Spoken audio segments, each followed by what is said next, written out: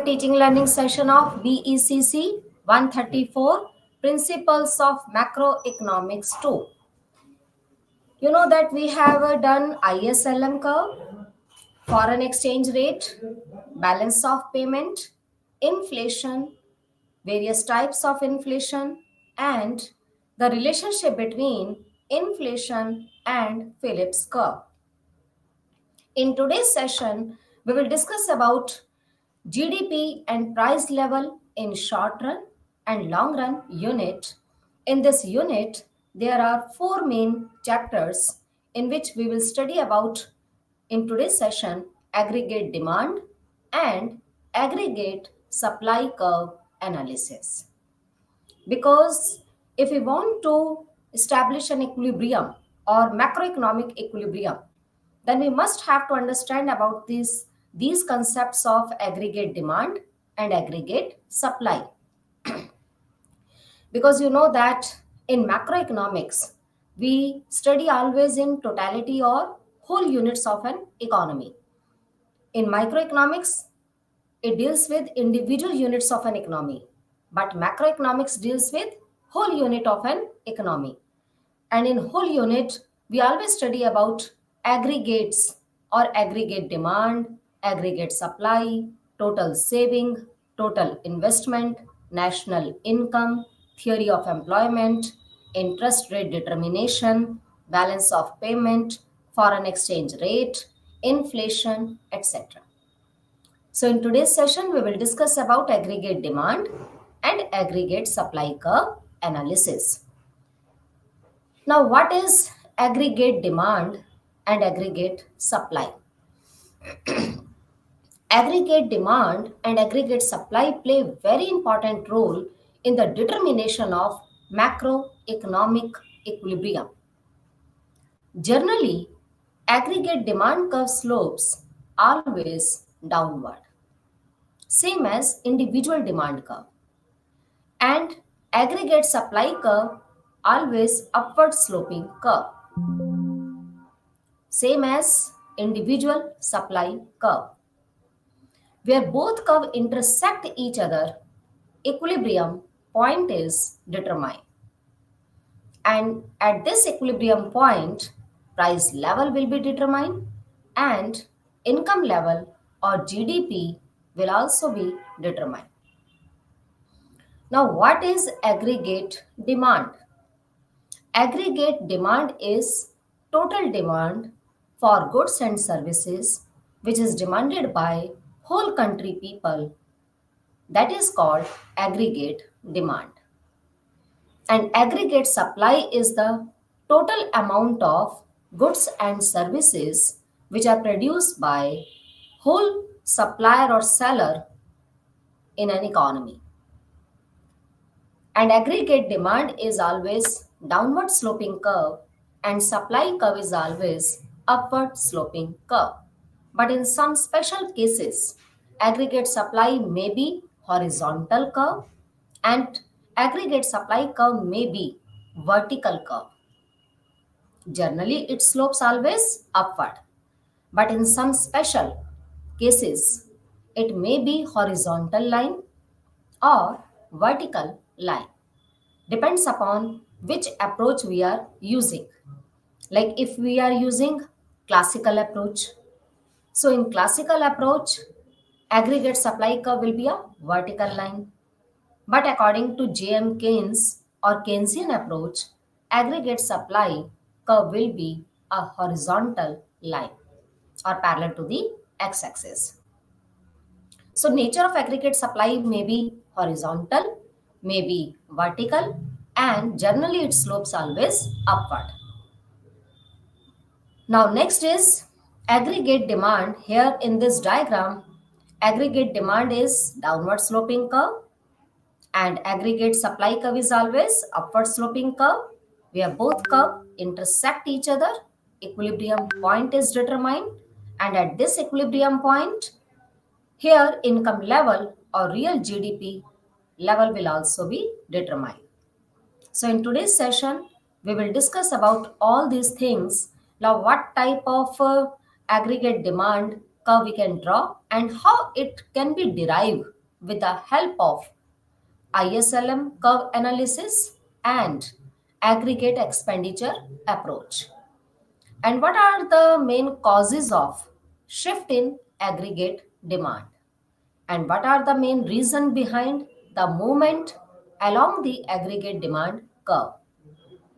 And in aggregate supply, we will study about meaning of aggregate supply and the nature of aggregate supply curve and the shift in supply curve and how macroeconomic equilibrium can be determined with the help of AD and AS curve analysis. Now, this is aggregate demand and aggregate supply. You know that economic fluctuations or economic fluctuations and it is also known as business cycles are irregular recurring movements of GDP away from potential output. If aggregate demand and aggregate supply remains equal, if there is no gap in between of aggregate demand and aggregate supply curve, then equilibrium situation we can easily achieve and no fluctuations, no business cycles will occur. But you know that at present, no one economy is static economy. At present, all the economies are open economies and all the economies are dynamic and fluctuations and variations can be possible. It means aggregate demand may be greater than aggregate supply and aggregate supply may also be greater than aggregate demand.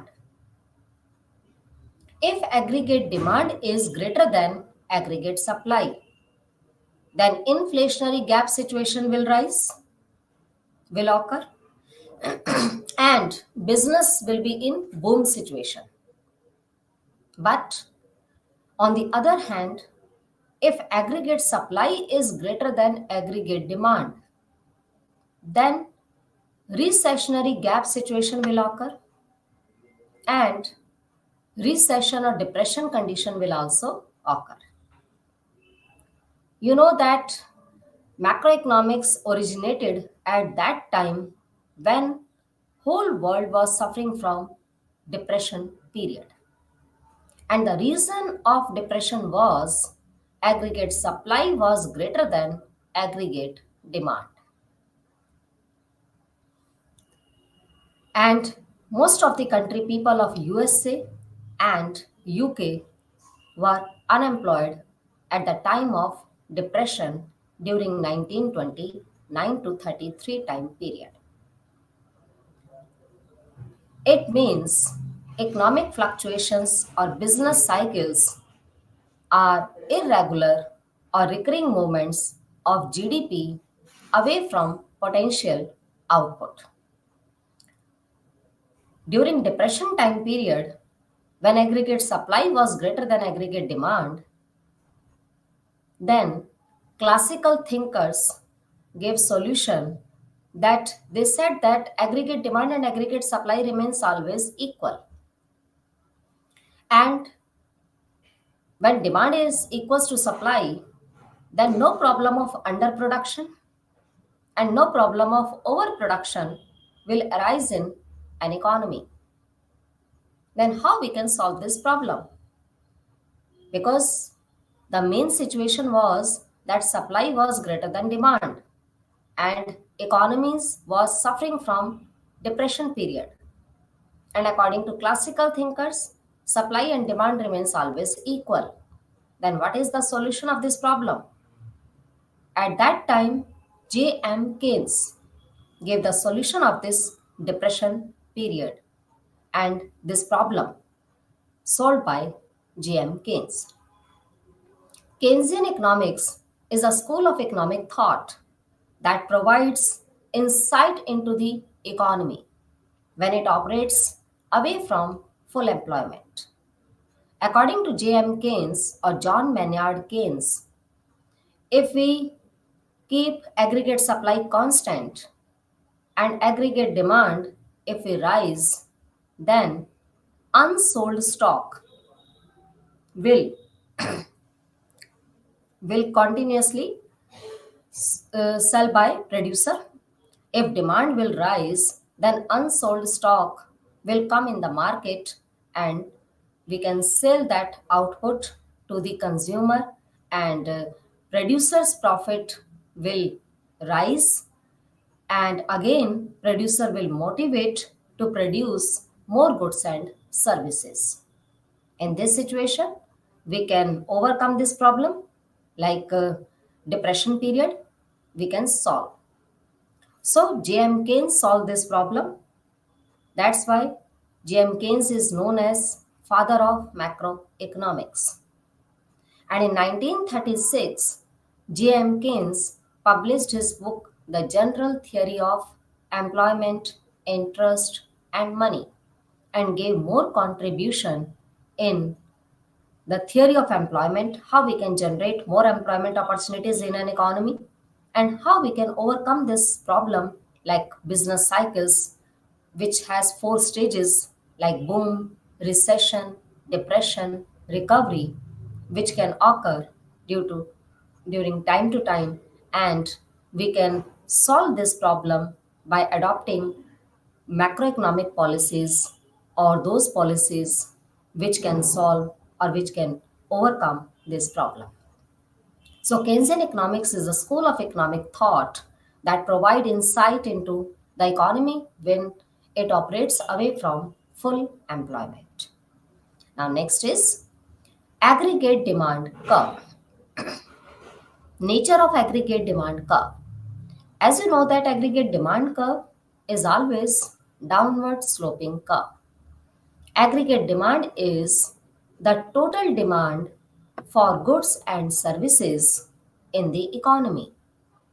Aggregate demand curve is a curve that shows the negative relationship between output and the price level. At high price, output level will be lower, and at lower price, output will be higher. So there is a negative or inverse relationship between aggregate demand and price level. That's why aggregate demand curve slopes always downward. This is aggregate demand curve, downward sloping curve. And what is the definition of aggregate demand? Aggregate demand is the total demand for goods and services in the economy. And on y-axis, we will take price level, and on x-axis, we will write aggregate in output or income or real GDP. Next is aggregate supply. Now, what is aggregate supply? Aggregate supply is the total amount of goods and services which are supplied by whole producers of an economy. Aggregate supply curves function like regular supply curve. Aggregate supply curve is always upward sloping curve, which shows positive or direct relationship between price level and output. When price rises, output will rise. When price falls, output will also fall. So as price increases, supply increases, and vice versa. Whenever a business has a potential for larger profit, they increase production. So supply curve is always upward sloping curve, and demand curve is always downward sloping curve. And where both curve intersect each other, equilibrium point is determined, and here equilibrium price is this P star, and the output is GDP, gross domestic product, at the level of full employment. And if there is any change occur in aggregate supply curve, then aggregate supply curve will shift either to the right hand side or left hand side. Depends upon that if there is an increase in aggregate supply, then curve will shift to the right hand side. If there is a decrease in aggregate supply, then curve will shift to the left hand side. So aggregate supply curve may be shift either to the right hand side or left hand side. Here aggregate supply curve shifts to the left hand side. And when aggregate supply falls, then equilibrium price will rise from P star to P1 and quantity will reduce or output will fall. So this is the nature of aggregate supply, which slopes always upward generally, but in some special cases or specific conditions, aggregate supply curve may be horizontal or may be vertical. Next is aggregate supply and aggregate demand.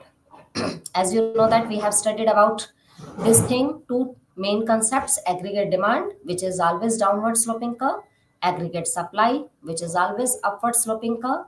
Now aggregate supply and aggregate demand, how these concepts or curves can establish equilibrium in whole economy.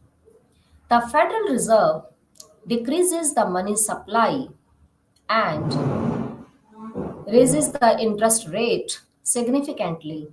Firms and consumers then stop borrowing. If any movement in these curves, if any movement or any change occur in these curves, then equilibrium point will also change. Here aggregate demand curve is downward and aggregate supply is upward. Now this is the equilibrium point where both curve intersect each other, and at this equilibrium point price will be this and output level will be this. So equilibrium price and quantity will determine where aggregate demand and aggregate supply curve intersect each other. But if there is a decrease in money supply, then LM curve will shift to the left hand side. If there is an increase in money supply, then LM curve will shift to the right hand side. You know that RBI or Federal Reserve System operates in USA, which deals with whole supply of money, who controls supply of money, and in India, Reserve Bank control money supply. So if Reserve Bank increases money supply, then LM curve is liquidity preference, L is liquidity preference, which indicate money demand, and M means money supply. LM shows money market equilibrium. In Unit 1, you have studied about IS and LM curve analysis. IS always shows goods market equilibrium and LM shows money market equilibrium. IS curve slopes downward and LM curve slopes upward. Where both curve intersect each other, equilibrium rate of interest and the level of income or real GDP will be determined. If Federal Reserve decreases money supply, then rate of interest will rise and vice versa. If money supply rises, rate of interest will fall. If money supply decreases, then rate of interest will rise. So curve can shift either to the right hand side or left hand side, depends upon either there is an increase in money supply or decrease in money supply. Next is the model of aggregate demand and aggregate supply, how it helps in determination of equilibrium level of GDP. Here demand is AD, downward sloping curve, and AS curve we can write SRAS. This SRAS means short run aggregate supply. So short run aggregate supply curve is always upward sloping curve. Where both curve intersect each other, equilibrium price will be determined income level is Y1 and here price level is P1. So real GDP or the quantity of output we can determine with the intersection of aggregate demand and aggregate supply curve analysis. This model determines the equilibrium price level and also the equilibrium level of output. Next is this is the derivation of aggregate demand curve with the help of ISL analysis.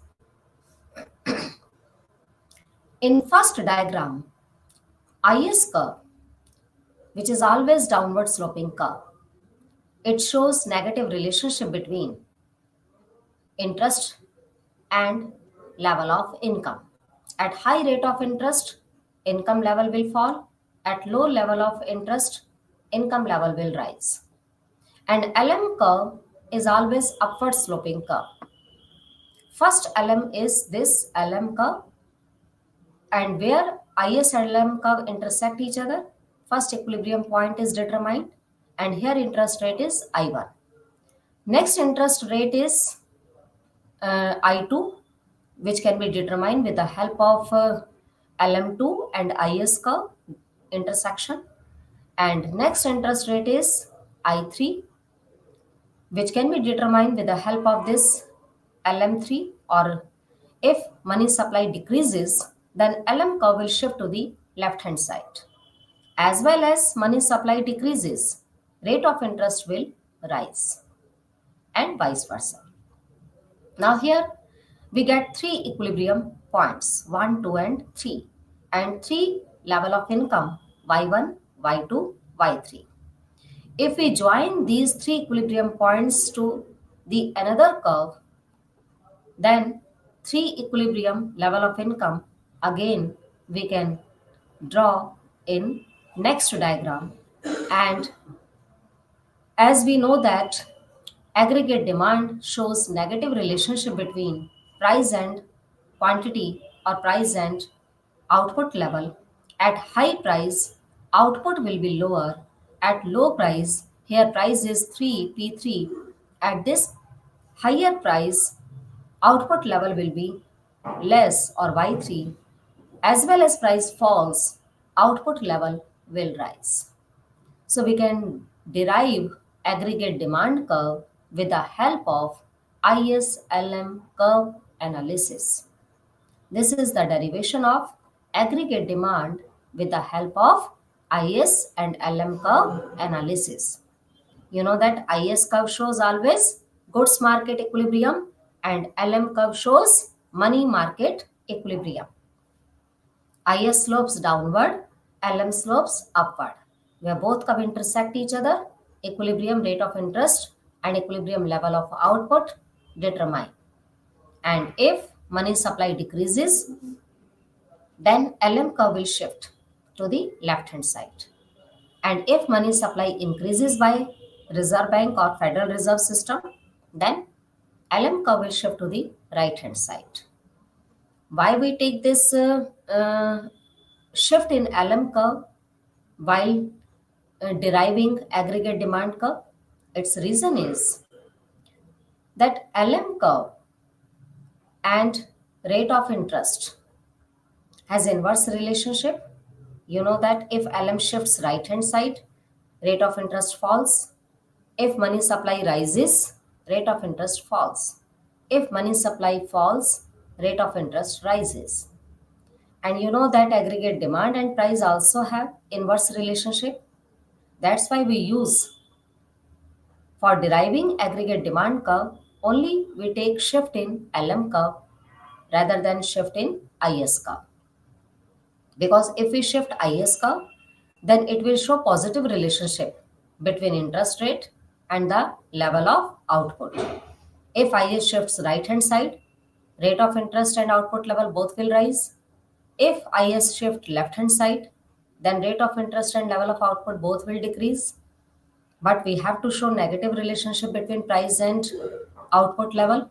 So we will take negative relationship between LM curve and Then we derive aggregate demand curve, because you know that LM curve shifts show negative relationship between interest rate and level of income, same as aggregate demand shows negative relationship between price and level of output.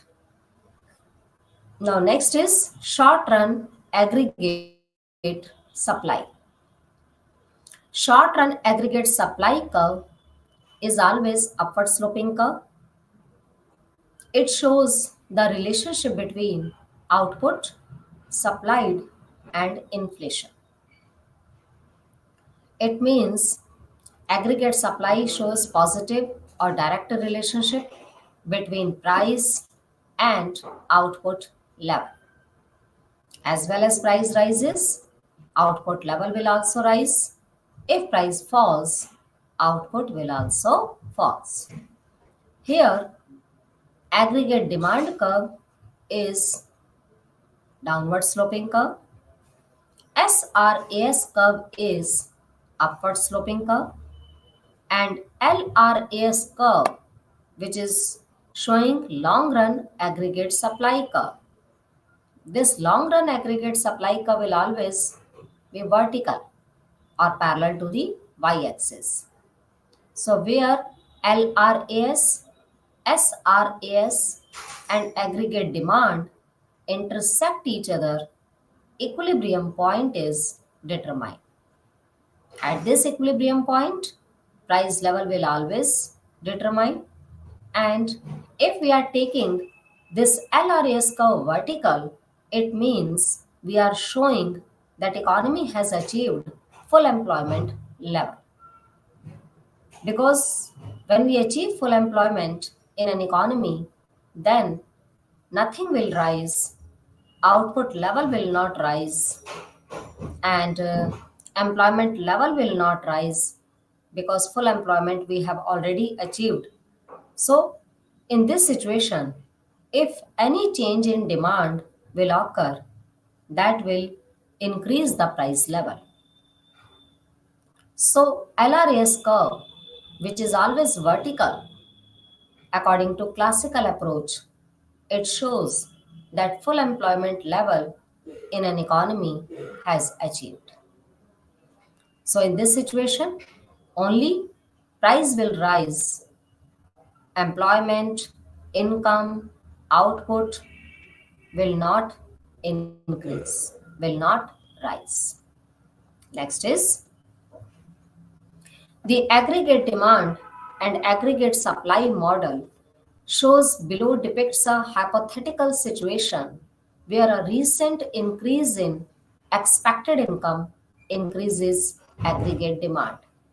If we expect that income of the consumer rises, then obviously due to rise in level of income, aggregate demand will always rise and curve will shift to the right hand side.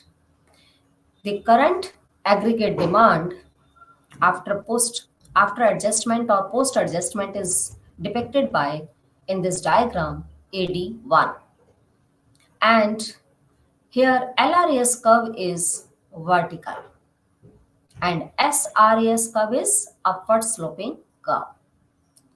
Now here first equilibrium level of price level will determine where aggregate demand, SRAS curve and LRAS curve intersect each other. This is the first equilibrium point. Here price level will determine P or P star. And this level is aggregate output or full employment level.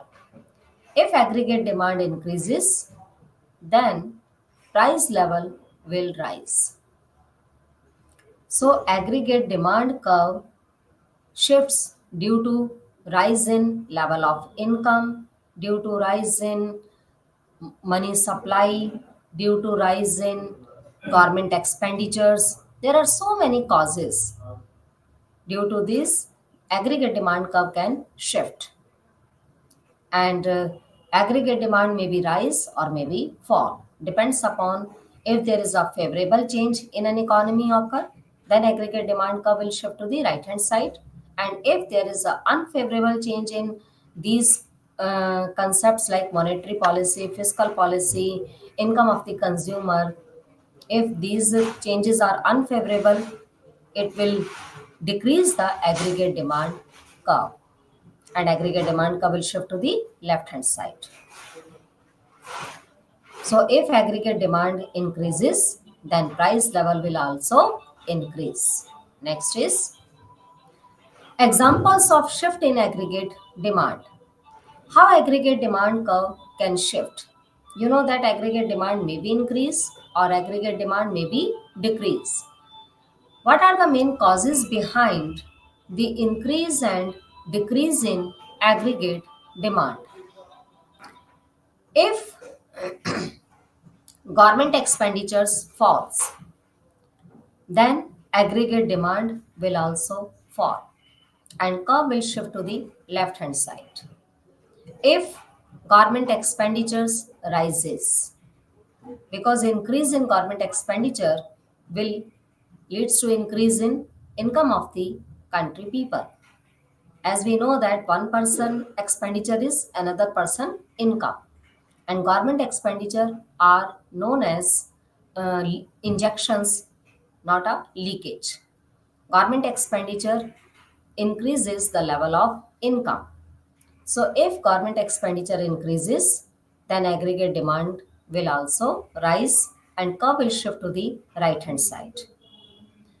And if net export fall in net export, it means if net export falls, export is less than import, then aggregate demand will also decrease. And if there is a depreciation of foreign exchange rate, then we can export more goods, and price level of the currency will also fall. If exchange rate depreciate, then domestic product will become more cheaper and we can buy more, then aggregate demand will rise. And if supply of credit facility will rise, then aggregate demand will also rise. And if supply of credit facility is not available in an economy, then aggregate demand will fall. So demand may be rise or may be fall, depends upon so many factors. Now how we can show shift in aggregate demand? Why the aggregate demand curve might shift either to the right hand side or left hand side. Any event that changes C is consumption expenditure, I is investment expenditure, G is government expenditure, and NX is net export. These C plus I plus G plus NX, these are the four components of aggregate demand. You know that in two sector economy, aggregate demand has only two components. One is consumption expenditure, next is investment expenditure. In three sector economy, we take three components of aggregate demand like C plus I plus G: consumption expenditure, investment expenditure, and government expenditure. And in four sector economy or four sector model, aggregate demand has four components: C, I, G, or NX. C represent consumption expenditure, I represent investment expenditure, G represent government expenditure, and net export is NX, which is the difference between export and import. It may be positive, may be negative. Depends upon exports and imports. If exports are greater than imports, then it will be positive. If imports are greater than exports, then it will be negative. So any event that changes C, I, G, and X except a change in price, because aggregate demand curve shifts due to change in other factors rather than price. if we assume that price remains constant, only other factor varies or other factor changes, then aggregate demand may be shift to the right hand side and left hand side. If it shifts right hand side, that will be called increase in demand. And if this curve shifts to the left hand side, then we say that there is a unfavorable changes in other factors, and leftward shift in aggregate demand shows decrease in aggregate demand. For example, a stock market boom makes household feel wealthier. If there is an increase in stock market or price of shares increases, then household feel wealthier and they will have more money, then their demand will also rise and curve will shift to the right hand side. And here price level will remain same because aggregate demand shifts due to change in other factors. Price will remain constant or not change. Here aggregate demand shifts to the right hand side, price remains same, only output level or income level will rise, which is increases from Y1 to Y2, but price will remain constant or same. Next is aggregate demand. This is the movement along the aggregate demand curve. Aggregate demand curve can be shift, and the next concept is movement along the aggregate demand curve. Aggregate demand curve can move upward or downward. This happens due to change in only price level if other factors remaining constant. So the concept of movement along the aggregate demand curve is related with only price, not on other factors. But shift in aggregate demand depends on other factors, not on price. Moment concept in this, we can show downward movement and upward movement on the same aggregate demand curve. Curve will not shift. Curve will remain only one or same. Only we can show movement with the help of this arrow. If we put left downward movement, it will show expansion of aggregate demand, and if we take this arrow upward sloping, then it will show contraction of aggregate demand. If price rises, demand will fall, it will show contraction of aggregate demand. If price falls, aggregate demand will rise, it will show expansion of aggregate demand. And aggregate demand is the summation of C, I, G and net export.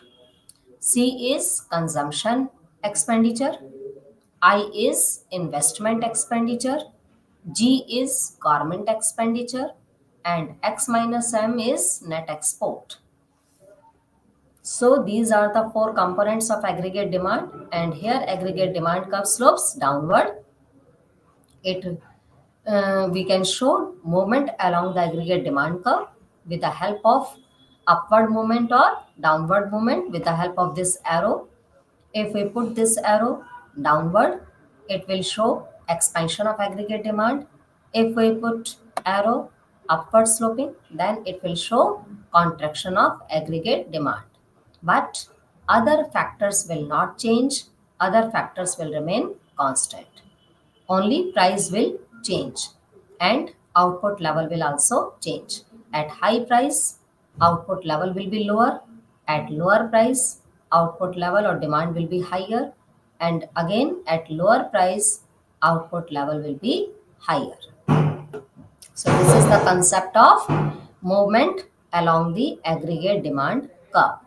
Next is shift in the aggregate demand curve. Aggregate demand curve may be shift either to the right hand side or left hand side, but price will remaining constant It will change due to change in other factors like change in fiscal policy, change in monetary policy, change in income of the consumer, change in price of related goods, and size of population, distribution of income. These are the main causes which can shift aggregate demand curve either to the right hand side or left hand side.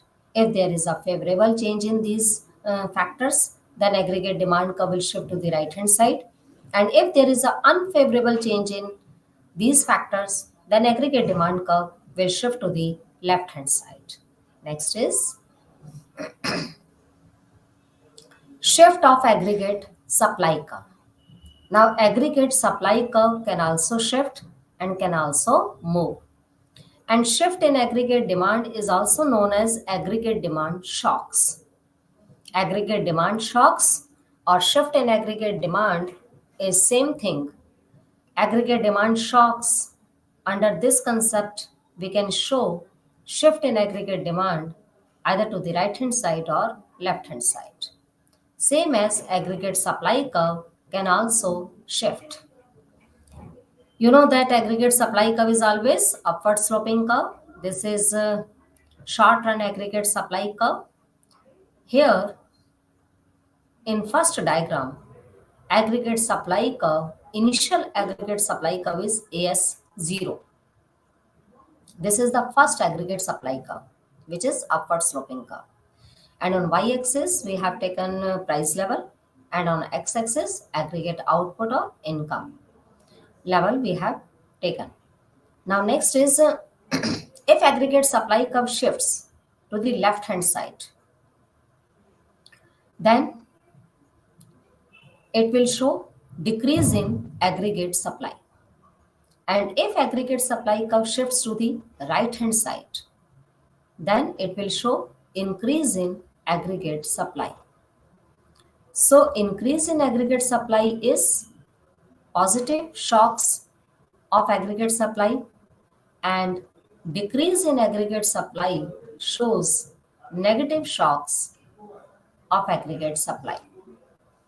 And why aggregate supply curve shifts to the left hand side or right hand side? It depends upon so many factors. Number one is if there is a higher cost of production, then producer's profit motive will fall and producer will discourage to produce more goods. In this situation, aggregate supply will fall and curve will shift to the left hand side. Here, cost of production like higher input price, if inputs are like land, building, machines, etc., raw material are available at higher price, then cost of production will rise. If labor is demanding for higher wage rate, then cost of production will again rise. And due to rise in cost of production, producer's profit motive will discourage or decrease. In this situation, aggregate supply will fall and curve will shift to the left hand side. Next situation is if there is a waste and inefficiency exist in an economy, if there is any natural disaster or war situation occur in an economy, then aggregate supply may be fall. And due to fall in aggregate supply curve will shift to the left hand side. And if there is a lower cost of production, if input price is lower, wage rate is lower, and economy is growing, economic growth is more capital, more labor, more technological advancement are available in our country, then aggregate supply can rise. And due to rise in aggregate supply, curve will shift to the right hand side. So aggregate supply may be rise or may be fall, depends upon cost of production. If cost of production is higher, supply will be lower and curve will shift to the left hand side. If cost of production is lower, then supply will be higher and curve will shift to the right hand side. If government policy is favorable for the producer, like if government reduces the tax rate and government provide more subsidies to the sellers or to the producer, then producer will encourage to produce more goods and services. In this situation, aggregate supply will rise and curve will shift to the right hand side. And if government puts so many restrictions, so many taxes imposition, if government impose more taxes on producers and provide less subsidies or cut subsidies, then producer will discourage and supply will decrease and curve will shift to the left hand side. So these are the main causes of shift in aggregate supply curve in short run. Next is a shift of aggregate expenditure line that shifts the aggregate demand. As you know that we have draw or derive aggregate demand curve with the help of ISLM curve. Now we can derive aggregate demand curve with the help of aggregate expenditure line. Aggregate supply. Here aggregate supply is a 45-degree line which shows that y is equals to C plus S. C is consumption, S is saving.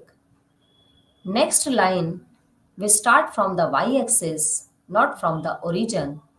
It is showing aggregate demand. And you know that aggregate demand can never be zero because demand is the sum of C and I in a two-sector economy, C plus I plus G in a three-sector economy, and C plus I plus G plus net export in a four-sector economy. So here aggregate demand curve always start from the y-axis, not from the origin, and aggregate demand curve where intersect aggregate supply curve, equilibrium point will be determined. At this equilibrium point, income level will be this. And if aggregate demand increases, curve will shift to the upward, like C plus I dash plus G plus X minus M. Here, there is a change in investment expenditure. Due to increase in investment, aggregate demand will rise and curve will shift to the upward. Now again, next equilibrium point, we will get E dash. At this equilibrium point, income level will also rise. And if we take these two equilibrium points and the equilibrium level of income in next diagram, then we can show the shift in aggregate demand curve. If we join these two equilibrium level of income in next diagram, and if we take constant price level, then 2 points we will get, E and E dash. At first point, we will draw aggregate demand curve, initial aggregate demand curve, and at E dash point, we will shift this aggregate demand curve to the right hand side. It is showing that aggregate demand is increasing due to increase in investment expenditure. Because if producer invest more money in production of goods and services, then definitely employment level will generate.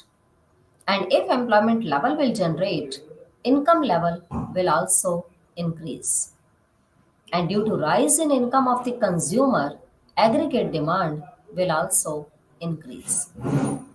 And this curve is showing increase in aggregate demand, and we have shifted aggregate demand curve to the right hand side, that is showing increase in aggregate demand.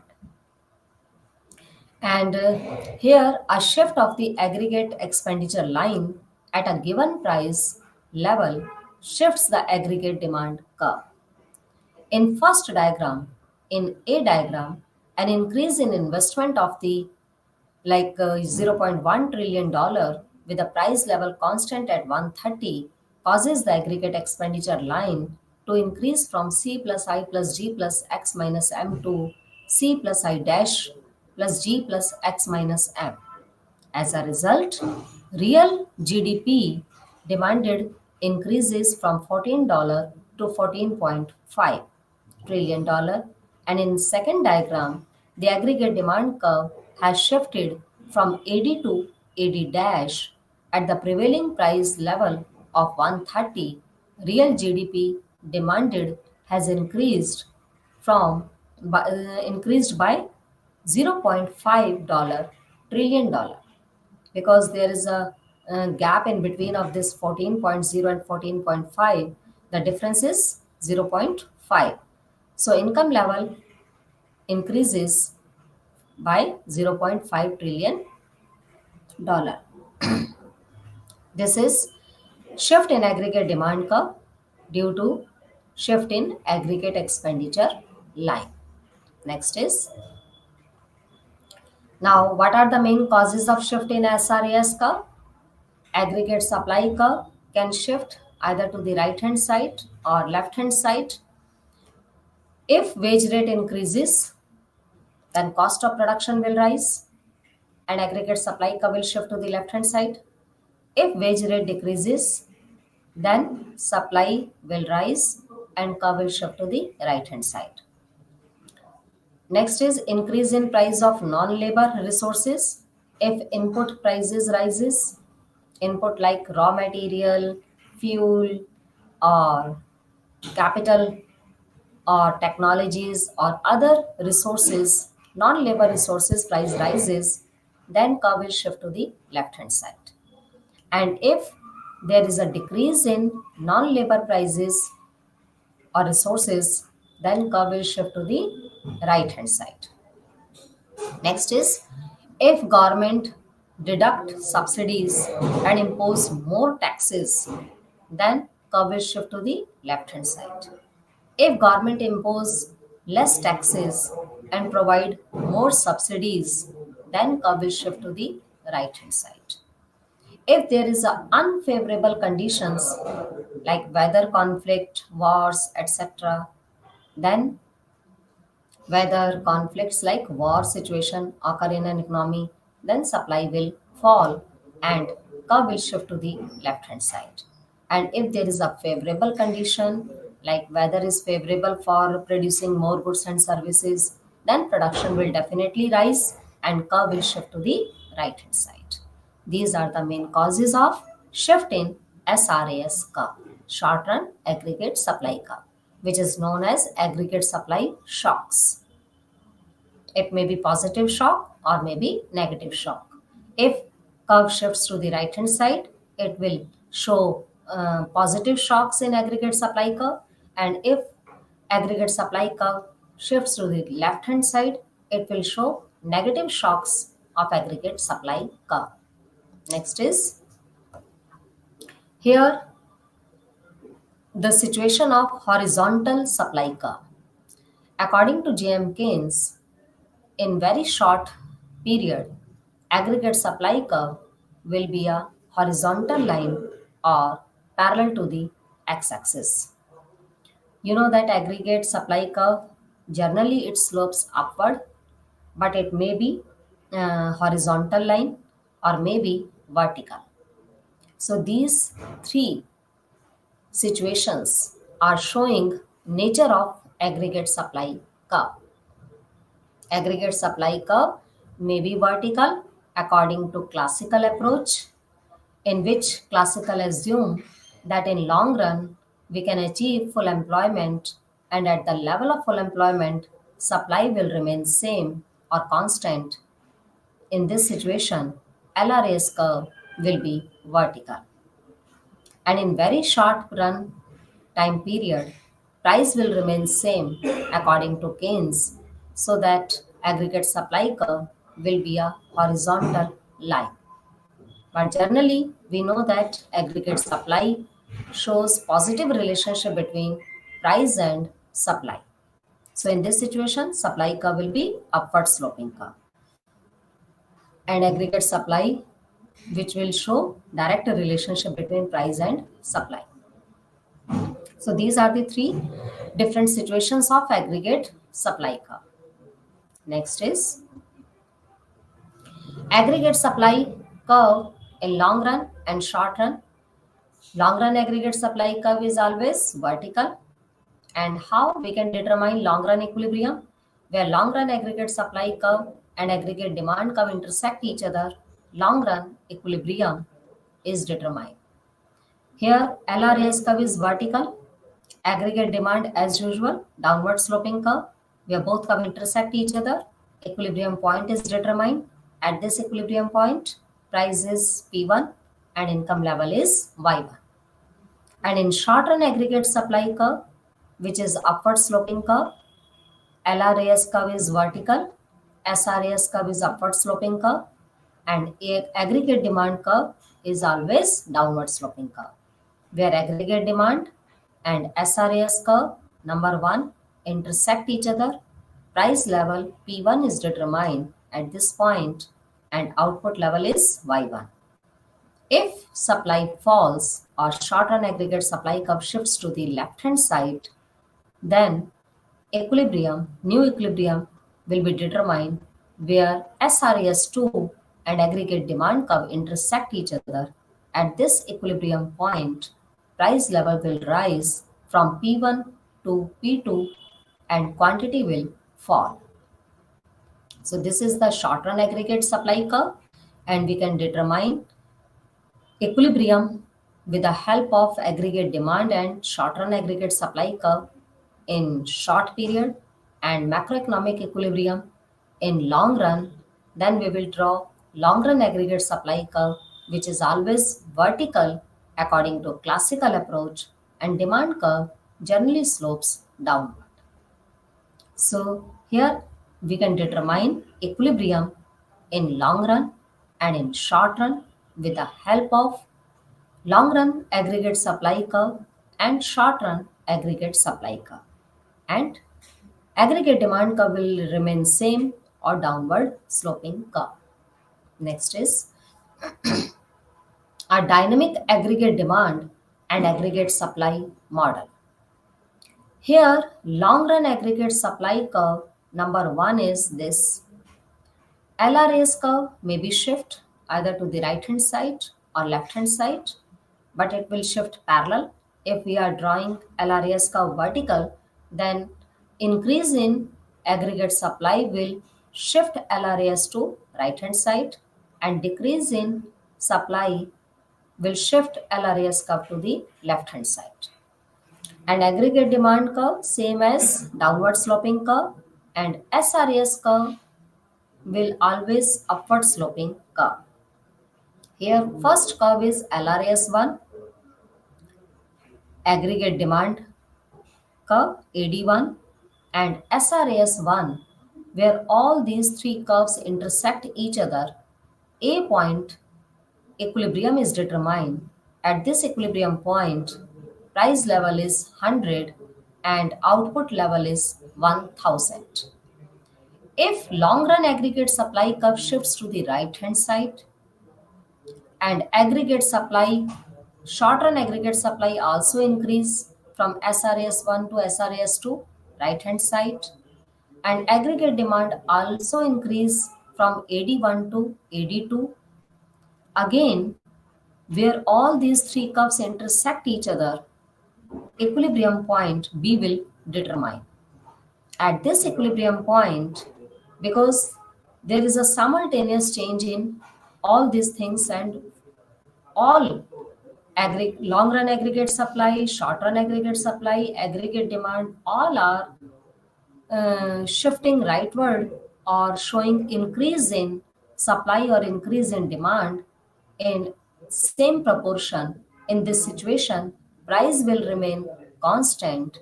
Only real GDP will rise from $1,000 to $1,030. So in this situation, if the same factors that causes the LRAS curve to shift during the year also causes the SRAS curve to shift, and aggregate demand also shifts to the right hand side, then equilibrium price will remain same, but equilibrium quantity will rise. So we have concluded from today's session that aggregate demand and aggregate supply analysis yields the following conclusion. A shift in aggregate demand curve affects output only in the short run, has no effect in the long run. A temporary supply shock affects output and inflation only in the short run and has no effect in the long run, holding the aggregate demand curve constant. A permanent supply shock affects output and inflation both in short run and in long run. And the economy has a self correcting mechanism that returns it to potential output and the natural rate of unemployment over time. So, in today's session, we have discussed about aggregate demand and aggregate supply, and the shift in aggregate demand and aggregate supply, and the derivation of aggregate demand and supply. Thank you.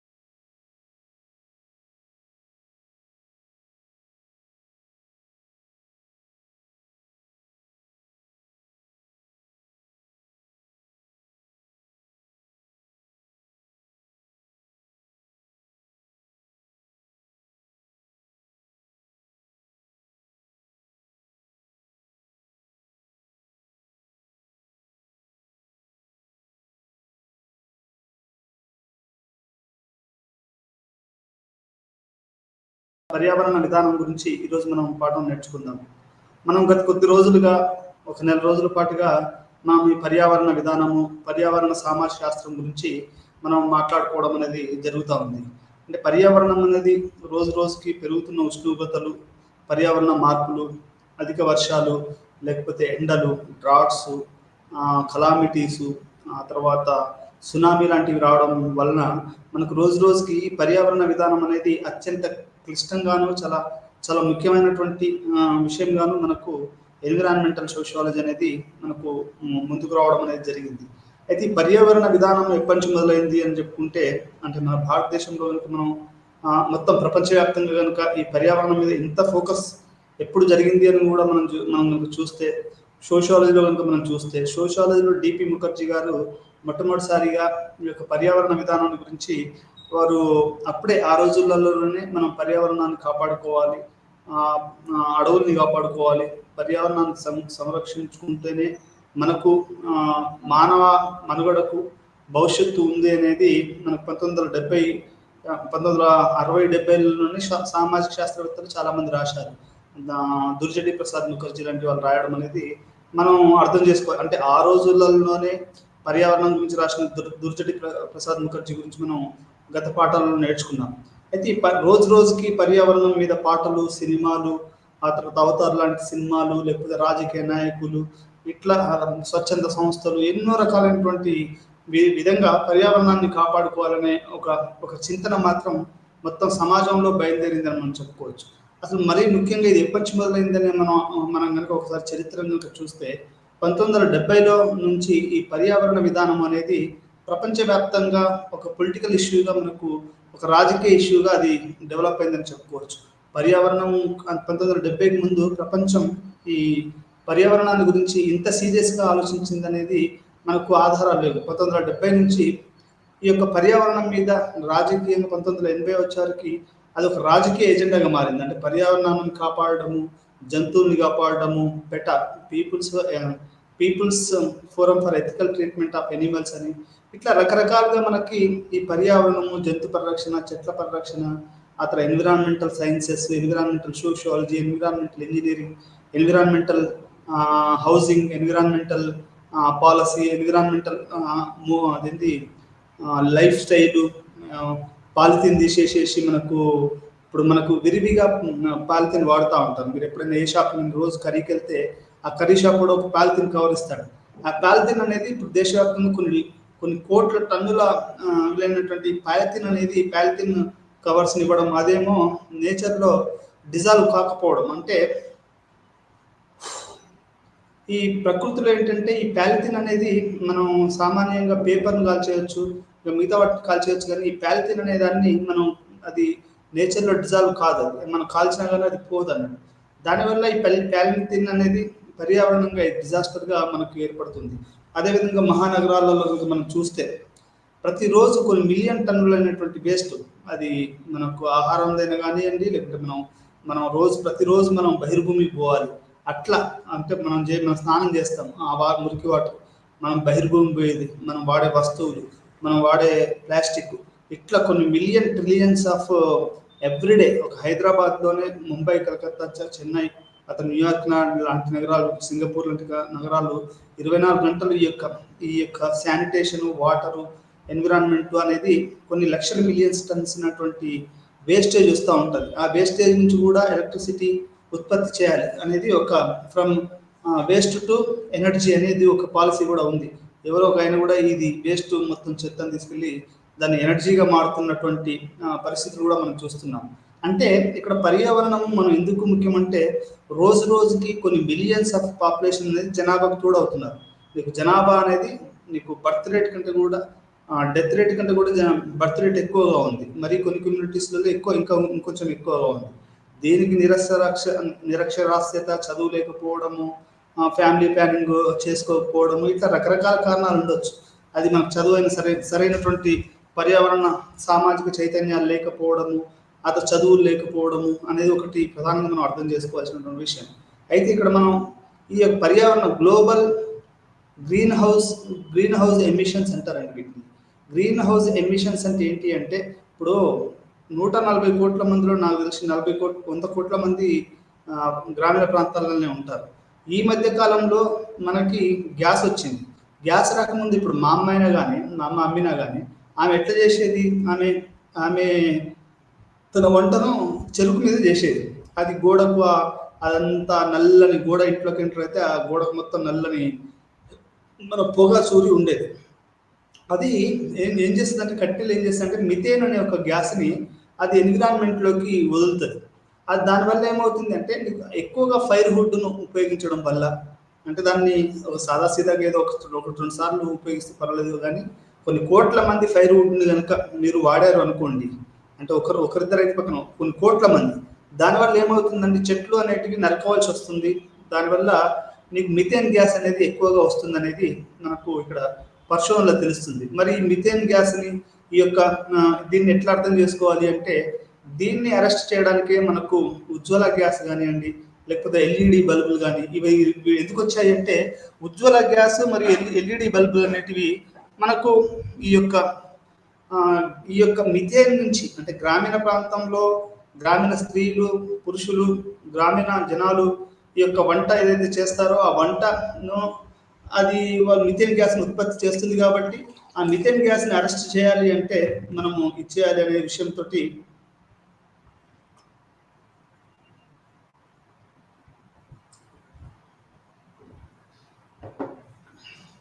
ఈ methane gas కంటే మనం break చేయాలి అంటే దానికి gas సరఫరా చేయవలసి ఉంటుందనేది మనకు ఇప్పుడు ఉన్నటువంటి ఉజ్వల విషయం అర్థమవుతుంది. అసలు భారతదేశం ఎన్విరాన్మెంటల్ పాలసీ ఎట్లా చేస్తుంది, ప్రపంచం ఇప్పుడు ఎట్లా ఉంది, మరి పొల్యూషన్ ఎవడు ఎక్కువగా చేస్తూ ఉన్నాడు, దీన్ని ఎవడు ఎక్కువగా ఉత్పత్తి చేస్తున్నాడు? 80% వరకు ఎనర్జీని అమెరికా అనేది ఉపయోగిస్తుంది. అది పెట్రోల్ అయినా కానివ్వండి, పర్యావరణం కానివ్వండి, మీకు ఇండస్ట్రీస్ ఎక్కడనేయండి, మీరు ఆలోచించండి. లండను, ఆ తర్వాత అమెరికా లాంటి దేశాలు నీకు 80% వరకు పర్యావరణాన్ని దెబ్బతీస్తున్నాయి. ఆ పర్యావరణం దెబ్బతీస్తున్నప్పుడు మరి డెవలపింగ్ కంట్రీస్ ఉన్నాయి, మనం ఒక పక్కనేమో డెవలప్ కావాలి, అలా అని మనం పర్యావరణాన్ని కూడా కాపాడుకోవాలి. మరి ఇట్లాంటి పరిస్థితులలో ఈ యొక్క గ్లోబల్ డిజాస్టర్కి, గ్లోబల్ వార్మింగ్కి ఎవరు కారణం అండి? అభివృద్ధి చెందిన దేశాలు ఉన్నాయి, ఇంకో పక్క అభివృద్ధి చెందుతున్న దేశాలు ఉన్నాయి.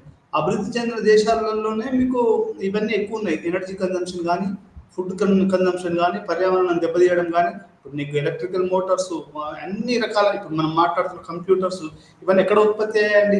విదేశాలలో, లండన్లో ఉత్పత్తి అయ్యాయి.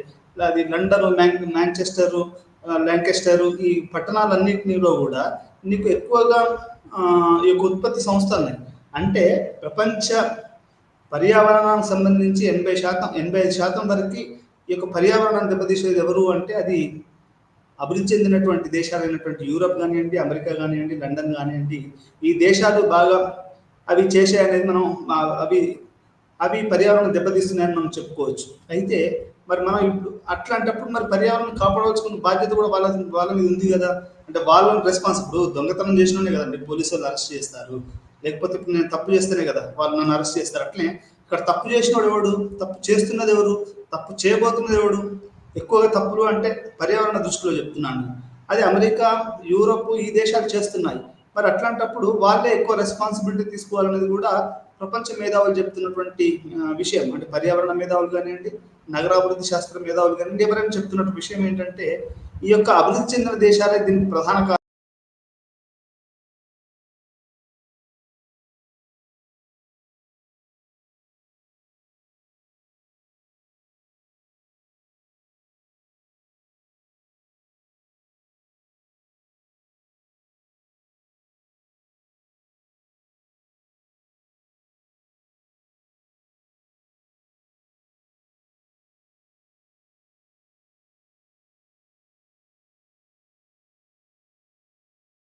ఎన్విరాన్మెంటల్ అనేది అది అమెరికాలో ది సైలెంట్ స్ప్రింగ్ అనే బుక్ ఎవరైతే రాచల్ రాసిందో ఆమె ఏం చెప్తుంది, పెస్టిసైడ్స్, ఆ తర్వాత ఇవన్నీ ఎక్కువగా ఉపయోగించడం వల్ల మొత్తం ఒక రకమైనటువంటి విధ్వంసం జరుగుతుంది, ఒక రకమైన నిశ్శబ్ద విధ్వంసం జరుగుతుంది అని సైలెంట్ రెవల్యూషన్ అనే పుస్తకంలో ఆమె ఎట్లా ప్రకృతి అనేది విధ్వంసం అవుతుందనేది జరిగింది. అప్పటి నుంచి అసలు ప్రపంచవ్యాప్తంగా ప్రతి దేశం కూడా ఎన్విరాన్మెంటల్ ప్రొటెక్షన్, ఇప్పుడు అమెరికాలో కూడా ఎన్విరాన్మెంటల్ వాళ్ళు ఒక ఒక కమిషన్ పెట్టుకోవడము, ఒక గ్రూప్‌ని పెట్టుకొని దాని ద్వారా మానిటరింగ్ చేయడం అనేది, ఎన్విరాన్మెంటల్ మానిటరింగ్ అనేది ఆమె రాసిన పుస్తకం వల్ల జరుగుతుంది. ఇప్పుడు మనం మన చిన్నప్పుడు ఎండ్రకాయలు ఉండేవి, సీతాకోక చిలుకలు ఉండేటివి, ఇంకా చాలా చాలా రకాల ఫ్లోరా అండ్ ఫానా ఉండేది. మా ఇంట్లో ఒక చిన్న చెట్టు ఉండేది.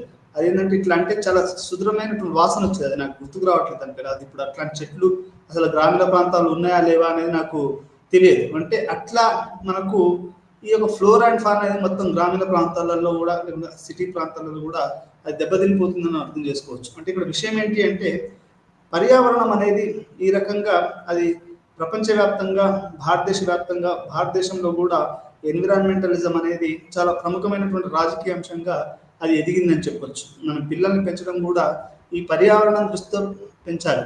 అసలు వీటన్నిటికీ అసలు మరీ కొంచెం లోతులోకి వెళ్తే మనకు అర్థమైంది ఏంటి అంటే మనం మొట్టమొదటిసారిగా అసలు పర్యావరణం గురించి ఎవరు రాశారు అంటే ఒక బ్రిటిష్ గార్డెనిస్టు, నావలిస్టు, రైటరు మొట్టమొదటిసారిగా పర్యావరణాన్ని కాపాడుకోకపోతే మానవాళి ఎదుర్కొనే సమస్యల గురించి మొట్టమొదటిసారిగా 1666 ఆ టైంలో ఒక ఒక గార్డెనరు, ఒక రైటరు ఒక పర్యావరణం గురించి రాయడం అనేది జరిగింది. అతను ఏమంటాడు అంటే saving trees is saving planet అనే ఒక నినాదం కానివ్వండి. ఆయన ఏమంటాడు అంటే ఆయన పేరు లిల్లోనే ఇది ఉంది. ఆయన ఏమంటాడు అంటే మనకు చిన్నపిల్లలకి ఒక మోరల్ డ్యూటీ లాగా మొక్కలను పెంచడం అనేది మనం చేయాలి అనేది ఈ యొక్క లండన్కు సంబంధించిన ఒక నావలిస్ట్, ఒక రైటర్ అనేది ఆయన రాయడం జరిగింది. అప్పటి నుంచే మనకు ప్రపంచవ్యాప్త అసలు తొలి పర్యావరణవేత్తగా ఆ రైటర్ని, ఆ నావలిస్ట్ని మనం చెప్పుకోవచ్చు. అప్పటి నుంచి అది లండన్లో కొంచెం పాపులర్ కావడము, అది మధ్యతరగతిలోకి రావడము, ఆ తర్వాత అది ప్రపంచవ్యాప్తంగా ఈరోజు ప్రతి వాళ్ళు కూడా ఎన్విరాన్మెంట్, మీకు మీడియా తీసుకోండి, టెలివిజన్ తీసుకోండి, రాజకీయ నాయకులు తీసుకోండి, యూత్ తీసుకోండి, ఉమెన్ తీసుకోండి, ఎవరు తీసుకున్నా కానీ ఈ ఎన్విరాన్మెంట్ గురించి అనేది మాట్లాడడం జరుగుతుంది. అంటే మొట్టమొదటిసారిగా లండన్లోని రైటర్ వల్ల ఈ పర్యావరణాన్ని కాపాడుకోవాల్సిన బాధ్యత గురించి ప్రపంచానికి తెలిసింది. అతను తొలి ఆద్యుడిగా మన పర్యావరణవేత్తగా మనం చెప్పుకోవచ్చు.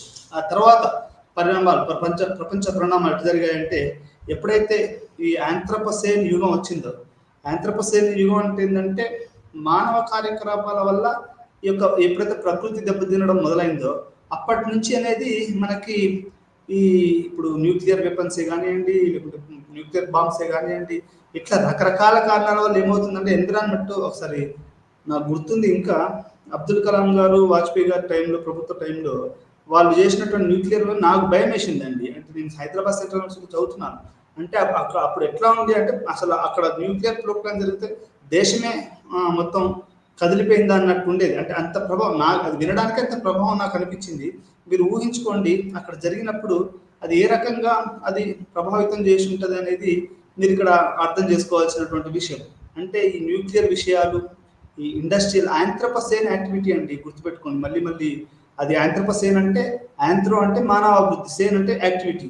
ఈ మానవాభివృద్ధి జరిగే యాక్టివిటీ అది ఇండస్ట్రియలైజేషన్ తోటే ఆంథ్రోపోసేన్ మొదలైందని చెప్పుకోవచ్చు, లేదా న్యూక్లియర్ వార్తోటే అది ఆంథ్రోపోసేన్ యాక్టివిటీ అని చెప్పొచ్చు.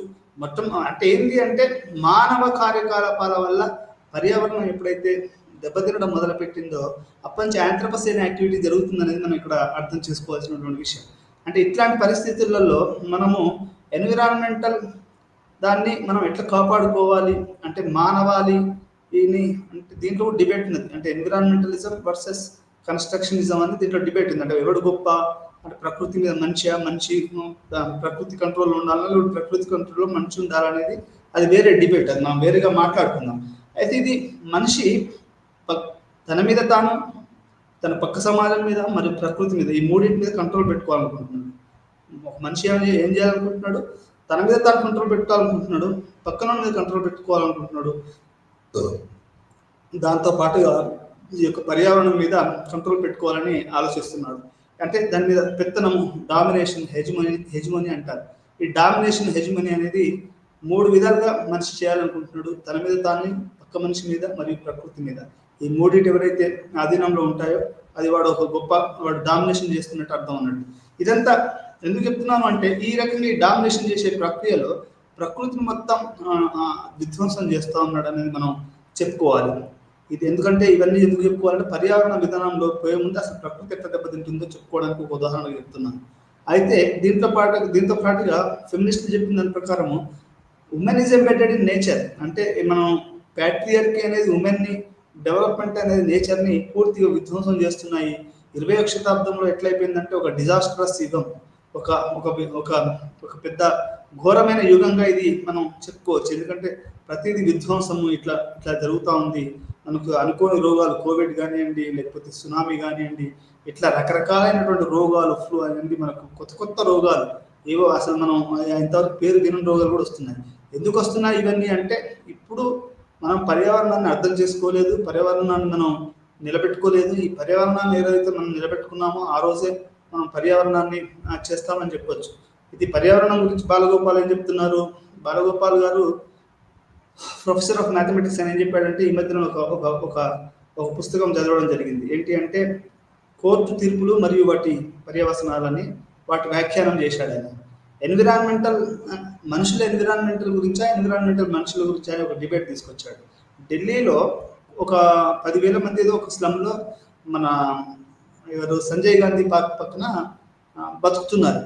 దాన్ని కొంతమంది కోర్టులో పిటిషన్ వేస్తే ఆ కోర్టు ఏం చెప్పింది, ఈ యొక్క వీళ్ళందరినీ కూడా దీంట్లోకి వెళ్ళి ఖాళీ చేయించండి అని ఢిల్లీ కోర్టు ఇచ్చింది. అంటే వీళ్ళు పర్యావరణాన్ని దెబ్బతీస్తున్నారు. అక్కడ జూలో చూడడానికి ఇప్పుడు ఢిల్లీలో 1.5-2 కోట్ల మంది ఉంటారు. వాళ్ళకి ఆ ప్రకృతి ఉండవు, చెట్లు ఉండవు, వాళ్ళంతా ఎక్కడ పోవాలి? వాళ్ళంతా అక్కడ చూడాలి అంటే అది మనకి ఈ యొక్క పర్యావరణానికి వాళ్ళు దెబ్బతీస్తున్నారు. ఈ యొక్క స్లమ్లో ఈ మురికి వాడల్లో నివసించే వాళ్ళు కాబట్టి వాళ్ళని ఖాళీ చేయాలి అని చెప్పింది. అయితే పునరావాసం లేకుండా మనుషుల్ని ఖాళీ చేస్తామా మనం?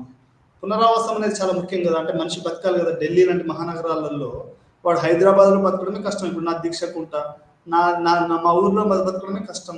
అంటే ఊర్లో మళ్ళీ సిటీలో ఒంటరిగా ఎట్లా బతుకుతాం? అట్లాంటి ఢిల్లీ లాంటి ప్రాంతంలో బాలగోపాల్ గారు ఏమంటారు అంటే అది వాళ్ళు ఖాళీ చేయమని చెప్పారట.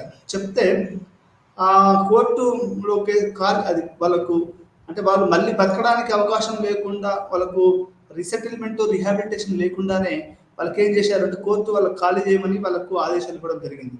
అంటే ఇక్కడ బాలగోపాల్ గారు ఏమంటారు అంటే పర్యావరణం పట్ల మనకి ఒక సెన్సిటివిటీ ఉండడం తప్పులేదు, కానీ మనిషి అభివృద్ధి కూడా మనకు సెన్సిటివిటీ ఉండాలి అనేది ఇక్కడ బాలగోపాల్ గారు పర్యావరణము అనే దాని గురించి ఒక వ్యాసం రాస్తూ ఇది ఈ ఢిల్లీ విషయాల గురించి. ఈ రోజులలో కోర్టులలో ఎక్కువ వాద్యాలు, మీరు పోలవరం ఉందనుకోండి, అసలు పోలవరం కానివ్వండి, నాగార్జున సాగర్ కానివ్వండి, పెద్ద డ్యాములు అనేటివి అసలు పర్యావరణానికి ఎంత పెద్ద సమస్య అండి. నువ్వు ఒక న్యాచురల్గా ఫ్లో అవుతున్న దాన్ని ఏం చేస్తున్నావు, దాన్ని అడ్డుకట్టేస్తున్నావు. అడ్డుకట్టేసేసేసి ఒక సహజ సిద్ధంగా నాడుతున్న నది మీద అడ్డుకట్టేయడమే ఒక పెద్ద విధ్వంసం చేస్తున్నట్టు. అంటే నువ్వు ప్రకృతిని టింకరింగ్ చేస్తున్నావు అని చెప్పొచ్చు. అంటే దాని సహజ సిద్ధమైనటువంటి నదిని నువ్వు ఆపినప్పుడు అది కూడా అట్లా రివోల్ట్ అవుతుంది. ఇప్పుడు దాని భూమి మీద బరువు పెరుగుద్ది ఒకే చోట వాటర్ ఆపడం వల్ల. నాగార్జున సాగర్ అది జరిగి ఉండొచ్చు. కట్టావు, ఆ తర్వాత రకరకాలు కడుతున్నారు. ఈ ప్రాజెక్టులు నెహ్రూ గారి దగ్గర నుంచి అంటే అప్పుడంటే దేశ నిర్మాణం అని అభివృద్ధి అని, ఇప్పుడు అభివృద్ధి అంటున్నారు. బాక్రానంగల్ డ్యామ్ కానివ్వండి, నాగార్జున సాగర్ కానివ్వండి, ఇంకా రకరకాల ఇవన్నీ కూడా ఇప్పుడు ఇవన్నీ కట్టి ఎన్ని లక్షల మందిని మీరు రిప్లేస్ చేశారు? ఎంతమందికి మీరు రీహాబిలిటేషన్ ఇచ్చారు? అసలు పాలసీ అంటూ ఉందా? ఎన్విరాన్మెంటల్ పాలసీ అంటూ ఉందా? మనం డ్యామ్లు కట్టడం వల్ల మొత్తం ఇప్పుడు అతిపెద్ద మా తెలంగాణలో అతిపెద్ద విషాదం ఏం జరగబోతుంది అంటే కోయల్ని కొన్ని లక్షల గ్రామాలని ఖాళీ చేయిస్తున్నారు అనేది మనకు అందుతున్న సమాచారం. అంటే ఇప్పుడు ఏంటి, ఈ యొక్క పోలవరం కట్టేసి ఉన్న వాళ్ళందరినీ ఖాళీ చేయించాను, ఊళ్ళో మునిగిపోవాలన్నా, అక్కడ పర్యావరణ ఫ్లోర్ అండ్ ఫ్లానా ఏమవుతుంది అంటే ఇవన్నీ ఇట్లా పెద్ద డ్యాములు ఇవన్నీ చేయడం వల్ల మొత్తానికి ప్రకృతి అనేది విపరీతంగా దెబ్బతింటుంది అనేది మనం ఇక్కడ అర్థం చేసుకోవాల్సినటువంటి ఈ విషయం. ఈ బాలగోపాల్ చెప్పిన ఇంకొంతమంది ఇప్పుడు మారుతున్న కోర్టులు కానీ సెన్సిటివిటీ మారిపోయింది. కోర్టులకు, సోషియాలజీలకు, ఎకనామిక్స్లకు ఈరోజు పొలిటికల్ ఎన్విరాన్మెంటల్ పొలిటీషియన్స్ ఉన్నారు, ఎన్విరాన్మెంటల్ జడ్జెస్ ఉన్నారు, ఎన్విరాన్మెంటల్ ఇంజనీర్స్ ఉన్నారు, ఎన్విరాన్మెంటల్ సోషియాలజిస్ట్ ఉన్నారు. ఎన్విరాన్మెంట్ అనేది every part now it has entered in to human concerns అనేది ఇక్కడ మనం అర్థం చేసుకోవాలి. మరి ఇంత ప్రభావవంతమైన గ్లోబల్ వార్మింగ్ అయితే మనం చెప్పనే అవసరం లేదు. ఎండాకాలం రాలేదు, మా ఇంటి పైన పడతలు వేసేసుకున్నారు అంటే ఆ ఎండకు తట్టుకోవడం కష్టం అని. అంటే ఇక్కడ చెప్పదలుచుకున్న విషయం ఏంటంటే ఎన్విరాన్మెంట్ అనేది చాలా చాలా ప్రధానమైనటువంటి విషయంగా మారింది.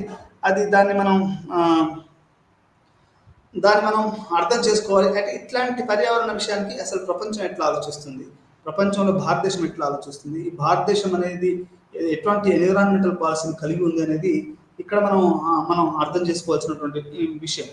ఇది ఈ రోజు పాఠంలో మనం తెలుసుకోవాల్సినటువంటి విషయాలు. పర్యావరణ విధానం మారుతున్న దృష్టిని అర్థం చేసుకుంటే పర్యావరణ విధానాలలో కూడా మనకు ఈ యొక్క మనం చూసే దృష్టి మారుతుందని మనం అర్థం చేసుకోవాలి. సస్టైనబుల్ డెవలప్మెంట్ ఆలోచనను సంభావితం చేయండి అంటే సస్టైనబుల్ అంటే దాని తెలుగులో ఏమంటారు అంటే సస్టైనబుల్ అంటే మనం ఒక ఒక అభివృద్ధి అనేది ఎట్లుండాలంటే అది మళ్ళీ మళ్ళీ మనకు పనికొచ్చే విధంగా ఉండాలి. అంటే ఇప్పుడు ఫర్ ఎగ్జాంపుల్ బొగ్గును కాల్చామనుకోండి, ఆ బొగ్గు అక్కడ అయిపోయింది. కానీ అదే మనం సూర్యరశ్మి నుంచి ఎనర్జీ తీసుకున్నాం అనుకోండి, దాన్ని మనం సస్టైనబుల్ డెవలప్మెంట్ అని చెప్పొచ్చు. సస్టైనబుల్ డెవలప్మెంట్ ఆలోచనలను సంభావితం చేయండి మరియు రాష్ట్రం మరియు ప్రపంచం యొక్క విధానాలు కార్యక్రమాల గురించి చర్చించండి. అంటే రాష్ట్రానికి సంబంధించినటువంటి ప్రపంచం యొక్క విధానాల గురించి కూడా మనం ఈ యొక్క పాఠంలో ఈ చర్చ. ఒకటేమో మనం పర్యావరణం పట్ల మారుతున్న మన దృష్టిని అర్థం చేసుకోవడం అనే మొదటి విషయం. రెండో సస్టైనబుల్ డెవలప్మెంట్ గోల్స్ అంటే ప్రపంచానికి ఈ యొక్క sustainable development, million development goals అని రెండు రకాలు. సస్టైనబుల్ డెవలప్మెంట్ గోల్స్ అనేటివి చాలా చాలా ముఖ్యం. అంటే మనం పర్యావరణాన్ని కాపాడుకోవాలి, మన సమాజాన్ని అంతో ఇంతో కొంచెం డీసెంట్గా ఉంచుకోవాలి అంటే అది పర్యావరణం ద్వారానే సాధ్యమవుతుంది అనేది ఇక్కడ మనం అర్థం చేసుకోవాలి.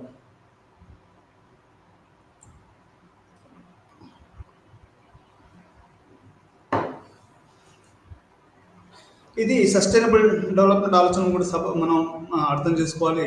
రాష్ట్రం మరియు ప్రపంచం యొక్క విధానాలు కార్యక్రమాల గురించి కూడా మనం అర్థం చేసుకోవాల్సిన విషయం. మునుపటి యూనిట్లో పర్యావరణం యొక్క ఆకృతి గురించి ఆలోచన చేశాము. మనం ముందుగా ఉన్న ప్రణాళికలు కార్యక్రమాలను త్వరగా సమీక్షించవలసిన సమయం ఆసన్నమైంది మరియు గ్రీన్ హౌస్ మరింత ముందుకు తీసుకెళ్లడాన్ని భవిష్యత్ కార్యాచరణ రూపొందించడానికి ఇది సమయం. అందువల్ల దేశంలో వాతావరణ మార్పుల యొక్క చెత్త ఫలితాలలో ఒకటైన గ్లోబల్ వార్మింగ్ యొక్క సుస్థిర అభివృద్ధి లక్ష్యాలను సాధించడానికి చేపట్టే విధానం గురించి చాలా న్యాయబద్ధంగా మాట్లాడే ఈరోజు చర్చకు చాలా త్వరగా వెళ్దాం. అంటే ఈరోజు మనం న్యాయబద్ధమైనటువంటి అభివృద్ధి లక్ష్యాలు. అభివృద్ధి అంటే అభివృద్ధి అనేది రెండు రకాలు ఉంది. ఒకటేమో న్యాయబద్ధమైనటువంటి అభివృద్ధి, అన్యాయంగా అభివృద్ధి చేయడం అన్నట్టు. అంటే ఎవరికి లెక్క లేకుండా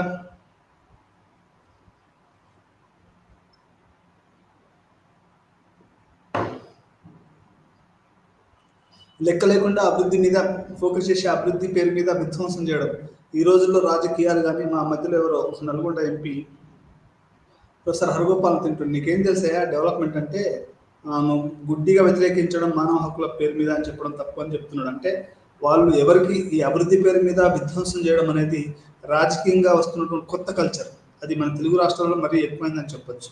అది మీరు నమ్మరో కానీ గత ప్రభుత్వ 20 సంవత్సరాల నుంచి తెలుగు రాష్ట్రాలలో ఇది ఒక విధ్వంసపూరితమైనటువంటి ఒక పెద్ద విషయంగా మనం ఇక్కడ అర్థం చేసుకోవాల్సినటువంటి విషయం. అంటే మనము దేశంలో వాతావరణ మార్పులలో ఒకటైన గ్లోబల్ వార్మింగ్ మరియు సుస్థిరత అభివృద్ధి ఫలాలు అంటే సస్టైనబుల్ డెవలప్మెంట్.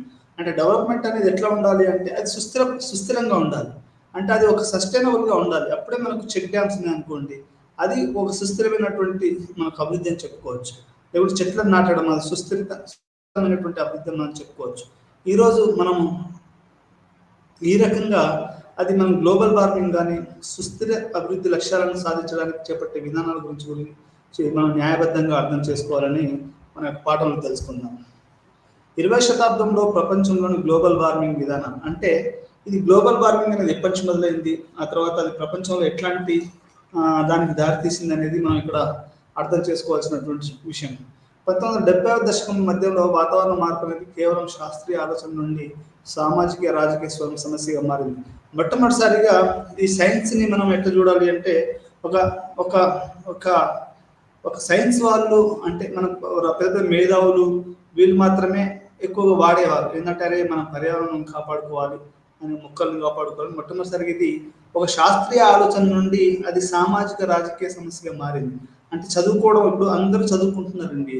దానివల్ల ఏంటంటే మా వాతావరణ మార్పు, ప్రకృతిని కాపాడుకోవడం ఆలోచన పెరిగింది. అందరు పెరిగినప్పుడు రాజకీయాలు కూడా మారినాయి. ఇక్కడ సామాజిక రాజకీయంగా కూడా అదొక సమస్యగా మారింది. ఇప్పుడు చట్టను అంత తొందరగా చదువుకున్న వాళ్ళు కొట్టారు. చదువుకోలేని వాళ్ళు ఎవరైనా చేస్తే చేయొచ్చు కానీ. అంటే మరి దీంట్లో కూడా క్రిమినల్స్ ఉంటారనుకోండి, చదువుకున్న క్రిమినల్స్. అది మళ్ళీ అదొక వేరే చర్చ అది. వాతావరణ మార్పుపై అధికారిక చర్చలు 1973లో స్టాక్హోమ్లో జరిగిన ఐక్యరాజ్య సమితి కాన్ఫరెన్స్ ఆన్ హ్యూమన్ ఎన్విరాన్మెంట్తో ప్రారంభమైంది. అంటే మొట్టమొదటిసారిగా 1973లో United Nations conference on human environment తోటి ఈ యొక్క మొట్టమొదటిసారిగా మనకు ఈ యొక్క ఎన్విరాన్మెంటల్ విషయాలు అనేటివి మొదలైనవి అని మనం చెప్పుకోవచ్చు. ఇది జూన్ 5-6-1972 వరకు స్వీడన్లోని స్టాక్హోమ్లో జరిగిందని మనం చెప్పుకోవచ్చు. ఇది మొట్టమొదటిసారి ఎక్కడ జరిగిందంటే స్వీడన్లోని స్టాక్హోమ్లో ఇది ఇది జరిగిందని మనం ఇక్కడ 72లో అంటే ఐక్యరాజ్య సమితి కాన్ఫరెన్స్ ఆఫ్ హ్యూమన్ ఎన్విరాన్మెంట్ తోటి ఇది ప్రారంభమైందని మనం చెప్పుకోవచ్చు.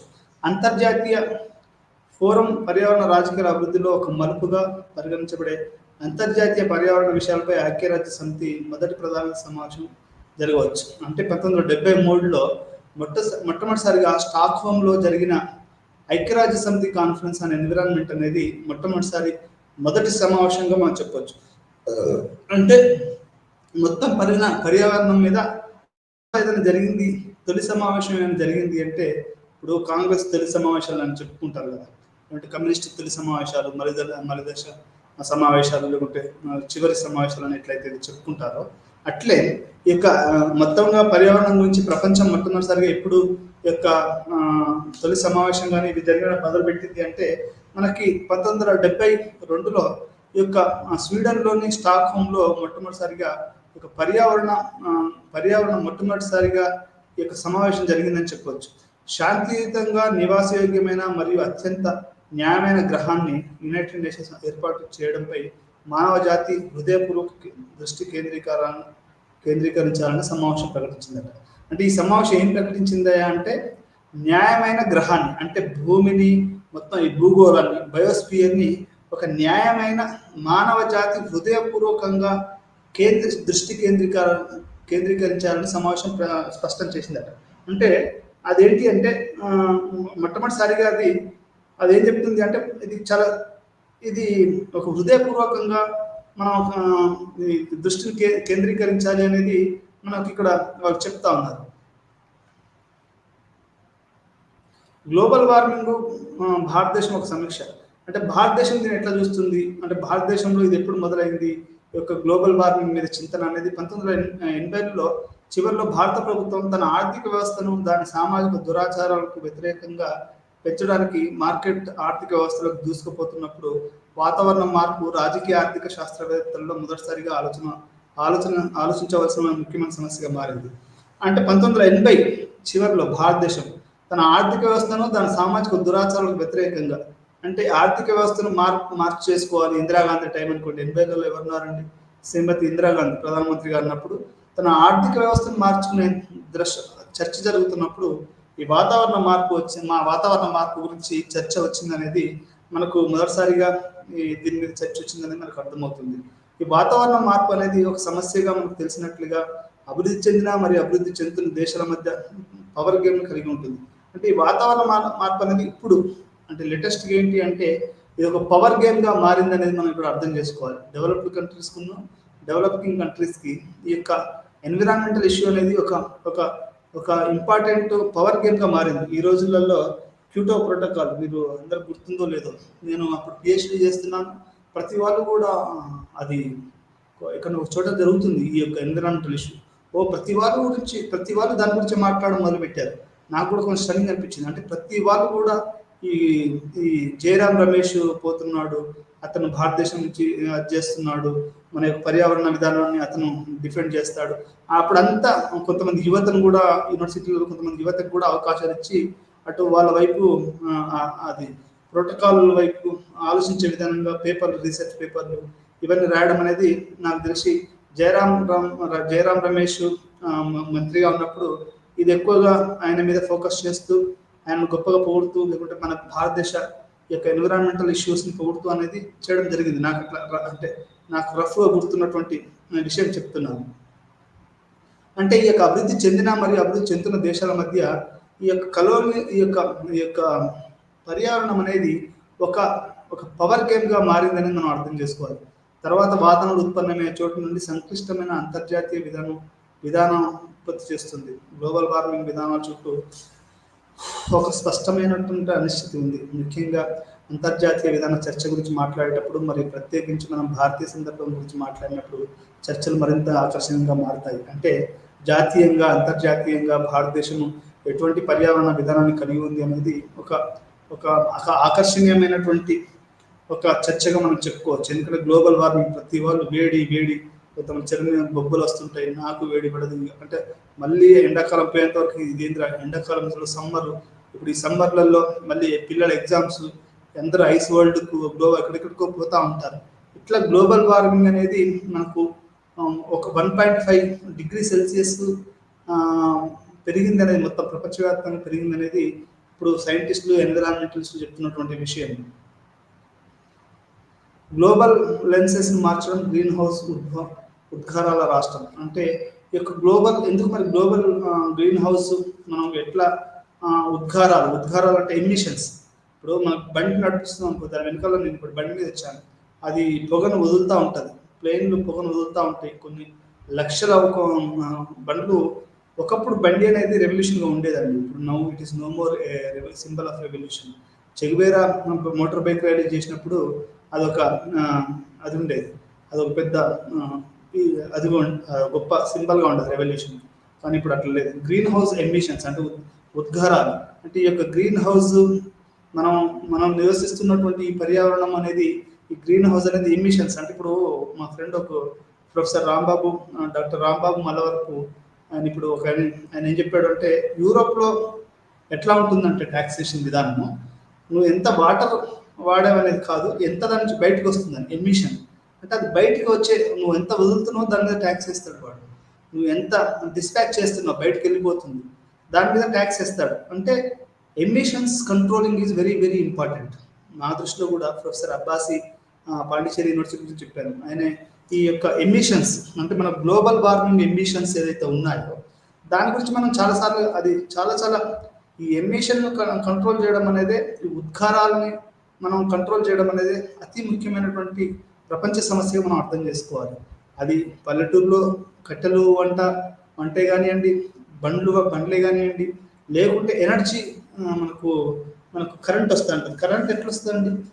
ఒకటి హైడ్రో ఎలక్ట్రిసిటీ ద్వారా వస్తుంది, దానివల్ల మనకు పొల్యూషన్ రాదు. రెండోది థర్మల్ ఎలక్ట్రిసిటీ అవుతుంది. థర్మల్ అంటే బొగ్గును ఉపయోగించి రావడం. ఈ బొగ్గు నుంచి వచ్చే కరెంట్ ఉత్పత్తి అనేది ఎక్కువగా మనకు పొల్యూషన్ను క్రియేట్ చేస్తుంది అనేది మనం ఇక్కడ అర్థం చేసుకోవాలి. హైడ్రో ఎలక్ట్రిసిటీ వల్ల ప్రాబ్లం ఏం లేదు. ఆ తర్వాత ఈ యొక్క థర్మల్ ఎనర్జీ వల్ల ఏమవుతుందంటే నీకు ఉద్గారాలు అంటే మీకు ఎక్కువ ఎమిషన్స్ జరుగుతూ ఉంటాయి. ఈ ఎమిషన్స్ ఎక్కువగా ఎక్కడ జరుగుతున్నాయండి? ప్రపంచవ్యాప్తంగా అమెరికాలో, యూరోప్లో, ఈ యొక్క డెవలప్డ్ కంట్రీస్లో జరుగుతుంది. థర్డ్ వరల్డ్ కంట్రీస్లో అంతగా ఎమిషన్స్ లేవు కదా. కానీ మన థర్డ్ వరల్డ్ కంట్రీస్ ఇంకొకటి కూడా ఉంది కదా. మనం అభివృద్ధి చెందవలసినటువంటి దేశాలు కదా. ఇంకా మనం యూరోప్లో లాగా అంత మోడర్నైజేషన్, అంత సివిలైజేషన్ కూడా అంత కాలేదు కదా. అంటే ఇక్కడ ఈ ఉద్గారాలని ఆపడము, గ్లోబల్ వార్మింగ్ని ఆపడం అనేది ఒక పవర్ గేమ్గా మారింది అనేది ఇక్కడ మనం అర్థం చేసుకోవాల్సినటువంటి విషయం. అయితే భారతీయ దేశీయ మరియు అంతర్జాతీయ ఫోరంలో తన స్థానాన్ని మార్చుకోవడం ప్రారంభించింది. గ్లోబల్ వార్మింగ్ విధానాల్లో మార్పులు కొంతకాలంగా స్పష్టంగా కనిపిస్తున్నాయి, మరియు ఇది దేశీయ మరియు అంతర్జాతీయ సర్కిల్లో విధాన చర్చలపై ప్రధానం చూపుతుంది. సాంప్రదాయకంగా వాతావరణ మార్పులకు సంబంధించిన విధాన సిఫార్సులు గ్రీన్ హౌస్ ఉద్గారాల పట్ల సడలింపు విధానాన్ని ప్రతిబింబిస్తాయి. అంటే ఈ యొక్క ఎమిషన్స్ను ఎట్లాంటి మొత్తం చర్చలలో ఎవడెవడు ఎంత ఎమిషన్ చేస్తున్నాడు, దాన్ని ఎవడెవడు ఎట్లా కట్టుబడి ఉండాలి అనేది కూడా ఈ యొక్క చర్చలో అనేవి జరుగుతున్నాయి. రాజకీయ ఆర్థికం, ఇప్పుడు టెస్లా కార్ వచ్చిందండి, ఉదాహరణ చెప్తున్నాను. యూరోప్ మొత్తం పెట్రోల్ వదిలేసేసి టెస్లా వైపు అంటే సోలార్ ఎనర్జీ వైపు మారుతున్నారు. మీరు చూస్తూ ఉంటారు. బ్యాటరీ, మొన్న ఒక కారు కిందనే అతను బ్యాటరీ కారు వాడుతున్నాడు, జీరో ఎమిషన్. ఢిల్లీలో బస్సుల్ని రద్దు చేసేటప్పుడు అప్పటికప్పుడే వాళ్ళు అది చేశారు. ఏంటి అంటే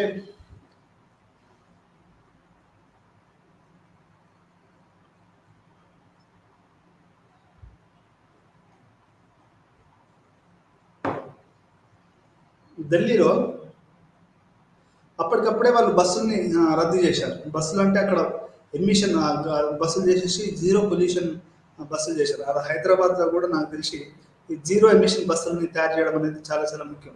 నేను మొట్టమొదటిసారిగా హైదరాబాద్లో ఢిల్లీలో బస్సు ఎక్కినప్పుడు అసలు అది దాంట్లో వెనక నుంచి పొగ సరిగా రావట్లేదు. పొగలేని బస్సులు, ఈ పొగ ఉద్గారాలు అంటే మీరు ఏదో ఏదో అనుకునేవారు. పొగలేని బస్సులు, పొగలేని పొయ్యిలు, పొగలేని ఈ పొగలు లేని ఈ మిథేన్ పొగలు లేనటువంటి విద్యుత్ ఉత్పత్తులు, పొగలు లేనటువంటి మిగతా అంటే ఏదైనా కానీ ఈ పొగ అంటే పొగ అంటే ఏంటి అంటే ఎమిషన్ అని ఉద్గారాలు అని చెప్పొచ్చు. ఈ యొక్క ఇది పొగలేని పొయ్యి అని ఆ మధ్యలో ఊర్లలో బాగా చేశారు దాన్ని. ఆ తర్వాత గోబర్ గ్యాస్ వచ్చింది, తర్వాత ఇంకేదో వచ్చింది. ఇట్లా రకరకాలుగా ఈ యొక్క మార్పులు చెందుతా వచ్చింది. ఇప్పుడు మనకు గ్యాస్ వచ్చింది. అంటే ఇదంతా ఎందుకు జరుగుతుంది అంటే ఈ ఉద్గారాలను కంట్రోల్ చేయడం అనేది ప్రపంచంలో అతిపెద్ద సమస్యగా ఇప్పుడు మొత్తం ప్రపంచ రాజకీయాలు మొత్తం కూడా ఈ ఉద్గారాలను ఎట్లా మనం కంట్రోల్ చేయాలి అనేది దాని మీద ఆధారపడి ఉన్నది. మనకు ఎంతోమంది ప్రొఫెసర్లు, పొల్యూషన్ కంట్రోల్ వాళ్ళు, ఇప్పుడు మనకు పొల్యూషన్ కంట్రోల్ బోర్డు అని ఉంది. దాంట్లో వాడు బస్సులు ఇవన్నీ కూడా పాత అయిపోయినా కానీ వాడు ఎంతో లంచం ఇచ్చేసి, మీరు భారతీయుడు సినిమా చూసే ఉంటారు. ఆ భారతీయుడు సినిమాలో వాళ్ళ కొడుకు వాడు లంచం ఇచ్చేసి వాడు ఈ యొక్క పొల్యూషన్ కంట్రోల్ వీళ్ళ దగ్గర నుంచి పర్మిషన్ తీసుకుని చిన్నపిల్లల బస్సు నడిపితే అది అది అది యాక్సిడెంట్ గురి ఆ పిల్లలు చచ్చిపోతూ ఉంటారు. అంటే ఉద్గారాలు పాత వాటిని తీసేయాలి. యాక్చువల్లీ ఇప్పుడున్నటువంటి ప్రభుత్వం మొత్తం అసలు ఈ యొక్క 10 years దాటిన వెహికల్స్ మొత్తం కండెమ్ చేయాలని అంటున్నది. ఇప్పుడు నా దగ్గర అయితే ఒక 10 years బ్యాక్ బైకే ఉంటుంది. అది మరి దాని లీగల్ ఏంటో చూడాలి ఒకసారి నేను కూడా. అంటే ఇక్కడ ఈ గ్రీన్ హౌస్ గ్యాసెస్ను, ఈ ఉద్గారాలను కంట్రోల్ చేయడం అనేది ప్రపంచవ్యాప్తంగా ఈరోజు పడిస్తున్నటువంటి అతిపెద్ద ఇష్యూగా మనం చెప్పుకోవచ్చు. ఈ రకంగా మనము చూస్తే గ్రీన్ హౌస్ ఉద్గారాలను ఎట్లా అవి చేస్తూ ఉన్నాయి, దాన్ని మనం ఎట్లా ఆపాలి అనేది కూడా ఈరోజు రాజకీయ ఆర్థిక మార్పులు గణనీయమైన స్థాయిలో జరుగుతున్నప్పటికీ అంతర్జాతీయ వాతావరణ చర్చల పట్ల భారతదేశం యొక్క ప్రాథమిక ధోరణి ఆసక్తికరంగా 2 దశాబ్దాలుగా స్థిరంగా ఉంది. అంటే మన ఎన్విరాన్మెంటల్ పాలసీ మాత్రం ప్రపంచంలో ఎట్లాంటి మార్పులు ఉన్నా కానీ మనం మాత్రం ఒకే రకమైనటువంటి ఎన్విరాన్మెంటల్ పాలసీని వాడుతున్నాం అనేది ఇక్కడ మనకు చెప్తున్నటువంటి దీనికి కారణాలు విదేశీ సమస్యల మధ్య స్పష్టమైన నీటి గట్టి అంటే వాటర్ టైట్ కంపార్ట్మెంట్ అంటారు దీన్ని. నీటి గట్టి అని ఇక్కడ ట్రాన్స్లేట్ చేశాడు. కంపార్ట్మెంటలైజేషన్ అభివృద్ధి చేయబడింది.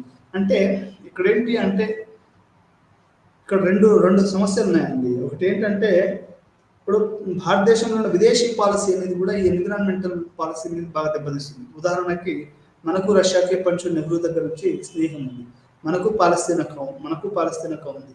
ఉన్నప్పుడు వీళ్ళు ఈ స్నేహాన్ని దృష్టిలో పెట్టుకొని ఈ ఎన్విరాన్మెంటల్ ఇష్యూస్ మనకు అమెరికాకి ఈ మధ్యలో కొత్తగా పరిచయం ఏర్పడ్డాయి. కానీ ఈ వీటి అది మనకి వీళ్ళు ఏం చేస్తున్నారు అంటే ఈ యొక్క విదేశీ విధానం అనేది ఏదైతే ఉందో అది మన పర్యావరణ విధానం మీద అది దెబ్బతీస్తుంది. పర్యావరణ విధానాన్ని మనం అది సరిగా మనకు ఆ విధాన రూపకల్పనలో అది అంటే ఇన్ఫాక్ట్ వాటర్ టైట్ అంటే అది what is the foreign policy అనేది ఎప్పుడు చెప్పడు. ఇప్పుడు ప్రధానమంత్రులు అయితే అసలే చెప్పట్లేదు. ఎందుకంటే వాళ్ళకి ఏదో బిజినెస్ డీల్స్ అని ఇప్పుడు కొత్త అన్నట్టు. ఒక ప్రధానమంత్రి విదేశాల్లో పోయాడంటే అది వేరే రకంగా ఉంది, ఇప్పుడు వేరుగా ఉంది. ఇప్పుడు అంటే అందరు చెప్పే ప్రతిపక్షాలు చెప్పేది ఏంటంటే ఇప్పుడు ప్రధానమంత్రులు పోతున్నదంతా బిజినెస్ పరంగా. దీనివల్ల ఏంటంటే ఇప్పుడు ఈ బిజినెస్ ఇంట్రెస్ట్ ఉందనుకోండి, పర్యావరణ ఇంట్రెస్ట్ దెబ్బతిపోయింది. వాడిని మనం తిట్టవలసి ఉంటే పొగడవలసి వస్తుంది. ఎందుకంటే మనకు బిజినెస్ ముఖ్యం అనుకుంటే, లేదు మనకు పర్యావరణం ముఖ్యం అనుకుంటే పర్యావరణాన్ని మనం నిలదీయవలసి వస్తుంది. మరి ఈ సన్నిహితమైన ఒక రేఖ ఉంది. ఆ రేఖ వాటర్ టైట్ కంపార్ట్మెంటలైజేషన్ ఉండడం వల్ల మనకేమవుతుందంటే ఇన్ఫర్మేషన్ ఒక చోటు నుంచి ఇంకో చోటికి ఆ ఫ్లో లేక అది మనకు ఈ యొక్క మనకు పర్యావరణ పాలసీ అనేది మనకు సరిగ్గా పాలసీ చేయలేకపోతున్నాం అనేది ఇది అతిపెద్ద లోటుగా మనం ఇక్కడ అర్థం చేసుకోవాలి. భారత వాతావరణ చర్చలు, వలసవాద తీర్మానాలు మరియు పర్యావరణం పై విధానాలను పర్యావరణ శాస్త్రవేత్తల బృందం తీవ్రంగా విమర్శించింది. చర్చలు చాలా ప్రాణాంతక ధోరణికి వెళ్తున్నాయని భావించారు. అంటే ఒక డెత్కి తీసే విధంగా ఈ యొక్క పర్యావరణ వలసవాదం అని పేర్కొన్నారు. అంటే ఇది ఏంటి అంటే ఒక రకంగా పర్యావరణ వలసవాదాన్ని అంటే వాళ్ళు ప్రపంచం వాళ్ళేమో గ్యాస్ ఉత్పత్తి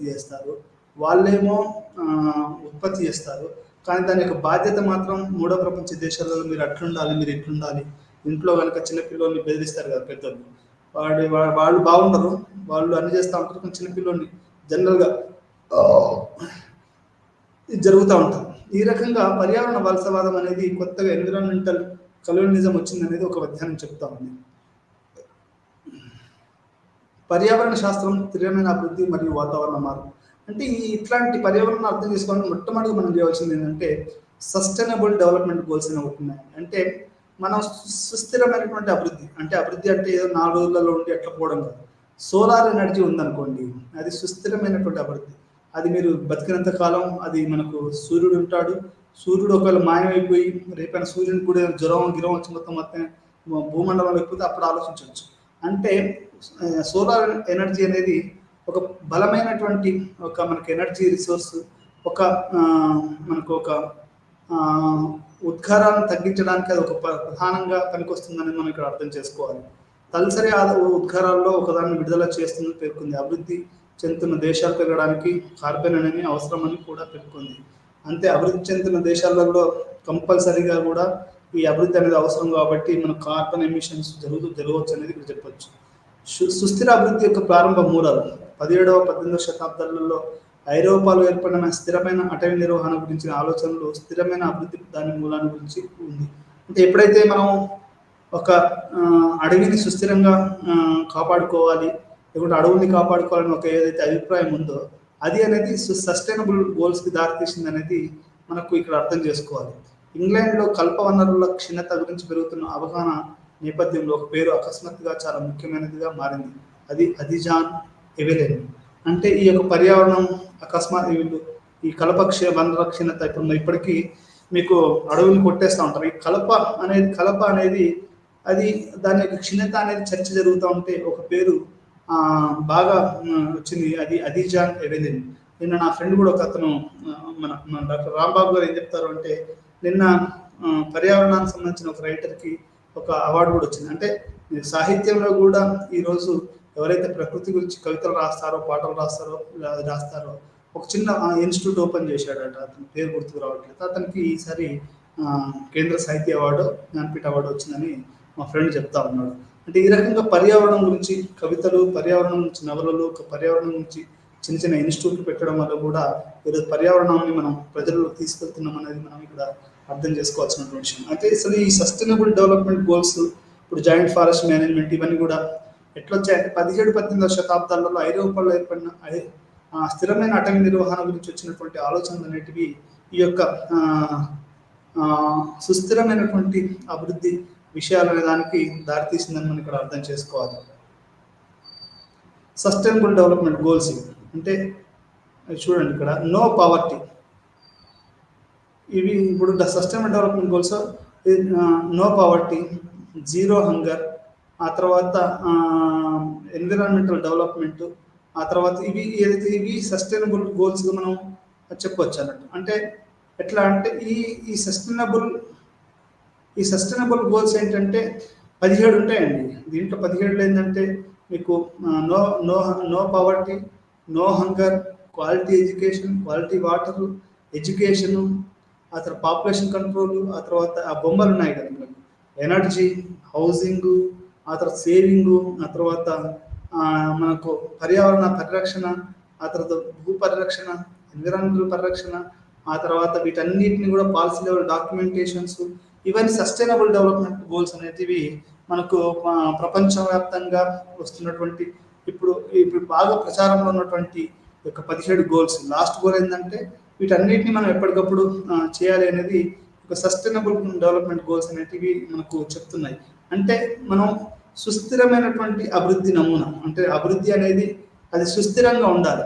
4 రోజులు ఉండో, 4 సంవత్సరాలు ఉండో, ఒక వయసు అట్లా కాదు.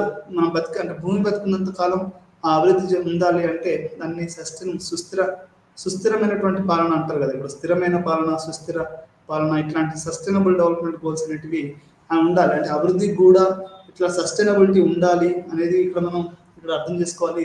దీన్ని సస్టైనబుల్ డెవలప్మెంట్ గోల్స్ అని చెప్తారు. సస్టైనబుల్ డెవలప్ భారతీయ మోడల్ అభివృద్ధి అంటే మన సస్టైనబుల్ అంటే చెప్పారు, ఇది ఓకే, యుఎన్ వాళ్ళు చెప్పారు ఓకే, మరి భారతదేశం సస్టైనబుల్ ఎట్లాంటి మోడల్ కలిగి ఉంది అనేది ఇక్కడ మనం అర్థం చేసుకోవాలి.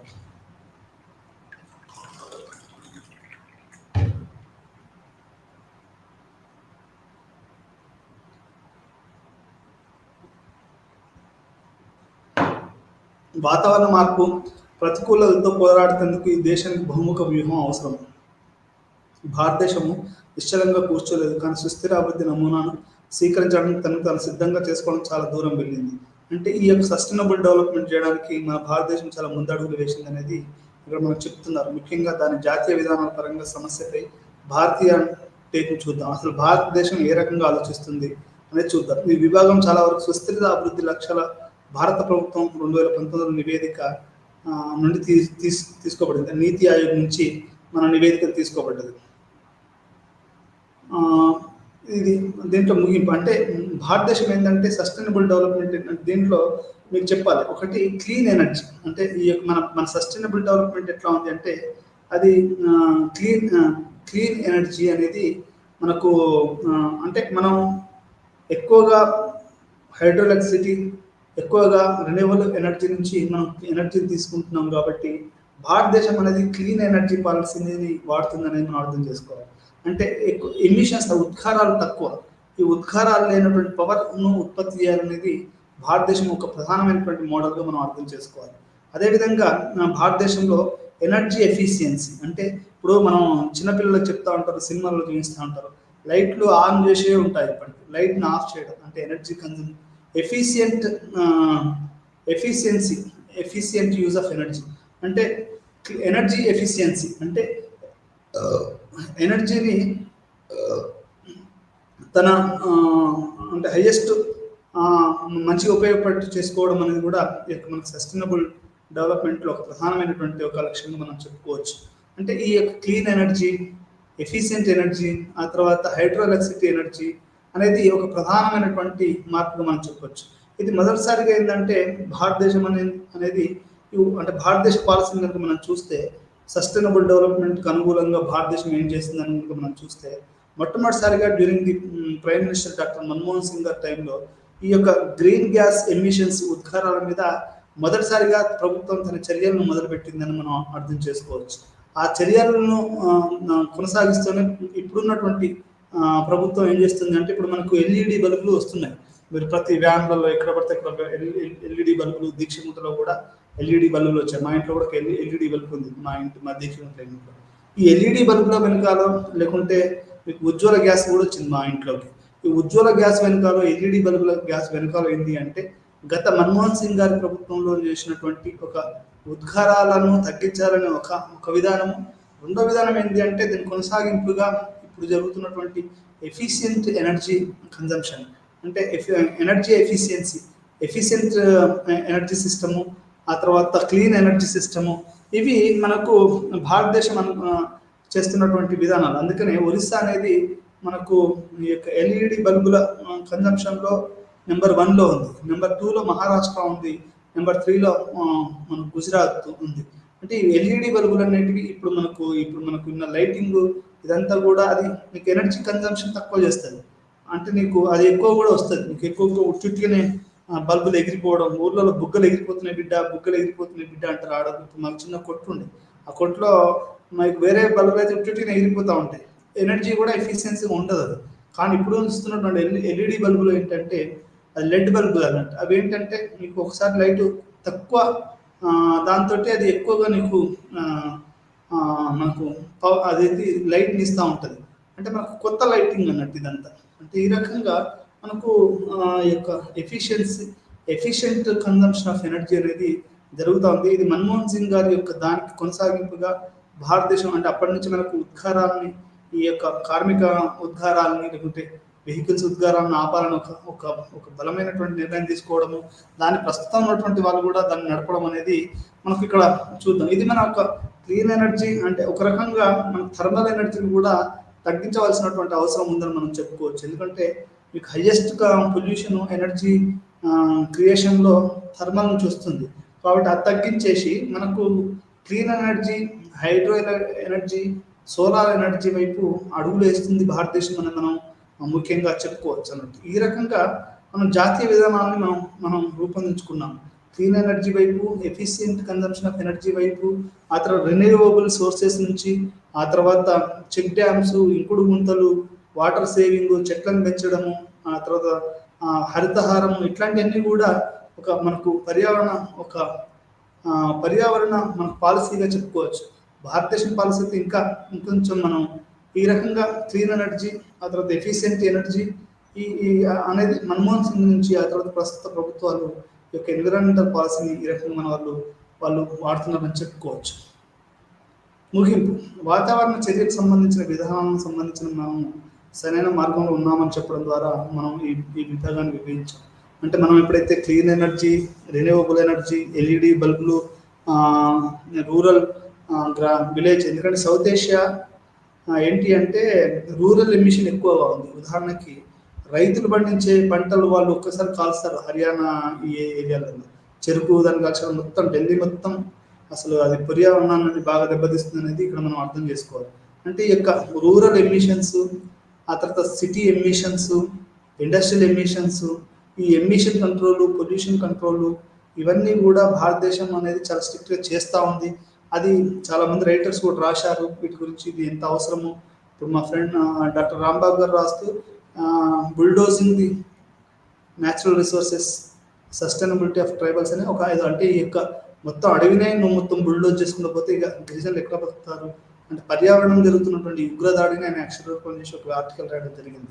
అంటే ఇక్కడ చాలా మంది అరుంధతి రాయ్, ఆ తర్వాత మేధా పాట్కర్, ఆ తర్వాత అన్నా హజారే, ఆ తర్వాత ప్రొఫెసర్ అబ్బాసి, ఇట్లా ఎంతో మంది. అంటే ఈరోజు మనకు చెట్లు మీద ఒక పద్మశ్రీ వచ్చింది, ఆయన పేరు నాకు గుర్తుకు రావట్లేదు.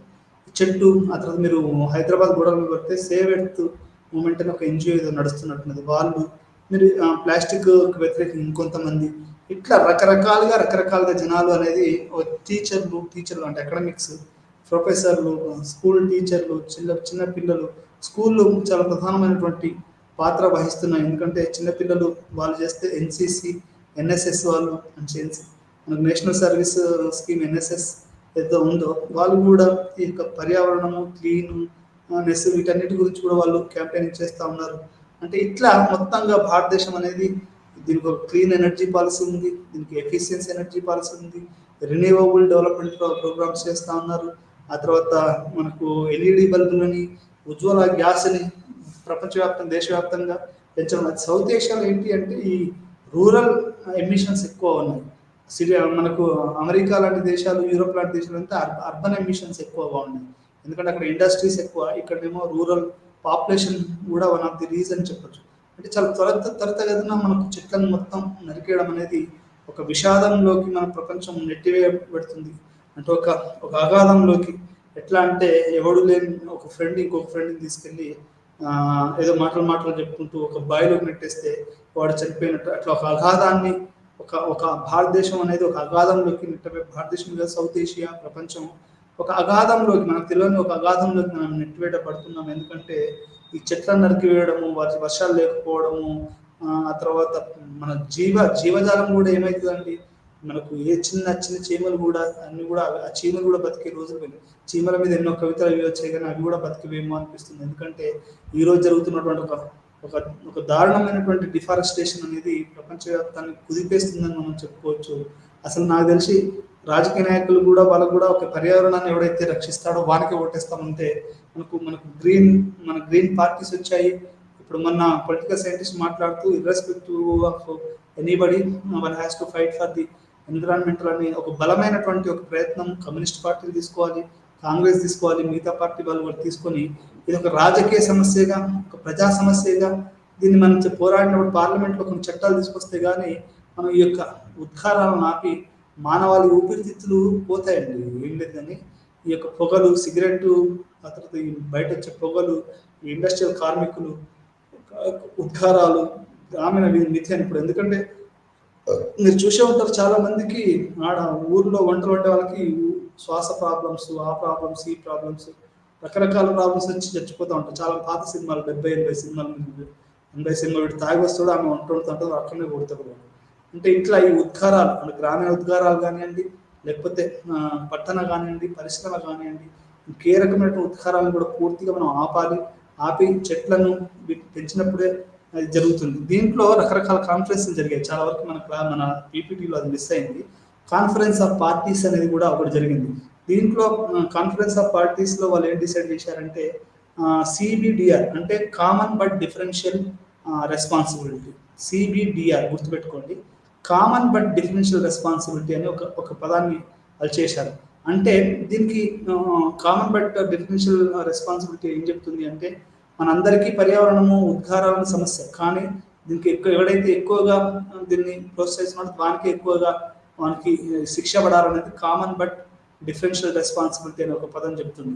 ఈ క్యూటో ప్రోటోకాల్ కూడా అంటే ఏం చెప్తుంది, లీగల్లీ బ్యాన్ చేయాలండి. దొంగను వాడు, నువ్వు దొంగ ఫైన్ కట్టాడు కట్టడు, వాడు నువ్వు వాడిని కోర్టులో వేస్తావున్నా, నువ్వు కనుక ఇది చేయకపోతే నేను జైల్లో పెడతావు అంటేనే వాడు చేస్తాడు.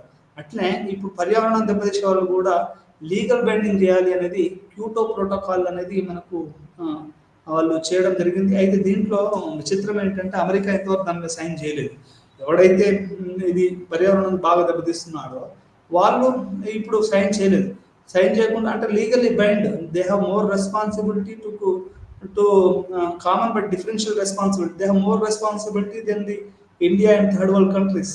సో ఈ కామన్ బట్ డిఫరెన్షియల్ రెస్పాన్సిబిలిటీని అమెరికా, యూరోప్ ఎక్కువగా ప్రోత్సహించవలసి వచ్చింది. కానీ వాళ్ళు లీగల్గా వాళ్ళు బైండ్ కాలేకపోతున్నారు.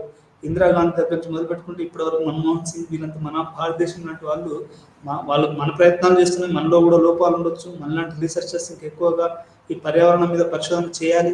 చేస్తే కనుక ఎక్కడెక్కడ లోపాలనేది మనకు అర్థమవుతుంది. అంటే ఈ రకంగా మనకి ఈ యొక్క భారతదేశాన్ని మనం ఇట్లా క్లీన్ కాన్ఫరెన్స్ ఆఫ్ పార్టీస్, ఆ తర్వాత కామన్ బట్ డిఫరెన్షియల్ ఎన్విరాన్మెంటల్, ఆ తర్వాత United Nations conference on global climate change, ఇవి వరుసగా జరుగుతూనే ఉన్నాయి. మనకు డెగార్లో జరిగినటువంటి సమావేశం కానివ్వండి, ఇట్లా ఐక్యరాజ్య సమితి మొత్తానికి ఇవన్నీ కూడా రకరకాల ప్లేసుల్లో చాలాసార్లు ఈ మీటింగ్లు జరిగాయి. దీంట్లో ఇంట్రెస్టింగ్ విషయం ఏంటంటే common but differential responsibility is one of the major aspect and legally binding to the control the green gas emissions అనేది చాలా చాలా ముఖ్యం. ఇది లీగల్ బైండింగ్ లేకపోతే 2030 నాటికి మనం విద్యుత్ ఉత్పత్తులు నాన్ ఫాసిల్ ఇంధనాల నుంచి మనం కట్టుబడి ఉండాలి. అంటే ఇంధన ఉత్పత్తి అనేది మనకి ఫాసిల్ అంటే బొగ్గు నిక్షేపాల నుంచి మనం ఇంధనాన్ని ఉత్పత్తి చేస్తున్నాం. ఇది చాలా డేంజర్. ఎందుకంటే మీరు ఒకసారి, నేను బెల్లంపల్లి చిన్నతనంలో ఉన్నాను, మా సిస్టర్ మేము పెళ్ళికి పోయాం.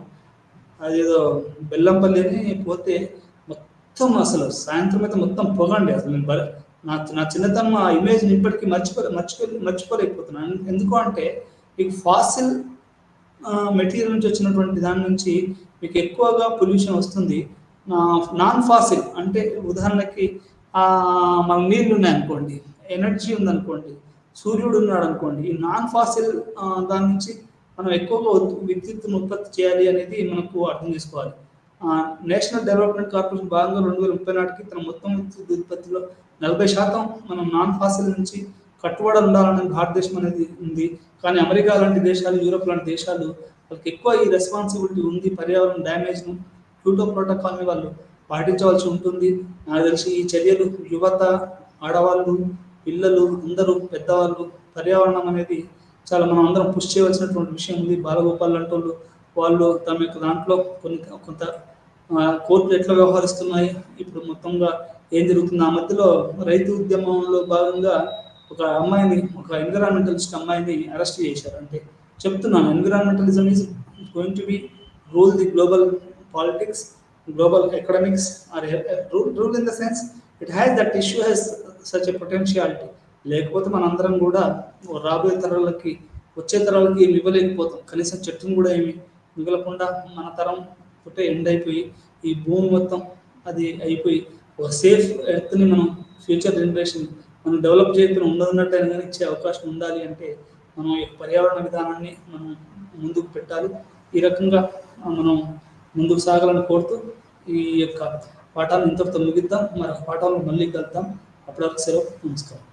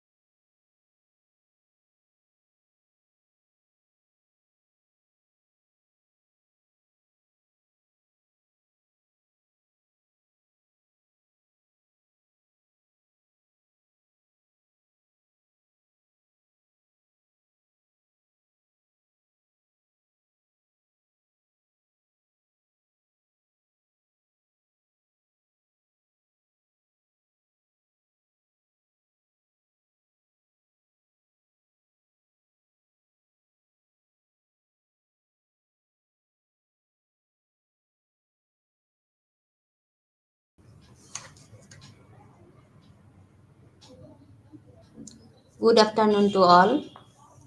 আজি এই শৈক্ষিক মঞ্চৰ পৰা পুনৰবাৰ আপোনালোকক ইউনিট 5-ৰ ইউনিট 5.6-ত থকা বিষয়বস্তুৰ ওপৰত আলোচনা কৰিবলৈ ল'ম।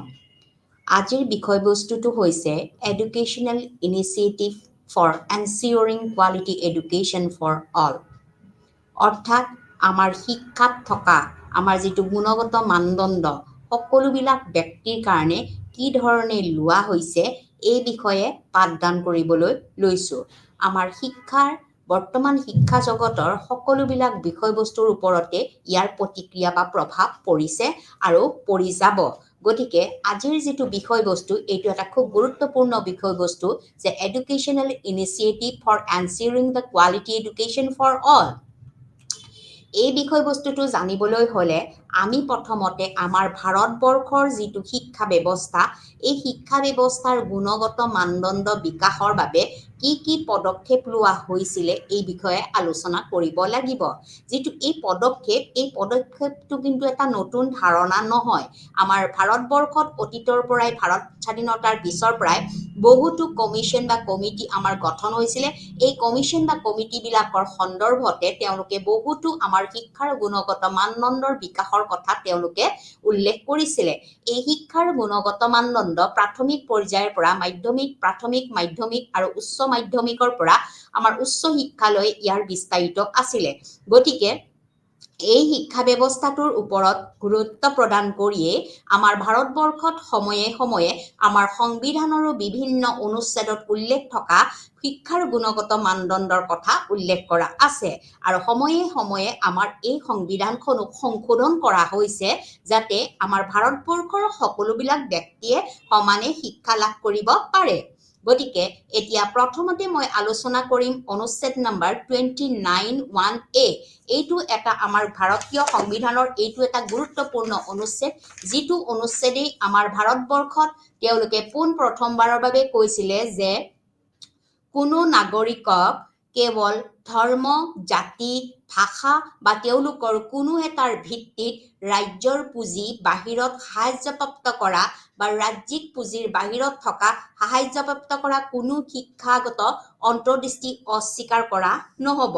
অৰ্থাৎ আমাৰ অনুচ্ছেদ নম্বৰ 29(1)ত আমাৰ ভাৰতবৰ্ষৰ শিক্ষাৰ ক্ষেত্ৰত সকলোৱে যাতে এই শিক্ষা লাভ কৰিব পাৰে তাৰ বাবে আমাৰ ধৰ্ম বা জাতি বা জনজাতি ইয়াৰ ওপৰত কোনো বিভেদ নাথাকিব।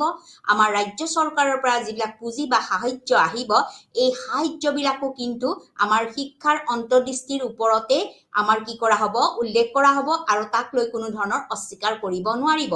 এইখিনিতে মই আপোনালোকক উল্লেখ কৰিবলৈ লৈছোঁ যিহেতু আমাৰ ভাৰতবৰ্ষৰ শিক্ষাৰ গুণগত মানদণ্ডৰ বিকাশ সাধনৰ যিটো প্ৰক্ৰিয়া এই প্ৰক্ৰিয়াটো আমাৰ কিন্তু নতুন ধাৰণা নহয়।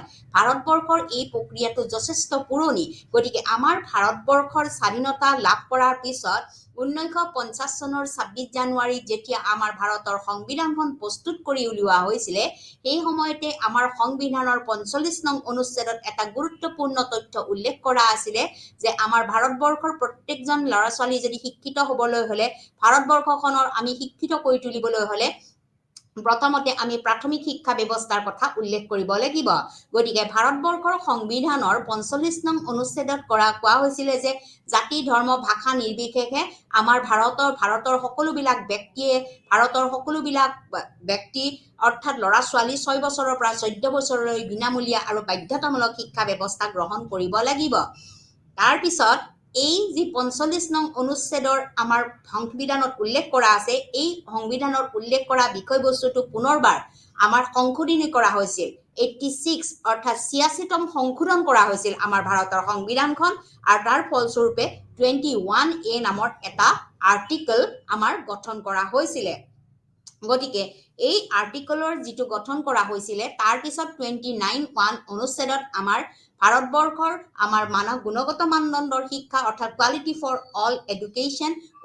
এডুকেশ্যন ফৰ অল এই শিক্ষা ব্যৱস্থাৰ বাবে আমাৰ যি জাতি, ধৰ্ম, ভাষা নিৰ্বিশেষে আমি কোনো ধৰণৰ মন্তব্য আগবঢ়াব নোৱাৰিম। আমি সকলো ধৰণৰ ব্যক্তিয়ে জাতি, ধৰ্ম, ভাষা নিৰ্বিশেষে শিক্ষা লাভ কৰিব পাৰিব আৰু এই শিক্ষা কোনো সাহায্যপ্ৰাপ্ত বা ৰাজ্যিক পুঁজিৰ বাহিৰত সাহায্য কৰা কোনো শিক্ষাগত অন্তৰ্দৃষ্টি অস্বীকাৰ কৰা নহ'ব ইয়াৰ পৰৱৰ্তী পৰ্যায়ত এটা গুৰুত্বপূৰ্ণ বিষয়বস্তু আগবঢ়োৱা হৈছিলে যাক কোৱা হৈছিলে UEE অৰ্থাৎ প্ৰাথমিক শিক্ষাৰ সাৰ্বজনীকৰণ গতিকে ইউনিভাৰ্চেলাইজেশ্যন অফ দ্য এলিমেণ্টাৰী এডুকেশ্যন আমাৰ প্ৰাথমিক শিক্ষা সাৰ্বজনীন কৰাৰ ক্ষেত্ৰত আমাৰ বহুতো উল্লেখযোগ্য কিছুমান দিশ লোৱা হৈছিলে যিটো প্ৰাথমিক শিক্ষাৰ সাৰ্বজনীন হৈছে ৰাষ্ট্ৰীয় লক্ষ্য হিচাপে গ্ৰহণ কৰা হৈছিল কিয়নো ইয়াক ফলত কোনো প্ৰকল্প প্ৰস্তুত কৰা হৈছিল যি সকলোৰ বাবে শিক্ষা ইয়াক লোৱা হৈছিল গতিকে UEE প্ৰাথমিক শিক্ষাৰ সাৰ্বজনীনটো হৈছে এটা ৰাষ্ট্ৰীয় পদক্ষেপ আমাৰ ৰাষ্ট্ৰ ভাৰতবৰ্ষই এই পদক্ষেপটো হাতত লৈছিলে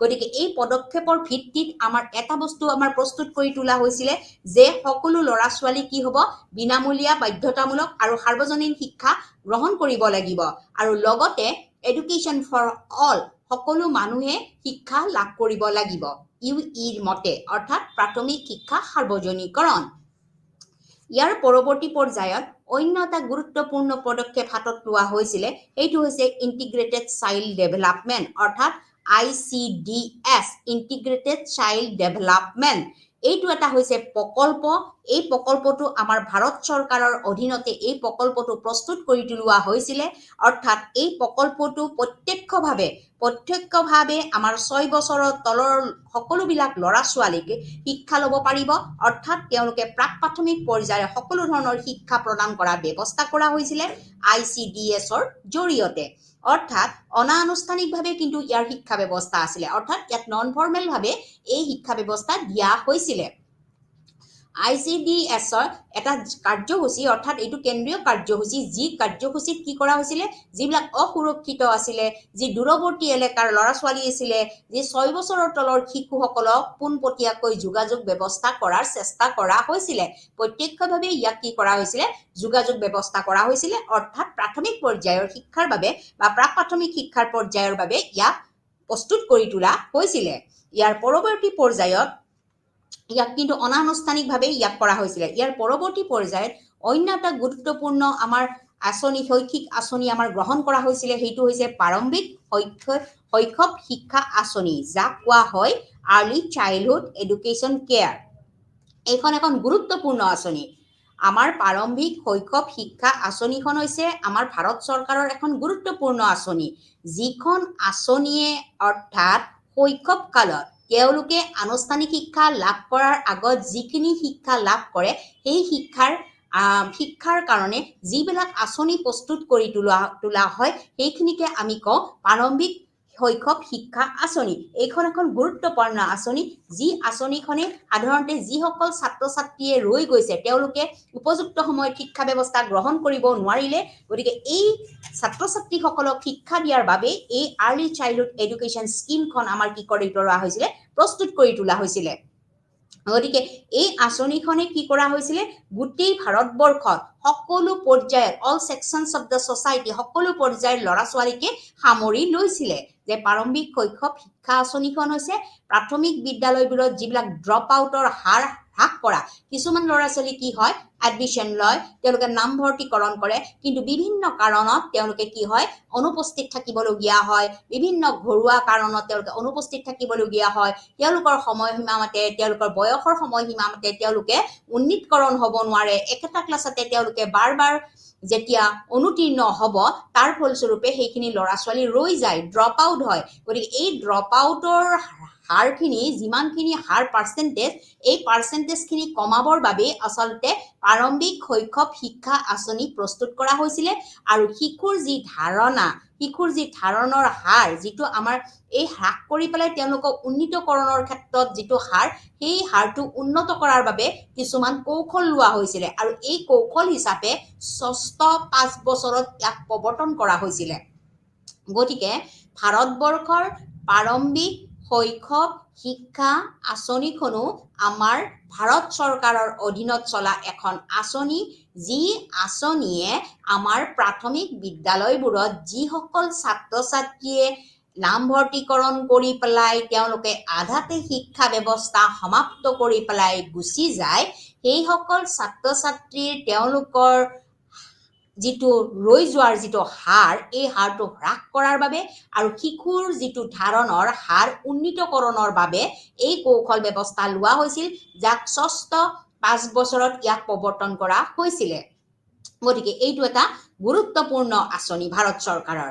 ইয়াৰ পৰৱৰ্তী পৰ্যায়ত আৰু কিছুমান আমাৰ বেচৰকাৰী সংস্থা আছে, যাক আমি NGO বুলি কওঁ, নন গভৰ্ণমেণ্ট অৰ্গেনাইজেশ্যন। আমাৰ যিবিলাক বেচৰকাৰী সংস্থা বা সংগঠন আছে, এই সংগঠনসমূহেও আমাৰ চৰকাৰৰ লগত যোগসূত্ৰ স্থাপন কৰি পেলাই বিভিন্ন ধৰণৰ আঁচনি প্ৰস্তুত কৰে আৰু এই আঁচনিসমূহ কাৰ্যকৰীকৰণৰ বাবে স্বাস্থ্য আৰু শিক্ষাৰ ক্ষেত্ৰত শিশুসকলৰ উন্নতিৰ বাবেও কাম কৰিছিল, যাতে ছাত্ৰ ছাত্ৰীসকলৰ স্বাস্থ্য ভালে থাকে, তেওঁলোকৰ শিক্ষা ব্যৱস্থা কি ধৰণে দিয়া হ'ব, কেনেকৈ লোৱা হ'ব, কি কি বিষয়ত কাৰ্যকৰীকৰণ হৈছে, এই বিষয়বস্তুটো ভালদৰে চাবৰ কাৰণেও আমাৰ বেচৰকাৰী সংস্থাসমূহে বহুতো আমাৰ শিক্ষা ব্যৱস্থাত সহায় কৰি আহিছে, যাতে সকলো পৰ্যায়ৰ ব্যক্তিয়ে সকলো সময়তে তেওঁলোকে একেলগে শিক্ষা গ্ৰহণ কৰি পেলাই আমাৰ দেশৰ যি প্ৰগতি বা উন্নতিৰ মানদণ্ড যাতে বিকশিত কৰিব পাৰে, তাৰ বাবে আমাৰ বেচৰকাৰী সংগঠনসমূহে যথেষ্ট কাম হাতত লৈছিলে। এইটোও হৈছে আমাৰ এটা সংস্থা, বেচৰকাৰী সংস্থা। তেওঁলোকে চৰকাৰৰ লগত তথাপিও যোগাসূত্ৰ স্থাপন কৰে, ছাত্ৰ ছাত্ৰীসকলৰ স্বাস্থ্যৰ কথা চিন্তা কৰে আৰু শিক্ষাৰ ক্ষেত্ৰত তেওঁলোকৰ উন্নতিৰ বাবে তেওঁলোকে কিছুমান কাম বা পদক্ষেপ হাতত লয়। গতিকে এই সংস্থাসমূহেও আমাৰ বিভিন্ন সময়ত বিভিন্ন প্ৰজেক্ট বা প্ৰকল্প কিছুমান লৈ আহি পেলাই তেওঁলোকে আমাৰ সমাজৰ মানুহখিনিক কি কৰে, অভিৰুচনৰ সৃষ্টি কৰে বা মটিভেটেড কৰে আৰু গোটেইখিনি আমাৰ যিবিলাক আমাৰ দূৰ অঞ্চলৰ, দুৰ্গম অঞ্চলৰ, পিছপৰা অঞ্চলৰ ল'ৰা ছোৱালীসকলক তেওঁলোকৰ শিক্ষাৰ মানদণ্ড উন্নীতকৰণ কৰিবৰ বাবে আমাৰ বেচৰকাৰী সংস্থাসমূহে আমাৰ বিভিন্ন ধৰণৰ পদক্ষেপ হাতত লয়। ইয়াৰ পৰৱৰ্তী পৰ্যায়ত অন্য এটা গুৰুত্বপূৰ্ণ পদক্ষেপ হাতত লোৱা হৈছিলে যে মাইনৰিটিজ এডুকেশ্যন, সংখ্যালঘুসকলৰ শিক্ষা। এতিয়া মাইনৰিটিজসকলৰ শিক্ষা বা সংখ্যালঘুসকলৰ শিক্ষাৰ যিখন আঁচনি, এই আঁচনিখনো আমাৰ ভাৰত চৰকাৰৰ অধীনত এখন গুৰুত্বপূৰ্ণ আঁচনি। এই আঁচনিখনে আমাৰ দূৰ দূৰণিত থকা যিবিলাক আমাৰ মাইনৰিটিজ, আমাৰ পিছপৰা ল'ৰা ছোৱালীবিলাক আছে, এই ল'ৰা ছোৱালীবিলাক সকলৰ চৰ অঞ্চলত থকা ল'ৰা ছোৱালীবিলাকক শিক্ষাৰ বাবে এক গুৰুত্বপূৰ্ণ পদক্ষেপ হাতত লয়। অৰ্থাৎ এই সংখ্যালঘুৰ যিখন শিক্ষাৰ আঁচনি, এইখন শিক্ষা আঁচনি আমাৰ 1993 পৰা 1994 ভিতৰত উদ্বোধন কৰা হৈছিলে আৰু 1992ত আকৌ কি কৰা হৈছে, আকৌ এইখন চৰ অঞ্চলত থকা সকলো ল'ৰা ছোৱালীসকলৰ শৈক্ষিক অনুষ্ঠানৰ বাবে চৰকাৰে কিছুমান বিদ্যালয় স্থাপনৰ ব্যৱস্থা গ্ৰহণ কৰিছে আৰু এই বিদ্যালয়সমূহৰ যিবিলাক সংখ্যালঘুসকলৰ শিক্ষাৰ বাবে চৰ অঞ্চলত বা দুৰ্গম অঞ্চলত যিসকল বিদ্যালয় স্থাপন কৰা হৈছিলে, এই বিদ্যালয়সমূহৰ আন্তঃগাঁথনিৰ সুবিধা আছে নে নাই, এইসকলৰ বিষয়বস্তু কিন্তু এইখন আঁচনিৰ জৰিয়তে তদাৰক কৰা হৈছিলে। ইয়াৰ উপৰিও বেকৱাৰ্ড মাইনৰিটিজসকলৰ বাবে বা ৰেচিডেঞ্চিয়েল হায়াৰ ছেকেণ্ডেৰী স্কুল কিছুমান ছোৱালীসকলৰ বাবে আমাৰ এই সংখ্যালঘু শিক্ষাৰ আঁচনিৰ জৰিয়তে আমাৰ কিছুমান পদক্ষেপ হাতত লোৱা হৈছিলে। যি কি নহওক, আমাৰ যি সংখ্যালঘুৰ এই শিক্ষা ব্যৱস্থা, এই সকলোবোৰ আঁচনিৰ বাবে আমাৰ যি শিক্ষাৰ মূল মন্ত্ৰ প্ৰাপ্ত কৰা শৈক্ষিকভাৱে পিছপৰা সংখ্যালঘুসকলৰ ঘনত্বৰ ক্ষেত্ৰত আমাৰ মৌলিক শৈক্ষিক আন্তঃগাঁথনি আৰু সা সুবিধা কিছুমান প্ৰদান কৰা হৈছিলে। অৰ্থাৎ ইতিমধ্যে মই আপোনালোকক ক'লোৱে, যিবিলাক বেকৱাৰ্ড অঞ্চল আছে বা মাইনৰিটিজসকলৰ বাবে তেওঁলোকৰ ৰেচিডেঞ্চিয়েল স্কুল, যাতে তেওঁলোকে নিজেই বাস কৰিব পাৰে, তেওঁলোকৰ হোষ্টেল ফেচিলিটিজ থাকে আৰু তাৰ উপৰিও আমাৰ যিসকলৰ মাইনৰিটিজ পৰ্যায়ৰ পিছপৰা সংখ্যালঘুসকলৰ যিসকল ছোৱালী আছে, এই ছোৱালীসকলৰ শিক্ষাৰ বাবেও হায়াৰ ছেকেণ্ডেৰী স্কুল কি কৰা হৈছিলে, প্ৰস্তুত কৰা হৈছিলে। এইখিনি আছিলে আমাৰ ভাৰতীয় শিক্ষা ব্যৱস্থাত সকলোৰে বাবে যাতে শিক্ষা সমপৰ্যায়ৰ হয় তাৰ বাবে লোৱা কিছুমান পদক্ষেপ। গতিকে প্ৰথম পদক্ষেপটো আছিলে আমাৰ অনুচ্ছেদ নম্বৰ 29(1). গতিকে য'ত উল্লেখ কৰা হৈছিলে যে কোনো নাগৰিকক কেৱল ধৰ্ম, জাতি, ভাষা বা তেওঁলোকৰ কোনো এটাৰ ভিত্তিত ৰাজ্যৰ পুঁজি বাহিৰত সাহায্যপ্ৰাপ্ত কৰা বা ৰাজ্যিক পুঁজিৰ বাহিৰত সাহায্যপ্ৰাপ্ত কৰা কোনো শিক্ষাগত অন্তৰ্দৃষ্টিত অস্বীকাৰ কৰা নহ'ব। ইয়াৰ পৰৱৰ্তী পৰ্যায়ত অৱশ্যে অনুচ্ছেদ নম্বৰ 29(1)ৰ আগতেই আমাৰ ভাৰতবৰ্ষৰ সংবিধানখন প্ৰস্তুত কৰোঁতে আমাৰ অনুচ্ছেদ নম্বৰ 45ত আমাৰ ভাৰতীয়সকলৰ শিক্ষা ব্যৱস্থা আমাৰ উন্নীতকৰণ কৰিবৰ বাবেয়ে 6 পৰা 14 বছৰৰ সকলোবিলাক ল'ৰা ছোৱালীকে বিনামূলীয়া বাধ্যতামূলক আৰু সাৰ্বজনীন প্ৰাথমিক শিক্ষাৰ কথা তেওঁলোকে উল্লেখ কৰিছে আৰু সময়ে সময়ে আমাৰ সংবিধানৰ বিভিন্ন অনুচ্ছেদতো আমাৰ প্ৰাথমিক শিক্ষাৰ ব্যৱস্থা জাতি ধৰ্ম ভাষা নিৰ্বিশেষে সকলোৱে যাতে ল'ব পাৰিব ইয়াৰ ওপৰত আমাৰ অন্তৰ্দৃষ্টি ৰখা হৈছে আৰু এই সংবিধানখন আকৌ পুনৰবাৰ 86তম সংশোধন কৰিব লগা হৈছিলে যাতে আমাৰ ভাৰতীয়সকলৰ সকলোবিলাক ল'ৰা ছোৱালী এই শিক্ষাৰ পৰা বঞ্চিত নহয় তাৰ বাবে আমাৰ সংবিধানখন কি কৰা হৈছিলে 86তম সংশোধন কৰা হৈছিলে আৰু তাৰ ফলস্বৰূপে আমাৰ 21A এখন অনুচ্ছেদ গঠন কৰা হৈছিলে গতিকে আমাৰ 29(1)A কথাখিনি জনাৰ আগত আমি এইখিনি মই প্ৰকাশ কৰিলো গতিকে 29(1)A আমাক কৈছে যে কোনো নাগৰিকে কেৱল ধৰ্ম জাতি ভাষা বা তেওঁলোকৰ কোনো এটাৰ ভিত্তিত ৰাজ্যৰ পুঁজি বাহিৰত সাহায্যপ্ৰাপ্ত কৰা বা ৰাজ্যিক পুঁজিৰ বাহিৰত সাহায্যপ্ৰাপ্ত কৰা কোনো শিক্ষাগত অন্তৰ্দৃষ্টি অস্বীকাৰ কৰা নহব ইয়াৰ পৰৱৰ্তী পৰ্যায়ত UEE গতিকে আমাৰ প্ৰাথমিক শিক্ষাৰ সাৰ্বজনীন কৰাৰ যিটো ৰাষ্ট্ৰীয় লক্ষ্য ৰাষ্ট্ৰীয় পদক্ষেপ ইয়াক গ্ৰহণ কৰা হৈছিল কিয়নো ইয়াৰ ফলত প্ৰত্যেকটো প্ৰকল্পত আমি যিখিনি প্ৰকল্প লোৱা হৈছে এই প্ৰকল্পটো প্ৰস্তুত কৰা হৈছিল সকলোৰে বাবে শিক্ষা এডুকেশ্যনছ ফৰ অল গতিকে UEE প্ৰাথমিক শিক্ষাৰ সাৰ্বজনীনকৰণৰ এটা মূল পদক্ষেপ আছিল ৰাষ্ট্ৰীয় পৰ্যায়ৰ এইটো পদক্ষেপ আছিল বা প্ৰকল্প বা আঁচনি আছিলে ইয়াৰ পিছত ইন্টিগ্ৰেটেড চাইল্ড ডেভেলপমেন্ট এইটো এটা হৈছে আমাৰ ভাৰত চৰকাৰৰ এটা অন্যতম আমাৰ প্ৰজেক্ট বা প্ৰকল্প যি প্ৰকল্পই আমাৰ প্ৰত্যক্ষভাৱে সকলো পৰ্যায়ৰ 6 বছৰৰ তলৰ ল'ৰা ছোৱালীক তদাৰক কৰা হৈছিল বা তেওঁলোকৰ লগত যোগাযোগপতীয়াভাৱে যোগাযোগ ব্যৱস্থা সাব্যস্ত ৰখা হৈছিল বিশেষকৈ ইয়াত নন ফৰ্মেলি অৰ্থাৎ অনানুষ্ঠানিকভাৱে সকলোবিলাক ল'ৰা ছোৱালীৰ লগত আমাৰ প্ৰত্যক্ষভাৱে যোগাযোগ কৰি পেলাই তেওঁলোকৰ শিক্ষা ব্যৱস্থা কৰা হৈছিল ইন্টিগ্ৰেটেড চাইল্ড ডেভেলপমেন্ট এটা আমাৰ কেন্দ্ৰীয় প্ৰজেক্ট ইয়াৰ পৰৱৰ্তী পৰ্যায়ত আমাৰ প্ৰাৰম্ভিক শৈশৱ শিক্ষা আঁচনি যিখনক আমি কৈছো early childhood and education scheme এই স্কিমখন সাধাৰণতে আমাৰ কৰা হৈছিলে যিসকল ল'ৰা ছোৱালীয়ে আমাৰ আনুষ্ঠানিক শিক্ষা বা কোনো এখন প্ৰাথমিক বিদ্যালয়ত নামভৰ্তিকৰণ কৰাৰ পিছতে তেওঁলোকৰ বিভিন্ন সমস্যাৰ বাবে তেওঁলোকে কি কৰা হয় তেওঁলোকে ড্ৰপ আউট হৈ যায় বিভিন্ন সমস্যাৰ কাৰণে স্কুল এৰিব লগা হয় বা আধাতে পঢ়ি পেলাই তেওঁলোকে আৰু স্কুললৈ নোযোৱা হয় তাৰ পিছত কিছুমানে বা একেটা ক্লাছতে বাৰ অনুতীৰ্ণ হোৱাৰ ফলস্বৰূপে আকৌ স্কুল বাদ দিবলৈ বাধ্য হয় গতিকে এইখিনি ল'ৰা ছোৱালী যিটো ড্ৰপ আউটৰ ল'ৰা ছোৱালীৰ যিটো হাৰ এই হাৰটো হ্ৰাস কৰাৰ বাবে আৰু শিশুৰ ধাৰণাৰ যিটো হাৰ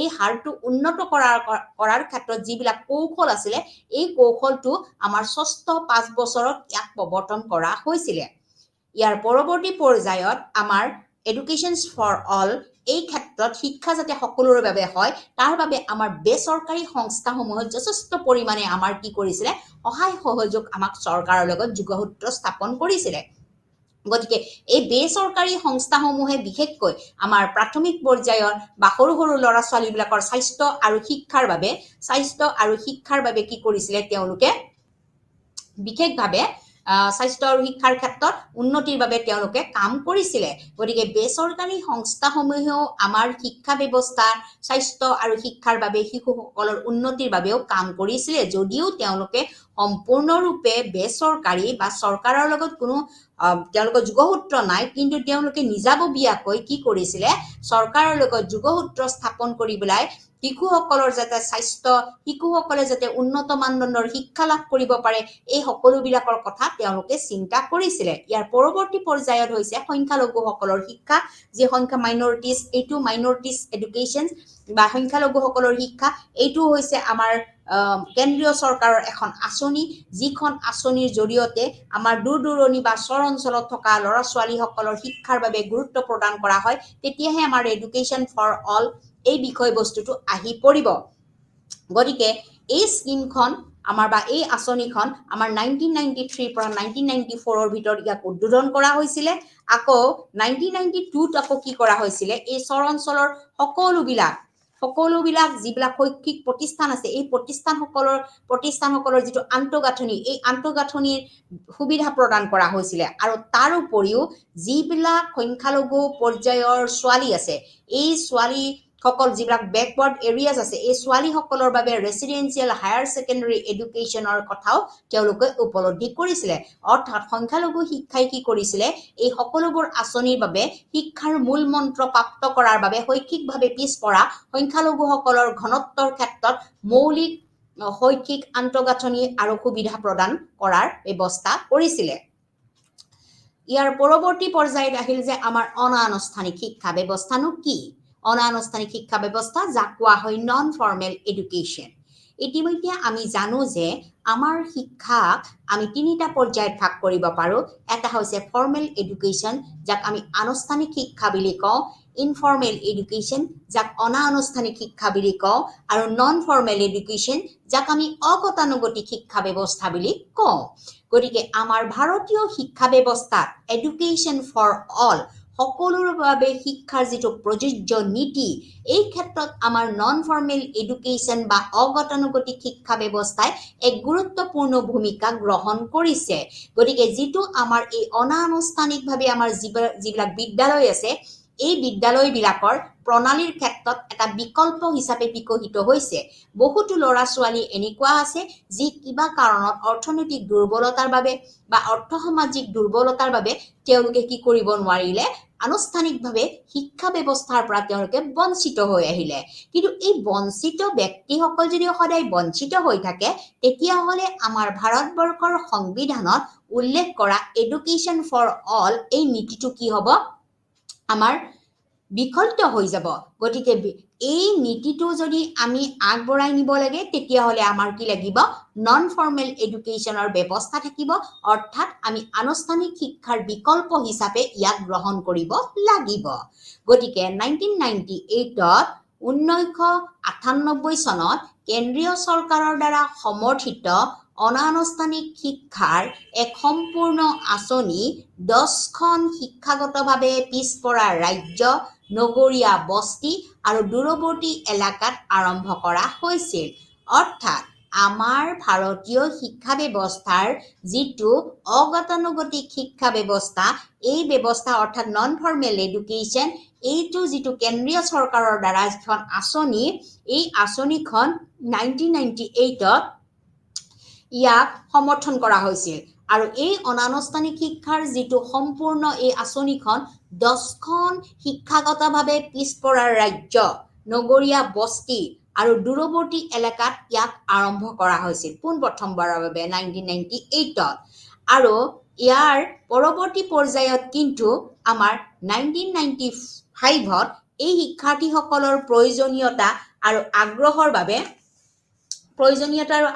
বাবে কি কৰা হৈছিলে তেওঁলোকক গুৰুত্ব দিয়া হৈছিল আৰু এই বিভাগটোক আনুষ্ঠানিক আৰু বৈপ্লৱিক বিদ্যালয় বিভাগ হিচাপে স্বীকৃতি দিয়া হৈছিল আৰু শিক্ষাৰ বাবে সম্পদ আৰু সহায়ক প্ৰদান কৰা হৈছিল অৰ্থাৎ আমাৰ যিটো অনানুষ্ঠানিক শিক্ষা ব্যৱস্থা আছে এই অনানুষ্ঠানিক শিক্ষা ব্যৱস্থাটো বিশেষভাৱে 6 বছৰৰ পৰা 14 বছৰৰ যিখিনি ল'ৰা ছোৱালী আছে এই ল'ৰা ছোৱালীসকলক আনুষ্ঠানিক শিক্ষাৰ ব্যৱস্থাৰ বিকল্প হিচাপে গ্ৰহণ কৰা হৈছিল অৰ্থাৎ 1998 চনত এক সম্পূৰ্ণৰূপে নন ফৰ্মেল শিক্ষা ব্যৱস্থা হিচাপে আৰম্ভ কৰা হৈছিল আৰু এই যিটো নন ফৰ্মেল শিক্ষা ব্যৱস্থা বা অগতানুগতিক শিক্ষা ব্যৱস্থা এই শিক্ষা ব্যৱস্থাটো সম্পূৰ্ণৰূপে MHRD ministry of human resource ডেভেলপমেণ্টৰ এইটোৰ অধীনতহে আমাৰ অনানুষ্ঠানিক শিক্ষা ব্যৱস্থাৰ বিকাশ সাধন হৈছিল আৰু ইয়াৰ পৰৱৰ্তী পৰ্যায়ত 1995ত কি কৰা হৈছিল নন ফৰ্মেল এডুকেশ্যনৰ এটা বিভাগ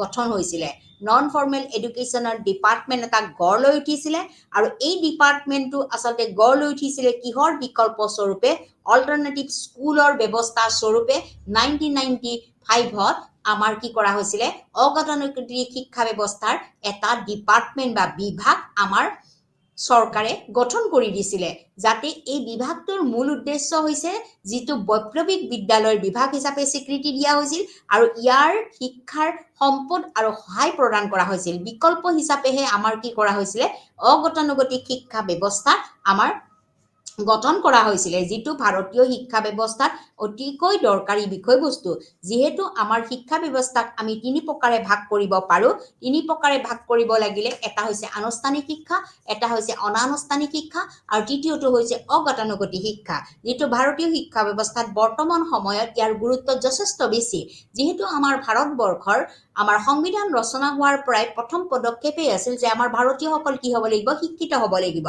আমাৰ দেশখন অৰ্থনৈতিকভাৱে টনকিয়াল কৰিবলৈ হলে আমাৰ প্ৰত্যেকজন ভাৰতীয় শিক্ষিত হোৱাটো বাঞ্ছনীয় কিন্তু বিভিন্ন অৰ্থনৈতিক কাৰণত বিভিন্ন অৰ্থসামাজিক কাৰণত বহুতো শিশুৱে আমাৰ আধাতে পঢ়া সমাপ্ত কৰি এৰি যাবলগীয়া হয় বা বিভিন্ন কৰ্মত তেওঁলোকে নিয়োজিত হ'ব লগা হয় গতিকে এই নিয়োজিত হোৱাৰ পিছত তেওঁলোকক কিদৰে পুনৰবাৰ শিক্ষাৰ মঞ্চলৈ আগবঢ়াই অনা হ'ব এইটো হৈছে এটা গুৰুত্বপূৰ্ণ বিষয়বস্তু গতিকে তেওঁলোকক পুনৰবাৰ শিক্ষা ব্যৱস্থালৈ আনিবলৈ হ'লে আমাৰ নন ফৰ্মেল এডুকেশ্যন ব্যৱস্থা থাকিব লাগিব যিটো আমাৰ শিক্ষা ব্যৱস্থাত আটাইতকৈ গুৰুত্বপূৰ্ণ বিষয়বস্তু এই নন ফৰ্মেল এডুকেশ্যনৰ যিটো বিষয়বস্তু এইটো পোনপ্ৰথমতে আমাৰ ministry of human resource development অৰ্থাৎ কেন্দ্ৰীয় চৰকাৰৰ এটা বিভাগ ministry of human resource development এই ডিপাৰ্টমেণ্টৰ দ্বাৰাই পৰিচালিত হৈছিলে তাৰ পৰৱৰ্তী পৰ্যায়ত কিন্তু 1995ত নন ফৰ্মেল এডুকেশ্যনৰ এটা বিভাগীয় কৰ্তৃপক্ষ স্থাপন কৰা হ'ল আৰু এই কৰ্তৃপক্ষটো যিটো বিভাগ স্থাপন কৰা হৈছিলে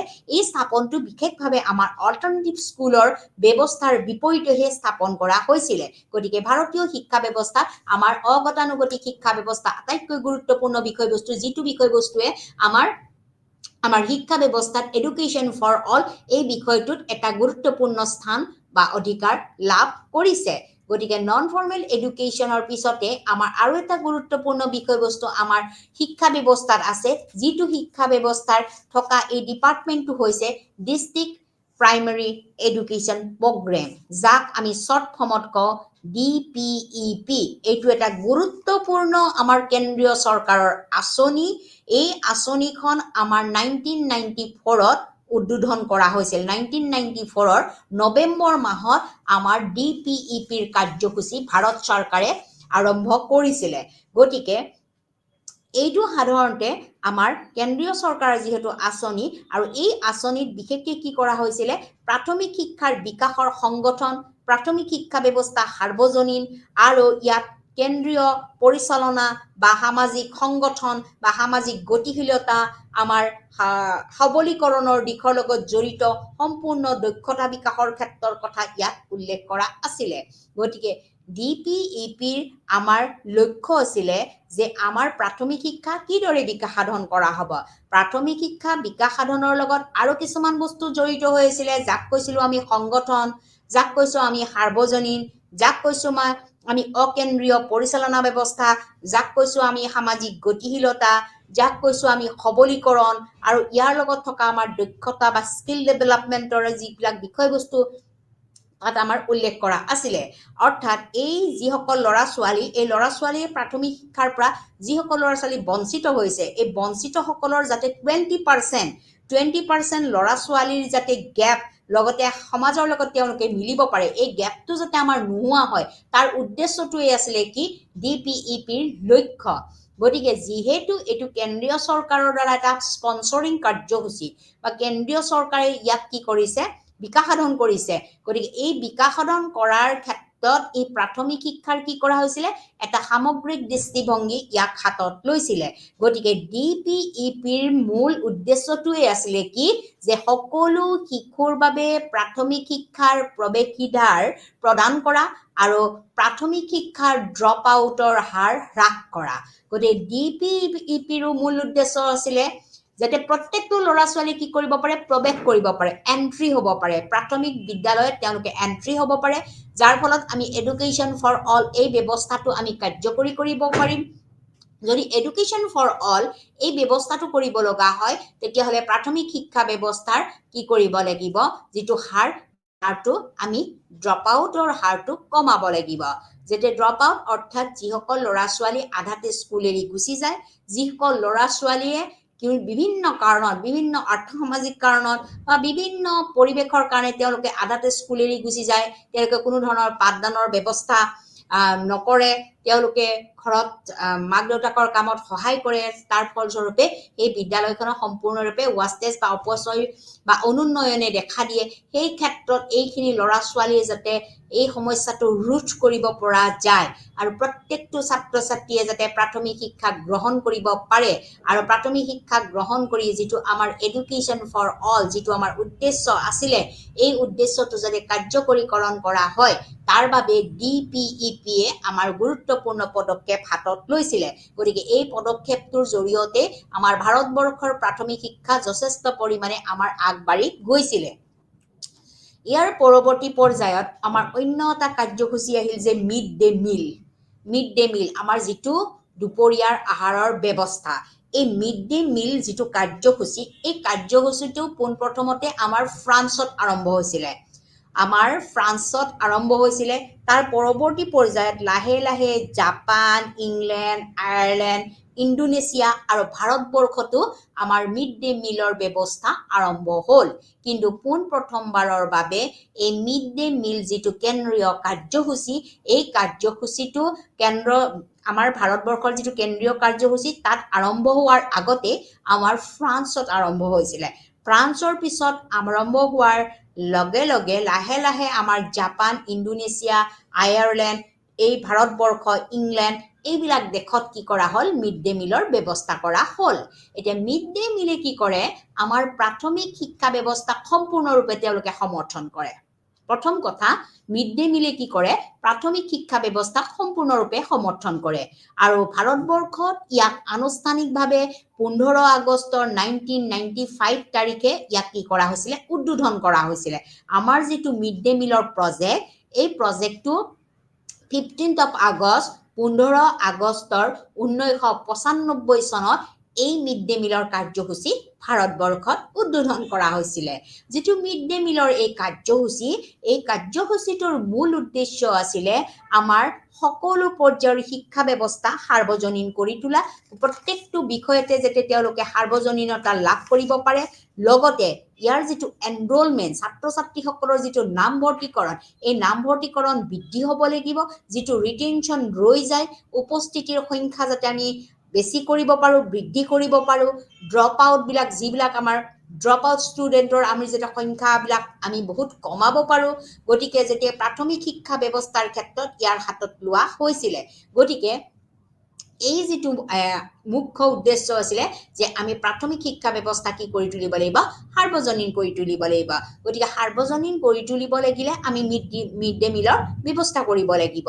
গতিকে মিড ডে মিলৰ অন্য এটা কাৰ্যসূচী আছিল যে শিশুৰ পুষ্টিগত প্ৰয়োজনীয়তা পূৰণ কৰি প্ৰাথমিক শ্ৰেণীবোৰৰ নামভৰ্তিৰ ধাৰণ উপস্থিতি ড্ৰপ আউট হ্ৰাস কৰাৰ ক্ষেত্ৰত এই মধ্যাহ্ন ভোজনৰ ব্যৱস্থা কৰা হৈছিলে গতিকে মধ্যাহ্ন ভোজন হৈছে এটা কাৰ্যসূচী যাৰ জৰিয়তে আমি ছাত্ৰ ছাত্ৰীসকলৰ উপস্থিতিৰ সংখ্যা আমি বঢ়াব পাৰো গতিকে এই উপস্থিতিয়ে সাধাৰণতে কি কৰে ল'ৰা ছোৱালীসকলৰ নামভৰ্তিৰ ধাৰণা বা তেওঁলোকৰ ড্ৰপ আউট হ্ৰাস কৰাৰ ক্ষেত্ৰত যথেষ্ট পৰিমাণে আমাক সহায় কৰে ইয়াৰ পৰৱৰ্তী পৰ্যায়ত হৈছে মিড ডে মিলৰ আৰু অন্য এটা কাৰ্যসূচী হৈছে ই চৰকাৰী বা স্থানীয় সংস্থা আৰু চৰকাৰী সাহায্যপ্ৰাপ্ত বিদ্যালয় বা নগৰ অঞ্চলকে ধৰি সমগ্ৰ দেশৰ বিদ্যালয়ৰ প্ৰাথমিক শ্ৰেণীত অধ্যয়ন কৰি থকা সকলো শিশুকে সামৰি লয় এতিয়া মিড ডে মিলৰ ব্যৱস্থাটো হৈছে এটা চৰকাৰী ব্যৱস্থা ইয়াৰ লগত আকৌ জড়িত কিছুমান আমাৰ স্থানীয় সংস্থা আছে লোকেল বডিজ আছে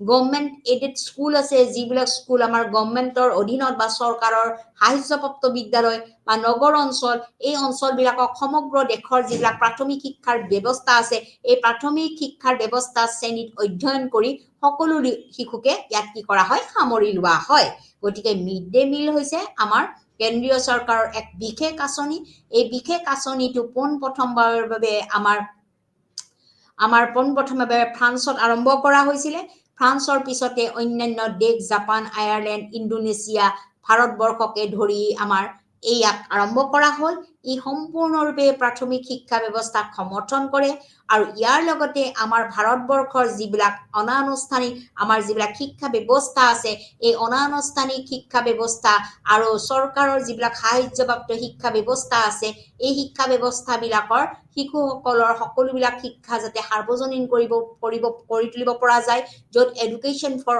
অল এই বিষয়বস্তুটো সামগ্ৰিকভাৱে ইয়াত দৃষ্টি নিক্ষেপ কৰা হয় ইয়াৰ উপৰি যিটো মিড ডে মিলৰ যিটো কাৰ্যসূচী এই কাৰ্যসূচীটোৱে আকৌ কি কৰিছে শিশুৰ যিবিলাক পুষ্টিগত বা প্ৰয়োজন পূৰণ কৰিব পৰা প্ৰাথমিক শ্ৰেণীৰ যিটো নামভৰ্তিকৰণৰ যিটো ধাৰণা বা উপস্থিতি কিমান পাৰ্চেণ্ট উপস্থিত থাকিব লাগিব লগতে যিটো ড্ৰপ আউট স্কুল এৰি পেলাই ল'ৰা ছোৱালীবিলাক গুচি যায় এই গুচি যোৱা ল'ৰা ছোৱালীসকলক পুনৰ ঘূৰাই আনিবৰ বাবে আমাৰ মধ্যাহ্ন ভোজনৰ এটা কাৰ্যসূচী হাতত লোৱা হৈছিলে যি কি কৰে যিসকল অৰ্থনৈতিকভাৱে দুখীয়া বা দুৰ্বল ল'ৰা ছোৱালী এই দুৰ্বল ল'ৰা ছোৱালীসকলক আমাৰ সবল কৰি তুলি আনিবৰ বাবে এই পুষ্টিগত আহাৰ কিছুমান তেওঁলোকক দুপৰীয়া যোগান ধৰা হয় যাতে সেইখিনি সকাহ তেওঁলোকৰ পৰিয়ালৰ লোকসকলৰ পৰা তেওঁলোকে পায় আৰু তেওঁলোকেও কি কৰে ল'ৰা ছোৱালীখিনিক স্কুললৈ পঠিয়াবলৈ বাধ্যতামূলকভাৱে তেওঁলোকে স্কুললৈ পঠিয়ায় গতিকে এই কাৰণে মিড ডে মিল আঁচনিখন কেন্দ্ৰীয় চৰকাৰে 1995ৰ 15 আগষ্ট ইয়াত কি কৰা হৈছিলে উদ্বোধন কৰা হৈছিলে আৰু এই মিড ডে মিলৰ যিখন আঁচনি এই আঁচনিখন হৈছে আমাৰ কি চৰকাৰীভাৱে ইয়াত প্ৰত্যেকজন বহুত ব্যক্তি ইয়াত জড়িত হৈ থাকে শিক্ষা বিভাগৰ স্থানীয় সংস্থাসমূহ থাকে লোকেল বডিজ থাকে আৰু চৰকাৰী যিবিলাক সাহায্যপ্ৰাপ্ত বিদ্যালয় এই বিদ্যালয়সমূহ থাকে নগৰ অঞ্চলকে ধৰি সমগ্ৰ আমাৰ দেশৰ বিদ্যালয়ৰ প্ৰাথমিক শিক্ষাত অধ্যয়ন কৰি থকা সকলো শিশুকে কি কৰা হয় এই মিড ডে মিলত অন্তৰ্ভুক্ত কৰা হয় গতিকে কেন্দ্ৰীয় চৰকাৰৰ এখন গুৰুত্বপূৰ্ণ আঁচনি যিখন আঁচনিয়ে আমাৰ ভাৰতবৰ্ষৰ প্ৰত্যেকটো শিশুৰ ল'ৰা ছোৱালীৰ শিক্ষা কাৰ্য ব্যৱস্থাত ইয়াক এডুকেশ্যন ফৰ অল এই বিষয়বস্তুটো সামগ্ৰিকভাৱে সোমাই ল'বৰ বাবে সামগ্ৰিকভাৱে অন্তৰ্ভুক্ত কৰিবৰ বাবে এই আঁচনিখন এক গুৰুত্বপূৰ্ণ পদক্ষেপ হাতত লৈছে যিহেতু আমাৰ ভাৰতীয় বিভিন্ন ব্যক্তিসকলে কৃষিৰ ওপৰতে বেছিকৈ নিৰ্ভৰ কৰে বা তেওঁলোকৰ আমি অৰ্থনৈতিকভাৱে বহুত পৰিয়াল গ্ৰাম্য অঞ্চলত আমি এতিয়াও দেখা পাইছোঁ তেওঁলোকে অৰ্থনৈতিকভাৱে পিছ পৰি আছে এই পিছপৰা যিবিলাক ফেমিলি আছে বা পৰিয়াল আছে এই পৰিয়ালৰ ল'ৰা ছোৱালীসকলক সদায় স্কুললৈ পঠিয়াবলৈ বা তেওঁলোকৰ যিটো ভাত পানী খাই পঠিয়াবলৈ হয়তো তেওঁলোকৰ সমৰ্থ নাথাকে বহুত পৰিয়ালৰ যাৰ বাবে আমাৰ ভাৰত চৰকাৰে এই মিড ডে মিলৰ আঁচনিখন প্ৰস্তুত কৰি তুলিছিলে যদি তেওঁলোকে বিভিন্ন কাৰণত তেওঁলোকে স্কুললৈ নাহে তেতিয়াহ'লে আমাৰ ভাৰতবৰ্ষৰ যি প্ৰাথমিক শিক্ষাৰ সাৰ্বজনীন কৰা যি বিনামূলীয়া বাধ্যতামূলক আৰু সাৰ্বজনীন কৰা যিটো পদক্ষেপ ভাৰতীয় সংবিধান প্ৰস্তুত কৰাৰ পৰাই যিটো পদক্ষেপ হাতত লোৱা হৈছিলে বিভিন্ন আৰ্টিকলত ইয়াক পদক্ষেপ গ্ৰহণ কৰা হৈছিলে ইয়াৰ ফলস্বৰূপে আমাৰ সংবিধানখন আকৌ সংশোধন কৰিব লগা হৈছিলে 86তম সংশোধন কৰিব লগা হৈছিলে যাৰ ফলস্বৰূপে 21A এই অনুচ্ছেদটো গঠন হৈছিলে তাৰ পিছতো যদি আমাৰ ভাৰতবৰ্ষৰ ল'ৰা ছোৱালীসকল বহুতো ল'ৰা ছোৱালীসকল এই বাধ্যতামূলক বা বিনামূলীয়া শিক্ষাৰ পৰা বঞ্চিত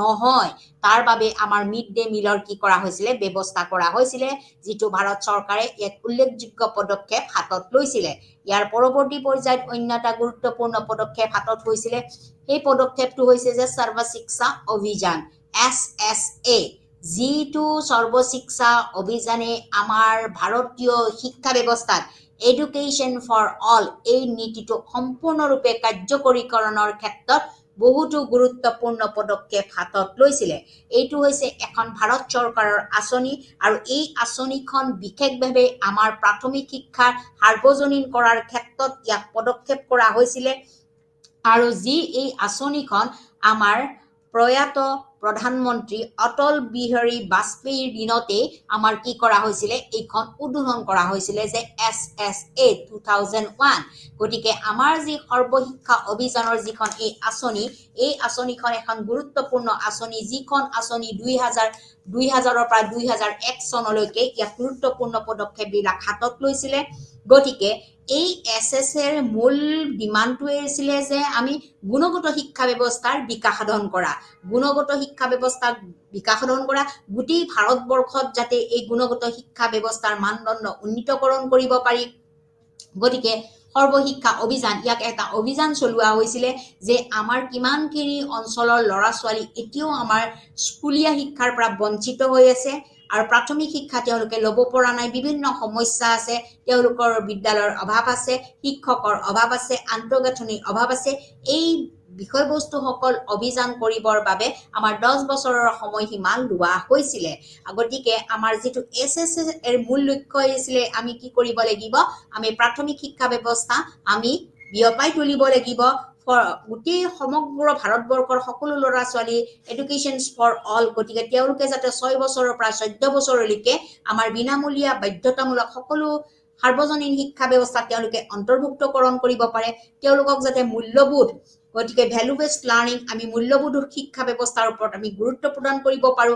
তাৰ বাবে আমাৰ এছএছএ মুখ্য ভূমিকা গ্ৰহণ কৰিছিলে আৰু এই এছএছএ কি কৰিছিলে এটা ফ্ৰেমৱৰ্ক গঢ়াই তুলিছিলে এটা ফ্ৰেম গঢ়ি তুলিছিলে যিটো ফ্ৰেমত জৰিয়তে আমাৰ প্ৰাথমিক পৰ্যায়ৰ শিক্ষা ব্যৱস্থা অৰ্থাৎ এলিমেন্টাৰী এডুকেশ্যনৰ যিখন স্কিম বা আঁচনি এই আঁচনিখন যাতে ইমপ্লিমেন্ট কৰিব পৰা যায় কাৰ্যকৰীকৰণ কৰিব পৰা যায় গতিকে এইখন হৈছে একটা হিউজ বাজেট এইটোখন হৈছে ডাঙৰ বাজেট এই বাজেটৰ অধীনত বিভিন্ন প্ৰভিজন ৰখা হৈছিলে বা সুবিধা ৰখা হৈছিলে যাতে প্ৰাথমিক শিক্ষা কি কৰিব পাৰি শক্তিশালী কৰি তুলিব পাৰি বিভিন্ন পৰ্যায়ৰ বিভিন্ন অঞ্চলবিলাকক শক্তিশালী কৰি তুলিবৰ বাবে এইটো এটা বৃহৎ বাজেট 10 বছৰৰ বাজেট যাৰ জৰিয়তে আমি কি কৰিব পাৰো প্ৰাথমিক শিক্ষা সাৰ্বজনীন বিনামূলীয়া আৰু বাধ্যতামূলক কৰিব পাৰো গতিকে সৰ্বশিক্ষা অভিযান এই অভিযানখন আমাৰ প্ৰয়াত প্ৰধানমন্ত্ৰী অটল বিহাৰী বাজপেয়ীৰ দিনতে এইখন আমাৰ কি কৰা হৈছিলে আৰম্ভণি কৰা হৈছিলে এইখন যি কেন্দ্ৰীয় আঁচনি এই আঁচনিখন সাধাৰণতে আমি 10 বছৰৰ এটা প্ৰজেক্ট যেটো 2000 পৰা 2001 চনৰ পৰা 2010 চনৰ ভিতৰত ইয়াক কাৰ্যকৰীকৰণৰ ক্ষেত্ৰত এক উল্লেখযোগ্য পদক্ষেপ হাতত লোৱা হৈছিল এই পদক্ষেপটো বিশেষভাৱে আমাৰ প্ৰাথমিক শিক্ষা ব্যৱস্থাৰ বাবে আছিল যদি প্ৰাথমিক শিক্ষা ব্যৱস্থাটো আমি কি কৰিব পাৰো ভ্যালু বেসড লাৰ্নিং কৰিব পাৰো মূল্যবোধ দিব পাৰো এক মূল্যবোধৰ শিক্ষা ব্যৱস্থা আমি দিব পাৰো প্ৰাথমিক শিক্ষা ব্যৱস্থা যাতে শক্তিশালীকৰণ কৰি তুলিব পাৰো তাৰ বাবে এটা হিউজ বাজেট এটা ডাঙৰ বাজেট ইয়াত কি কৰা হৈছিল অংশগ্ৰহণ কৰা হৈছিল কোন বিদ্যালয় এতিয়াও পিছ পৰি আছে কোনবিলাক অঞ্চলৰ ছাত্ৰ-ছাত্ৰী এতিয়া পিছ পৰি আছে কোনবিলাক বিদ্যালয়ত শিক্ষক নাই কোনবিলাক বিদ্যালয়ত ল'ৰা-ছোৱালীৰ নাম ভৰ্তিকৰণ কৰা হোৱা নাই এইটো এটা অভিযান আৰম্ভ কৰা হৈছিল যাৰ বাবে ইয়াৰ নাম ৰখা হৈছিল সৰ্বশিক্ষা অভিযান গতিকে এই অভিযানৰ জৰিয়তে আমাৰ ভাৰতবৰ্ষৰ যাতে কোনো ছাত্ৰ-ছাত্ৰীয়ে বাদ পৰি নাযায় কোনো ছাত্ৰ-ছাত্ৰীয়ে প্ৰাথমিক শিক্ষাৰ পৰা বাদ পৰি নাযায় তেওঁলোকে নাম ভৰ্তিকৰণ নকৰে তেওঁলোকে বিদ্যালয় আধাতে এৰি নাযায় এই বিষয়বস্তুবিলাক সামৰি লোৱা হৈছিল গতিকে এইটো এটা হৈছে আমাৰ হিউজ বাজেট অৰ্থাৎ ডাঙৰ এখন বাজেট যাৰ জৰিয়তে সৰ্বশিক্ষা অভিযানে 10 বছৰৰ ভিতৰত আমাৰ প্ৰাথমিক শিক্ষা বিনামূলীয়া বাধ্যতামূলক আৰু সাৰ্বজনীন কৰাৰ ক্ষেত্ৰত এক গুৰুত্বপূৰ্ণ পদক্ষেপ হাতত লৈছিল গতিকে সাৰ্বজনীন আমাৰ যেটো সৰ্বশিক্ষা অভিযান এই সৰ্বশিক্ষা অভিযানটোৰ এটা সময়সীমা আছিল এই সময়সীমা মই কলোৱে ইতিমধ্যে 10 বছৰৰ সময়সীমা এই সময়সীমা বেনাৰত প্ৰাথমিক শিক্ষা সাৰ্বজনীন কৰাৰ এটা লক্ষ্য আছিল গতিকে এই লক্ষ্যটোৱে আমাৰ অটল বিহাৰী বাজপেয়ীৰ দ্বাৰাই আমাৰ কি কৰা হৈছে কাৰ্যকৰীকৰণৰ ক্ষেত্ৰত এক উল্লেখযোগ্য পদক্ষেপ হাতত লোৱা হৈছিল গতিকে এই অভিযানখনে আমাৰ 6 পৰা 14 বছৰ বয়সৰ সকলো শিশুৰ বাবে কৰা হৈছিল প্ৰাথমিক শিক্ষা প্ৰদান কৰা হৈছিল যাৰ ভিতৰত শিশুসকলৰ আমাৰ মূল্য আধাৰিত শিক্ষণ ব্যৱস্থা ভ্যালু বেসড লাৰ্নিংৰ কথা ইয়াত উল্লেখ কৰা হৈছিল গতিকে সৰ্বশিক্ষা অভিযানো হৈছে এখন কেন্দ্ৰীয় আঁচনি যাৰ জৰিয়তে আমাৰ কি কৰা হৈছে ভাৰতবৰ্ষৰ শিক্ষা ব্যৱস্থাৰ ক্ষেত্ৰত এক গুৰুত্বপূৰ্ণ পদক্ষেপ হাতত লোৱা হৈছে গতিকে এডুকেশ্যনছ ফৰ অল বা আমাৰ ভাৰতীয় শিক্ষা ব্যৱস্থাৰ ক্ষেত্ৰত আমাৰ যিবিলাক বিষয়বস্তু এই বিষয়বস্তুবিলাকে আমাক কি ধৰণে আগবঢ়াই নিলে গতিকে এই বিষয়ে মই আলোচনা কৰিলো গতিকে এই বিষয়টো আলোচনা কৰিবলৈ যাওঁতে আমি প্ৰথমবাৰৰ বাবে আমি জানিব লাগিব যে আমাৰ ভাৰতবৰ্ষ যেতিয়া স্বাধীন হৈছিল এই স্বাধীনতাৰ পিছতে আমাৰ ভাৰতবৰ্ষত কি কৰা হৈছিল সংবিধান প্ৰস্তুত কৰা হৈছিল এই সংবিধানৰ প্ৰথমতে 45 নং অনুচ্ছেদত ইতিমধ্যে আলোচনা কৰাই হৈছে যে আমাৰ প্ৰাথমিক শিক্ষা কি হ'ব লাগিব বিনামূলীয়া বাধ্যতামূলক আৰু সাৰ্বজনীন হ'ব লাগিব যদি প্ৰাথমিক শিক্ষা বিনামূলীয়া বাধ্যতামূলক আৰু সাৰ্বজনীন নহয় তেতিয়াহ'লে আমাৰ ভাৰতীয় শিক্ষা ব্যৱস্থাৰ যিটো এডুকেশ্যন ফৰ অল এই বিষয়বস্তুটো আমাৰ কি হ'ব তল পৰি যাব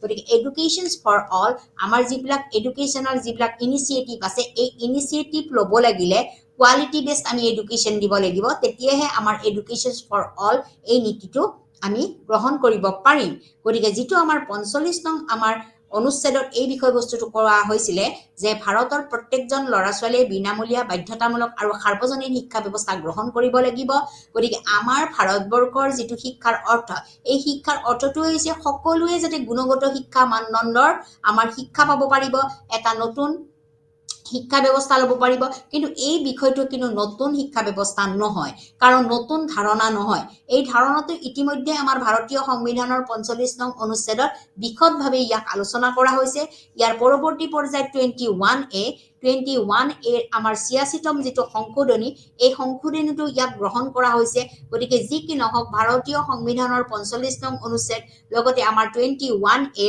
যিটো 86তম সংশোধনী আমাৰ সংশোধন কৰা হৈছিলে তাৰ ফলস্বৰূপে আমাৰ প্ৰাথমিক শিক্ষা ব্যৱস্থা বিনামূলীয়া বাধ্যতামূলক আৰু সাৰ্বজনীন কৰা হৈছিলে ইয়াৰ পৰৱৰ্তী পৰ্যায়ত এটা গুৰুত্বপূৰ্ণ পদক্ষেপ হাতত লোৱা হৈছিলে সেইটো হৈছে concept of UEE universalisation of elementary education যিটো ইউনিভাৰ্সেলাইজেশ্যন অফ এলিমেণ্টাৰী এডুকেশ্যনৰ এটা হৈছিলে ৰাষ্ট্ৰীয় লক্ষ্য হিচাপে ইয়াক কাৰ্যকৰীকৰণ কৰা হৈছিলে বা কাৰ্যসূচী লোৱা হৈছিলে যিটো প্ৰকল্পটো আমাৰ কোৱা হৈছিলে যে সকলোৰে বাবে আমাৰ শিক্ষা ব্যৱস্থা কি হ'ব লাগিব একে হ'ব লাগিব সকলোৱে আমাৰ বিনামূলীয়া বাধ্যতামূলক আৰু প্ৰাথমিক শিক্ষা ব্যৱস্থা পাব লাগিব গতিকে এইটো এটা গুৰুত্বপূৰ্ণ পদক্ষেপ গতিকে এই পদক্ষেপটোৱে আমাৰ কি কৰিছিলে যে ভাৰতীয় সকলে যে শিক্ষা ল'ব লাগিব এডুকেশ্যন ফৰ অল সকলোৰে শিক্ষা একেই এই বিষয়টো আমাক দাঙি ধৰিছিলে ইয়াৰ পৰৱৰ্তী পৰ্যায়ত অন্য এটা গুৰুত্বপূৰ্ণ আঁচনি আমাৰ কেন্দ্ৰীয় চৰকাৰৰ আঁচনি ICDS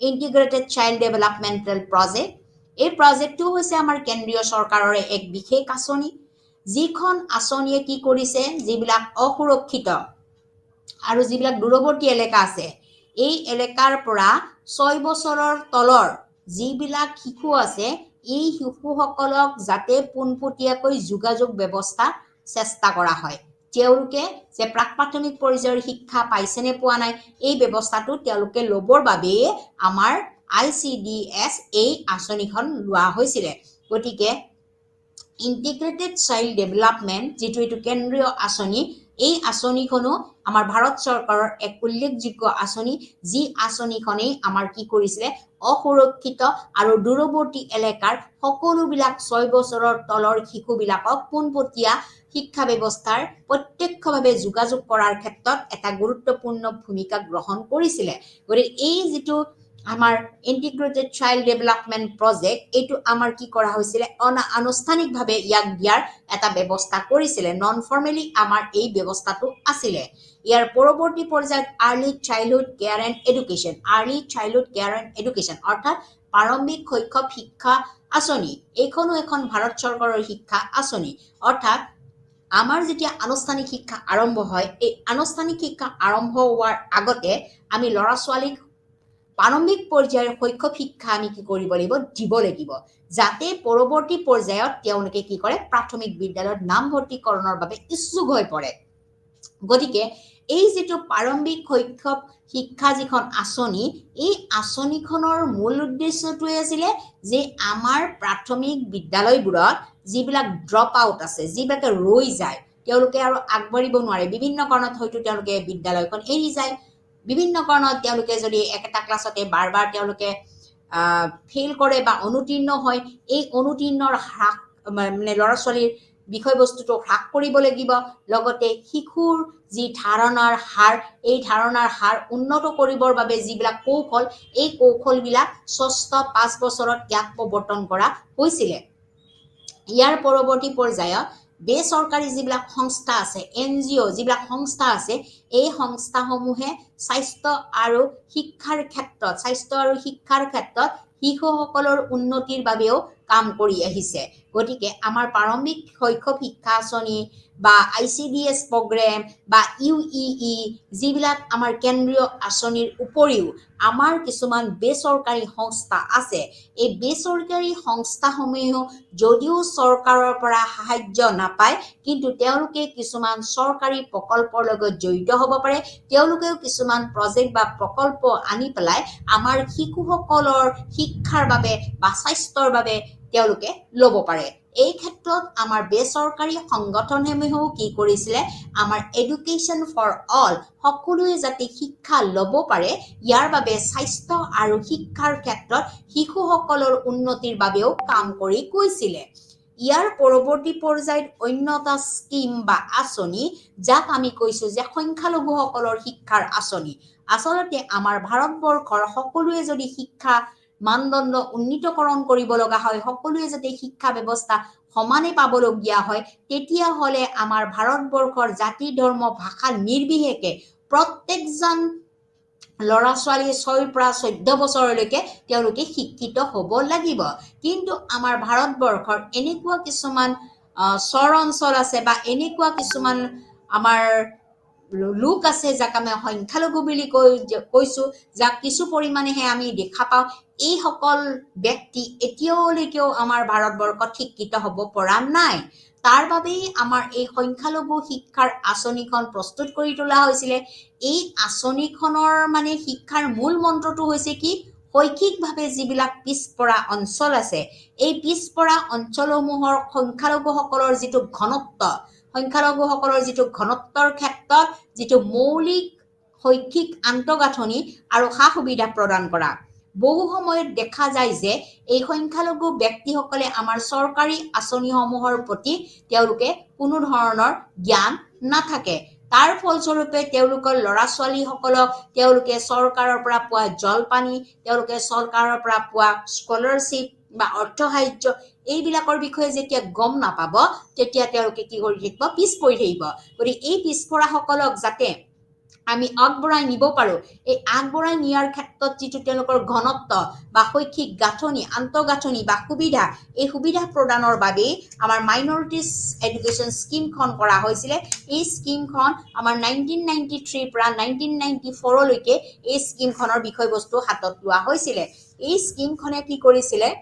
তেওঁলোকৰ অঞ্চলত যিবিলাক বিদ্যালয় আছে এই বিদ্যালয়সমূহৰ যাতে আন্তঃগাঁথনি তেওঁলোকে কি কৰিব পাৰে আন্তঃগাঁথনি বিকাশ সাধন কৰিব পাৰে লগতে সা সুবিধা দিব পাৰে আৰু যিবিলাক বেকৱাৰ্ড মাইনৰিটিজ ছাত্ৰ ছাত্ৰী আছে সেই বেকৱাৰ্ড মাইনৰিটিজ ছাত্ৰ ছাত্ৰীসকলক কিছুমান ৰেচিডেন্সিয়েল হায়াৰ ছেকেণ্ডাৰী আমাৰ স্কুল বিশেষকৈ ছোৱালীসকলৰ বাবে প্ৰস্তুত কৰাৰ ক্ষেত্ৰত এই সংখ্যালঘু শিক্ষা আঁচনিখনে এক গুৰুত্বপূৰ্ণ পদক্ষেপ হাতত লৈছে গতিকে এডুকেশ্যন ফৰ অল শিক্ষা সকলোৰ বাবে প্ৰাপ্য হ'ব লাগিলে আমাৰ শিক্ষা ব্যৱস্থাত অন্য এটা গুৰুত্বপূৰ্ণ পদক্ষেপ হাতত হৈছে সেইটো হৈছে নন ফৰ্মেল এডুকেশ্যন যাক আমি অগতানুগতিক শিক্ষা ব্যৱস্থা বুলি কওঁ আমি জানো যে আমাৰ শিক্ষা ব্যৱস্থা তিনি প্ৰকাৰত ভাগ কৰা হৈছে এটা হৈছে কি আমাৰ ফৰ্মেল এডুকেশ্যন আনুষ্ঠানিক শিক্ষা দ্বিতীয়টো হৈছে কি ইনফৰ্মেল এডুকেশ্যন অনানুষ্ঠানিক শিক্ষা আৰু তৃতীয়টো হৈছে যে নন ফৰ্মেল এডুকেশ্যন অগতানুগতিক শিক্ষা ব্যৱস্থা গতিকে যিটো আমাৰ এই অগতানুগতিক শিক্ষা ব্যৱস্থা এই শিক্ষা ব্যৱস্থাটো বিশেষকৈ আনুষ্ঠানিক শিক্ষাৰ বিকল্প হিচাপেহে ইয়াক উলিওৱা হৈছিলে এইটো এটা হৈছে আমাৰ কেন্দ্ৰীয় চৰকাৰৰ এখন আঁচনি যিখন আঁচনিয়ে আমাৰ 1998ত আমাৰ এই আঁচনিখন সাধাৰণতে প্ৰস্তুত কৰি তোলা হৈছিলে গতিকে এই আঁচনিখনে আমাক গুৰুত্বপূৰ্ণ আমাৰ কিছুমান পদক্ষেপ হাতত লৈছিলে আৰু এই গুৰুত্বপূৰ্ণ পদক্ষেপটো আমাৰ বিশেষকৈ মিনিষ্ট্ৰী অফ হিউমেন ৰিচোৰ্চ ডেভেলপমেণ্টৰ দ্বাৰা এই নন ফৰ্মেল এডুকেশ্যন স্কিমখন আৰম্ভ কৰা হৈছিলে তাৰ পৰৱৰ্তী পৰ্যায়ত আমাৰ এই স্কিমখনে কি কৰিলে এটা ডিপাৰ্টমেণ্ট নিজাববীয়া ডিপাৰ্টমেণ্ট এটা তেওঁলোকে স্থাপন কৰিলে 1995ত এই 1995ত যিটো তেওঁলোকৰ অনানুষ্ঠানিক বা অগতানুগতিক শিক্ষাৰ যিটো ডিপাৰ্টমেণ্ট খুলিলে এই ডিপাৰ্টমেণ্টটো সাধাৰণতে অল্টাৰনেটিভ স্কুলৰ কিছুমান ব্যৱস্থা কৰিলে গতিকে নিজৰ বিভাগটো তেওঁলোকে প্ৰস্তুত কৰি পেলাই বা নিজৰ বিভাগটো তেওঁলোকে খুলি পেলাই 1995ৰ পৰাই শিক্ষাৰ্থীসকলৰ যিটো প্ৰয়োজনীয়তা বা তেওঁলোকৰ আগ্ৰহৰ ওপৰত যিটো গুৰুত্ব দিয়াৰ বাবে এই বিভাগটোৱে কি কৰিছে অনানুষ্ঠানিক শিক্ষা আৰু বৈপ্লৱিক বিদ্যালয়ৰ বিভাগ হিচাপে স্বীকৃতি দিছে তেওঁলোকে 1995ত এই বিভাগটোৱে কি পাৰিছে স্বীকৃতি লাভ কৰিছে আৰু স্বীকৃতি লাভ কৰাৰ লগে লগে আমাৰ শিক্ষাৰ সম্পদ আৰু সহায়ক হিচাপে ইয়াক প্ৰদান কৰা হৈছে গতিকে আমাৰ এডুকেশ্যন ফৰ অল এই বিষয়টোৰ ওপৰতো আমাৰ নন ফৰ্মেল বা অগতানুগতিক শিক্ষা ব্যৱস্থাৰ এক গুৰুত্বপূৰ্ণ ভূমিকা আছে এই ভূমিকাই আমাক কি কৰিছে আমাৰ ভাৰতীয় শিক্ষা ব্যৱস্থা যথেষ্ট পৰিমাণে আগবঢ়াই নিয়া সহায়ক হৈছে এই নন ফৰ্মেল এডুকেশ্যন বা অগতানুগতিক শিক্ষা ব্যৱস্থা আমাৰ গতানুগতিক শিক্ষা ব্যৱস্থা বা আনুষ্ঠানিক শিক্ষাৰ ব্যৱস্থাৰ এটা বিকল্প হিচাপেহে ইয়াক গ্ৰহণ কৰা হৈছে গতিকে এই বিকল্প হিচাপে আমাৰ কেন্দ্ৰীয় চৰকাৰৰ দ্বাৰা সমৰ্থিত আমাৰ আনুষ্ঠানিক শিক্ষাৰ আঁচনিত 10খন শিক্ষাগতভাৱে পিছপৰা ৰাজ্য বা নগৰীয়া বস্তি বা দূৰৱৰ্তী এলেকাত আৰম্ভ কৰা হৈছিলে আৰু ইয়াৰ পৰৱৰ্তী পৰ্যায়ত 1995ত কি কৰা হৈছিলে শিক্ষাৰ্থীসকলৰ প্ৰয়োজনীয়তা আৰু আগ্ৰহৰ ওপৰত গুৰুত্ব দিয়াৰ বাবে বিভাগটোক অনানুষ্ঠানিক আৰু বৈপ্লৱিক বিদ্যালয় হিচাপে বিভাগ হিচাপে স্বীকৃতি দিয়া হৈছিলে আৰু শিক্ষাৰ বাবে সম্পদ আৰু সহায়ক প্ৰদানৰ বাবে এই বিভাগটো গুৰুত্বপূৰ্ণ পদক্ষেপ হাতত লৈছিলে ইয়াৰ পৰৱৰ্তী পৰ্যায়ত DPEP অৰ্থাৎ ডিষ্ট্ৰিক্ট প্ৰাইমেৰী এডুকেশ্যন প্ৰগ্ৰেম এইটো এটা আমাৰ কেন্দ্ৰীয় চৰকাৰৰ অতি গুৰুত্বপূৰ্ণ এটা প্ৰগ্ৰেম বা আঁচনি যিখন আঁচনি 1994ৰ নৱেম্বৰ মাহত ইয়াক উদ্বোধন কৰা হৈছিলে এইখন এখন কেন্দ্ৰীয় চৰকাৰৰ আঁচনি এই আঁচনিখনে বিশেষভাৱে আমাৰ প্ৰাথমিক শিক্ষাৰ ক্ষেত্ৰত এক সামগ্ৰিক দৃষ্টিভংগী ইয়াত হাতত লৈছিলে এই সামগ্ৰিক দৃষ্টিভংগীৰ ক্ষেত্ৰত আমাৰ বিশেষকৈ প্ৰাথমিক শিক্ষাৰ বিকাশ সাধন প্ৰাথমিক শিক্ষাৰ যিটো বিকাশ সাধন সংগঠন বা আমাৰ যিটো সাৰ্বজনীনকৰণৰ ক্ষেত্ৰত বা আমাৰ যিটো কেন্দ্ৰীয় পৰিচালনা ব্যৱস্থা বা সামাজিক গতিশীলতা আমাৰ যিটো সবলীকৰণৰ দিশ আৰু লগতে সম্পূৰ্ণ দক্ষতা বিকাশৰ ক্ষেত্ৰত ইয়াৰ কাৰ্যকৰী পদক্ষেপ হাতত লোৱা হৈছিলে ডিষ্ট্ৰিক্ট প্ৰাইমেৰী এডুকেশ্যন প্ৰগ্ৰেম যি প্ৰাথমিক শিক্ষাৰ সম্পূৰ্ণৰূপে ইয়াৰ বিষয়বস্তু সামগ্ৰিক বিষয়বস্তু অন্তৰ্ভুক্ত কৰিছিলে অৰ্থাৎ ইয়াৰ যিটো গতিশীলতা ইয়াৰ যিটো আমাৰ এম্পাৱাৰমেণ্ট বা সবলীকৰণ বা দক্ষতা বিকাশৰ ক্ষেত্ৰত বা ইয়াৰ আন্তঃগাঁথনিৰ ক্ষেত্ৰত বা ইয়াৰ সংগঠনৰ ক্ষেত্ৰত বা ইয়াৰ গতিশীলতাৰ ক্ষেত্ৰত আমাৰ প্ৰাথমিক বিদ্যালয়সমূহৰ ভূমিকা কেনেকুৱা হ'ব আৰু 20% যিবিলাক ল'ৰা ছোৱালী ৰৈ গৈছিলে ধৰক 20% ল'ৰা ছোৱালীসকলৰ যিটো গেপ যে কিছুমানে আমাৰ কি হ'ল শিক্ষা ব্যৱস্থা ল'লে আৰু কিছুমানে আমাৰ শিক্ষা ব্যৱস্থা এতিয়ালৈকে পোৱা নাই এইটো যিটো গেপ এই গেপটো আমাৰ কি কৰা হৈছে নিৰ্মূলকৰণৰ বাবে district primary elementary education programme কাৰ্যসূচী হাতত লোৱা হৈছিলে গতিকে এই কাৰ্যসূচীটোৰ মূল উদ্দেশ্যটোৱে হৈছে যে সকলো শিশুৰ বাবে প্ৰাথমিক শিক্ষাত প্ৰৱেশ কৰিব পাৰিব লাগিব অৰ্থাৎ এডুকেশ্যন ফৰ অল আমাৰ যি নীতি এই নীতিটোৰ ক্ষেত্ৰত সকলো ল'ৰা ছোৱালীয়ে যেতিয়া প্ৰাথমিক শিক্ষাত অন্তৰ্ভুক্ত কৰা হ'ব এই অন্তৰ্ভুক্তকৰণৰ লগে লগে প্ৰাথমিক শিক্ষাত ড্ৰপ আউটৰ হাৰটো কি হৈ যাব হ্ৰাস হৈ যাব যিখিনি ল'ৰা ছোৱালী বিভিন্ন কাৰণত তেওঁলোকে স্কুল ত্যাগ কৰিবলগীয়া হৈছিলে বিভিন্ন কাৰণত তেওঁলোকে স্কুল এৰি যাবলগীয়া হৈছিলে বা মাক দেউতাকে পঠাব পৰা নাছিলে এই বিভিন্ন কাৰণত যি কাৰণতে ড্ৰপ আউট নহওক কিয় এই ড্ৰপ আউটটো হ্ৰাস কৰাৰ বাবে আমাৰ ডিষ্ট্ৰিক্ট প্ৰাইমেৰী এডুকেশ্যন প্ৰগ্ৰেম এই আঁচনিখনৰ মূল বিষয়বস্তু আছিলে যি কি নহওক আমাৰ ডিষ্ট্ৰিক্ট প্ৰাইমেৰী এডুকেশ্যন প্ৰগ্ৰেম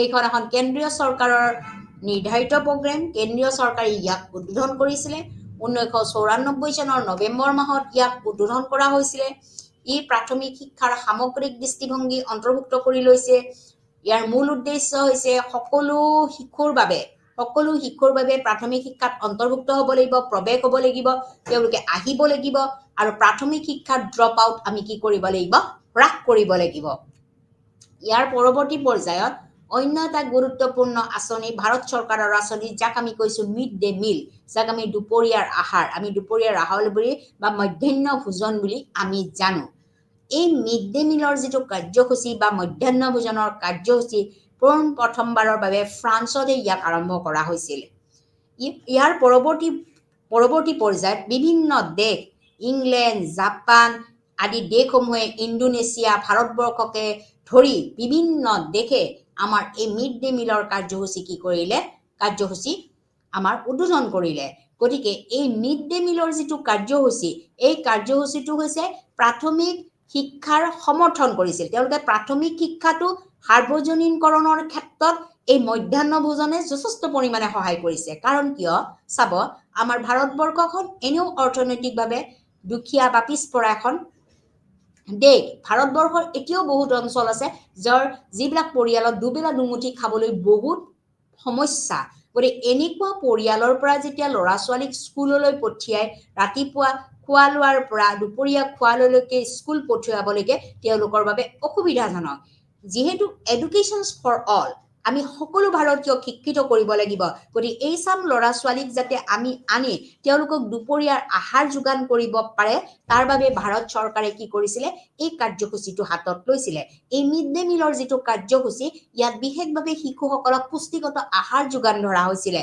আৰু এই আহাৰ বা দুপৰীয়াৰ আহাৰৰ জৰিয়তে ল'ৰা ছোৱালীসকলক উপস্থিতি তেওঁলোকে যাতে প্ৰেজেণ্ট থাকে স্কুলত আহে মাক দেউতাকে যাতে সকাহ পায় তেওঁলোকে যিটো দুখীয়া পৰিয়ালৰ পৰা আহে এইখিনি তেওঁলোকক আহাৰ যোগান ধৰা হৈছিলে আৰু এই মিড ডে মিলৰ কাৰ্যসূচীত আমাৰ সাধাৰণতে কেন্দ্ৰীয় চৰকাৰ তথা ৰাজ্যিক চৰকাৰ আমাৰ লোকেল বডিজ স্থানীয় সংস্থাসমূহ বেচৰকাৰী বা চৰকাৰী সাহায্যপ্ৰাপ্ত বিদ্যালয়সমূহ নগৰ অঞ্চলৰ সকলোবিলাক বিষয়বস্তু ইয়াত সামৰি লোৱা হৈছিল কিন্তু এই বিষয়বস্তুটোৰ মূল উদ্দেশ্য আছিল যে প্ৰাথমিক শ্ৰেণীত অধ্যয়ন কৰি থকা সকলো ল'ৰা ছোৱালীয়ে যাতে এই কাৰ্যসূচীৰ পৰা বাদ পৰি নাযায় যাতে তেওঁলোকে স্কুললৈ নহা নহয় তেওঁলোকে যদি ড্ৰপ আউটৰ হাৰ আমি যিটো ড্ৰপ আউটৰ নিয়ম সেই নিয়ম অনুযায়ী যদি তেওঁলোকক হ্ৰাস কৰাব পাৰোঁ তাৰ বাবে মিড ডে মিলৰ আঁচনিখন হাতত লোৱা হৈছিলে এইখিনিয়ে আছিলে আপোনালোকৰ ভাৰত চৰকাৰে লোৱা বিভিন্ন কাৰ্যসূচী ইয়াৰ পৰৱৰ্তী পৰ্যায়ত মই অন্য এটা কাৰ্যসূচীৰে আপোনালোকৰ ওচৰলৈ আহিম নমস্কাৰ